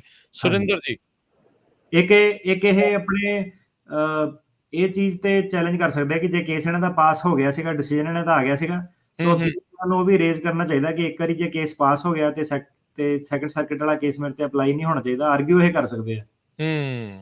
ਠੀਕ ਹੈ ਜੀ। ਵੀ ਜੱਜ ਨੇ ਤਾਂ ਮੈਨੂੰ ਜਿਹੜਾ ਉਹ ਅਪਰੂਵ ਕਰਤਾ ਸੀਗਾ ਜੀ। ਹਾਂਜੀ ਸੁਰਿੰਦਰ ਭਾਜੀ ਮੇਰੇ ਦੋ ਕੁਐਸਚਨ ਆ। ਮੇਰਾ ਮੈਰਿਜ ਬੇਸ ਤੇ ਨਾ ਕੇਸ ਲੱਗਾ ਹੋਇਆ ਤੇ ਮੇਰਾ ਪਾਸਪੋਰਟ ਜਿਹੜਾ ਉਹ ਐਕਸਪਾਇਰ ਹੋਣ ਵਾਲਾ ਆ ਤੇ ਭਾਈ ਜੇ ਮੇਰੇ ਲੇਟ ਇੰਟਰਵਿਊ ਹੁੰਦੀ ਆ ਤੇ ਮੇਰਾ ਪਾਸਪੋਰਟ ਐਕਸਪਾਇਰ ਹੋਇਆ ਤਾਂ ਕੋਈ ਇਸ਼ੂ ਤਾਂ ਨਹੀਂ ਹੋਊਗਾ ਇੰਟਰਵਿਊ ਤੇ ਦੂਜਾ ਭਾਜੀ ਉਹ ਗ੍ਰੀਨ ਆਪਣਾ ਅਪ੍ਰੈਲ ਦੇ ਵਿੱਚ ਲਾਅ ਪਾਸ ਹੋਇਆ ਸੀਗਾ ਵੀ ਵਿਦਆਊਟ ਇੰਟਰਵਿਊ ਵੀ ਗ੍ਰੀਨ ਕਾਰਡ ਪਾਸ ਹੋਣੇ ਆ। ਉਹ ਕੰਡੀਸ਼ਨਲ ਗ੍ਰੀਨ ਕਾਰਡ ਸੀਗੇ ਕਿ 10 ਈਅਰ ਵਾਲੇ ਭਾਜੀ ਇੰਟਰਵਿਊ ਜਿਹੜੀ ਸੀ? ਜਿਹੜਾ ਭਾਜੀ ਨਹੀਂ ਇਦਾਂ ਦਾ ਕੋਈ ਲਾਅ ਤਾਂ ਨਹੀਂ ਪਾਸ। ਪਹਿਲਾਂ ਤਾਂ ਇਹ ਹੈ ਕਿ ਪਾਸਪੋਰਟ ਵਾਲਾ ਉਹਦਾ ਤੁਸੀਂ ਤਤਕਾਲ 'ਚ ਤੁਹਾਡਾ ਉਹਨਾਂ ਨੇ ਕਰ ਦੇਣਾ ਸਕੀਮ ਦੇ ਵਿੱਚ ਐਕਸਟੈਂਡ ਪਾਸਪੋਰਟ ਐਕਸਟੈਂਡ ਕਰਾ ਲਓ ਤਾਂ ਕੇਸ ਹੋਲਡ ਤੇ ਪਾ ਸਕਦੇ ਆ। ਤਾਂ ਦੂਜਾ ਇਹ ਹੈ ਕਿ ਜਿਹੜਾ ਤੁਸੀਂ ਕਿ ਲਾਅ ਪਾਸ ਹੋਇਆ ਬਿਨਾਂ ਇੰਟਰਵਿਊ ਦੇ, ਜਿਹੜੇ ਪੇਰੈਂਟਸ ਵਾਲੇ ਇਦਾਂ ਦਾ ਕੋਈ ਲਾਅ ਨਹੀਂ ਪਾਸ ਹੋਇਆ, ਪਰ ਇਹ ਸੀਗਾ ਕਿ ਉਹਨਾਂ ਨੇ ਡਾਇਰੈਕਸ਼ਨ ਦਿੱਤੀ ਸੀ ਕਿ ਵਰਕਲੋਡ ਬਹੁਤ ਜ਼ਿਆਦਾ ਉਹਨਾਂ ਦਾ ਵਧਿਆ ਵਾ, ਤਾਂ ਕਰਕੇ ਜਿਹੜੇ ਪੇਰੈਂਟਸ ਵਾਲੇ ਕੇਸ ਸੀਗੇ ਆਪਾਂ ਦੇਖਿਆ ਉਹ 'ਚ ਉਹਨਾਂ ਨੇ ਇੰਟਰਵਿਊ ਛੱਡਤੀ। ਜਿਹੜੇ ਇੰਪਲੋਇਮੈਂਟ ਬੇਸ ਵਾਲੇ ਸੀਗੇ ਉਹਦੇ ਵਿੱਚ ਇੰਟਰਵਿਊ ਛੱਡਤੀ। ਕਈ ਕੇਸ ਸੀਗੇ ਸਾਡੇ ਜਿਹਦੇ ਵਿੱਚ ਕਿ ਜਿੱਦਾਂ ਜਵਾਕ ਵਗੈਰਾ ਹੋਏ ਆ ਉਹਨਾਂ ਦੇ ਵਿੱਚ ਉਹਨਾਂ ਨੇ ਇੰਟਰਵਿਊ ਛੱਡਤੀ, ਪਰ ਜਿੱਦਾਂ ਹੁਣ ਨਾਰਮਲ ਜਿਹੜੇ ਕੇਸ ਆ ਵਿਆਹ ਵਾਲੇ ਉਹਨਾਂ ਦੀ ਇੰਟਰਵਿਊ ਉਹਨਾਂ ਨੇ ਕਰਨੀ ਹੈ। ਠੀਕ ਹੈ। ਸੋ ਜਦੋਂ ਕਹਿੰਦੇ ਆ ਵੀ ਕਿਸੇ ਦੇ ਪੇਰੈਂਟ ਦਾ ਜਿੱਦਾਂ ਹੋ ਜਾਂਦਾ, ਪੇਰੈਂਟ ਫਿਰ ਕਾਲੇ ਵੀ ਪੈ ਜਾਂਦੇ ਵਾਪਸ ਜਾਣ ਨੂੰ, ਕੀ ਹੁੰਦਾ ਹੈ ਵੀ ਕੁਛ ਚਿਰ ਜਿਹੜਾ ਉਹ ਰਹਿਣਾ ਵੀ ਪੈਂਦਾ ਹੈ ਬਾਅਦ ਚ ਗ੍ਰੀਨ ਕਾਰਡ ਅਪਰੂਵ ਹੋਣ ਤੋਂ ਬਾਅਦ ਚ? ਵਿਆਹ ਦੀ ਗੱਲ ਕਰਨੀ ਹੈ? ਨਹੀਂ ਜਿੱਦਾਂ ਪੇਰੈਂਟਸ ਦਾ ਕਿਸੇ ਨੇ ਕੀਤਾ ਆ ਉਹ ਫਿਰ ਇੰਤਜ਼ਾਰ ਕਰਦੇ ਨੂੰ ਕਈ ਵਾਰੀ ਜ਼ਿਆਦਾ ਸਮਾਂ ਹੋ ਜਾਂਦਾ ਆ, ਫਿਰ ਉਹ ਕਾਲੇ ਪੈ ਜਾਂਦੇ ਗ੍ਰੀਨ ਕਾਰਡ ਆਉਂਦੇ, ਕੀ ਕੁਛ ਸਮਾਂ ਰਹਿ ਕੇ ਜਾਣਾ ਪੈਂਦਾ ਹੈ? ਨਹੀਂ, ਇੱਕ ਵਾਰੀ ਗ੍ਰੀਨ ਕਾਰਡ ਆ ਗਿਆ ਤੁਸੀਂ ਜਾ ਸਕਦੇ ਆ, ਪਹਿਲਾਂ ਵੀ ਟਰੈਵਲ ਕਰ ਸਕਦੇ ਆ ਟਰੈਵਲ ਡਾਕੂਮੈਂਟ ਤੇ, 6 ਮਹੀਨੇ ਤੋਂ ਵੱਧ ਨਹੀਂ ਟਰੈਵਲ ਕਰ ਸਕਦੇ। ਠੀਕ ਹੈ। ਜਸ ਹਾਂਜੀ ਜਸ। ਹੈਲੋ ਹਾਂਜੀ ਸਤਿ ਸ਼੍ਰੀ ਅਕਾਲ ਜੀ। ਸਤਿ ਸ਼੍ਰੀ ਅਕਾਲ। ਹਾਂਜੀ ਮੇਰਾ ਸਵਾਲ ਸੀਗਾ ਜੀ, ਜੇ ਕਿਸੇ ਨੇ ਇੱਥੇ ਇਨਵੈਸਟਮੈਂਟ ਕਰਨੀ ਹੋਵੇ ਜੀ, ਇਨਵੈਸਟਮੈਂਟ ਦੇ ਆਧਾਰ ਦੇ ਉੱਤੇ ਗ੍ਰੀਨ ਕਾਰਡ ਉਹਨੂੰ ਮਿਲਦਾ ਤੇ ਉਹ ਕਿੰਨੀ ਇਨਵੈਸਟ ਕਰਨੀ ਪੈਂਦੀ ਹੈਗੀ ਹੈ ਜੀ ਮੈਨੂੰ? 8 ਲੱਖ ਡਾਲਰ ਜਾਂ 1.3 ਡਿਪੈਂਡਿੰਗ ਔਨ ਕਿਹੜੇ ਏਰੀਆ 'ਚ, minimum 8 lakh dollar. 8 lakh dollar ਜੀ ਜੀ। ਕੀ ਅਸਾਈਲਮ ਤੇ ਆਇਆ ਹੋਇਆ ਬੰਦਾ ਵੀ ਇਦਾਂ ਇਨਵੈਸਟਮੈਂਟ ਕਰ ਸਕਦਾ ਜੀ? ਅਸਾਈਲਮ ਜਿਹਨੇ ਅਪਲਾਈ ਕੀਤਾ ਹੋਇਆ ਕੀ ਉਹ ਬਾਅਦ ਦੇ ਵਿੱਚ ਤੁਹਾਨੂੰ ਸਟੇਟਸ ਮੇਨਟੇਨ ਰੱਖਣਾ ਪੈਣਾ। ਸੋ ਅਸਾਈਲਮ ਵਾਲਾ ਉਹਨੂੰ ਗ੍ਰੀਨ ਕਾਰਡ ਨਹੀਂ ਇੱਥੇ ਮਿਲਣਾ, ਉਹਨੂੰ ਕੰਟਰੀ ਆਊਟ ਕਰਨਾ ਪੈਣਾ, ਉਹਦੇ ਬੇਸ ਤੇ ਉਹ ਆਰਗੂਮੈਂਟ ਕਰ ਸਕਦਾ ਵਾ। ਤੇ ਥੋੜਾ ਜਿਹਾ ਕੰਪਲਿਕੇਟਡ ਮੁੱਦਾ, ਪਰ ਹਾਂਜੀ ਇਹ ਜ਼ਿਆਦਾਤਰ ਜਿਹੜੇ ਲੀਗਲ ਤਰੀਕੇ ਨਾਲ ਆਏ ਨਾ ਉਹਨਾਂ ਵਾਸਤੇ ਹੀ ਹੈ। ਠੀਕ ਹੈ, ਓਕੇ ਜੀ। ਸੋ ਜਿਹੜੇ ਕੋਈ ਪੁੱਛ ਰਹੇ ਨੇ ਵੀ ਅਪਡੇਟ ਕਰ ਦਿਓ ਜੀ ਬਾਰਡਰ ਕ੍ਰਾਸਿੰਗ ਨਵੇਂ ਰੂਲਸ ਦੇ ਪ੍ਰੋਗਰਾਮ ਦਾ ਪਹਿਲਾ ਹਿੱਸਾ ਸੁਣ ਲਿਓ ਜੀ ਬ੍ਰੇਕ ਤੋਂ ਪਹਿਲਾਂ ਵਾਲਾ, ਤੇ ਉਹਦੇ ਵਿੱਚ ਅਸੀਂ ਸਾਰੀਆਂ ਅੱਜ ਦੀਆਂ ਲੇਟੈਸਟ ਅਪਡੇਟ ਖਬਰਾਂ ਜਿਹੜੀਆਂ ਉਹ ਦੱਸੀਆਂ ਨੇ। ਕਈ ਸਵਾਲਾਂ ਦੇ ਜਵਾਬ ਇਹਨਾਂ ਕਾਲਰਸ ਦੇ ਜ਼ਰੀਏ ਜਿਹੜੇ ਉਹ ਤੁਹਾਨੂੰ ਵੀ ਜਿਹੜੇ ਸਰੋਤੇ ਉਹ ਮਿਲੇ ਹੋਣੇ ਆ। ਤੇ ਇੱਕ ਚੀਜ਼ ਜਿਹੜੀ ਜ਼ਰੂਰ ਆ, ਤੁਸੀਂ ਪ੍ਰੋਗਰਾਮ ਚੱਲਦੇ ਦੇ ਵਿੱਚ ਕਈ ਵਾਰੀ ਉਹ ਸੇਮ ਸਵਾਲ ਜਿਹੜਾ ਉਹ ਦੁਬਾਰਾ ਕਈ ਵਾਰੀ ਪੁੱਛ ਲੈਂਦੇ ਹੁੰਦੇ ਆ, ਤੇ ਉਹ ਬੈਟਰ ਆ ਵੀ ਤੁਸੀਂ ਪ੍ਰੋਗਰਾਮ ਨੂੰ ਮੁੜ ਕੇ ਦੁਬਾਰਾ ਜਿਹੜਾ ਆ ਉਹ ਰੀਵਿਜ਼ਿਟ ਕਰੋ, ਦੁਬਾਰਾ ਉਸ ਨੂੰ ਜਿਹੜਾ ਉਹ ਸੁਣ ਲਿਆ ਕਰੋ, ਤੁਹਾਨੂੰ ਬਹੁਤ ਸਾਰੇ ਸਵਾਲਾਂ ਦੇ ਜਿਹੜੇ ਜਵਾਬ ਮਿਲ ਜਾਣਗੇ। ਤੇ ਅਟਾਰਨੀ ਟਿਰਕੀਆਣਾ ਜੀ ਬਹੁਤ ਬਹੁਤ ਧੰਨਵਾਦ, ਬੜੀ ਮਿਹਰਬਾਨੀ, ਮਿਲਦੇ ਹਾਂ ਜੀ ਫਿਰ ਅਗਲੀ ਵਾਰ। ਮਿਹਰਬਾਨੀ, ਸਤਿ ਸ਼੍ਰੀ ਅਕਾਲ ਜੀ, ਸਤਿ ਸ਼੍ਰੀ ਅਕਾਲ। ਸੋ ਸਰੋਤਿਓ, ਇੱਥੇ ਪ੍ਰੋਗਰਾਮ ਦੀ ਸਮਾਪਤੀ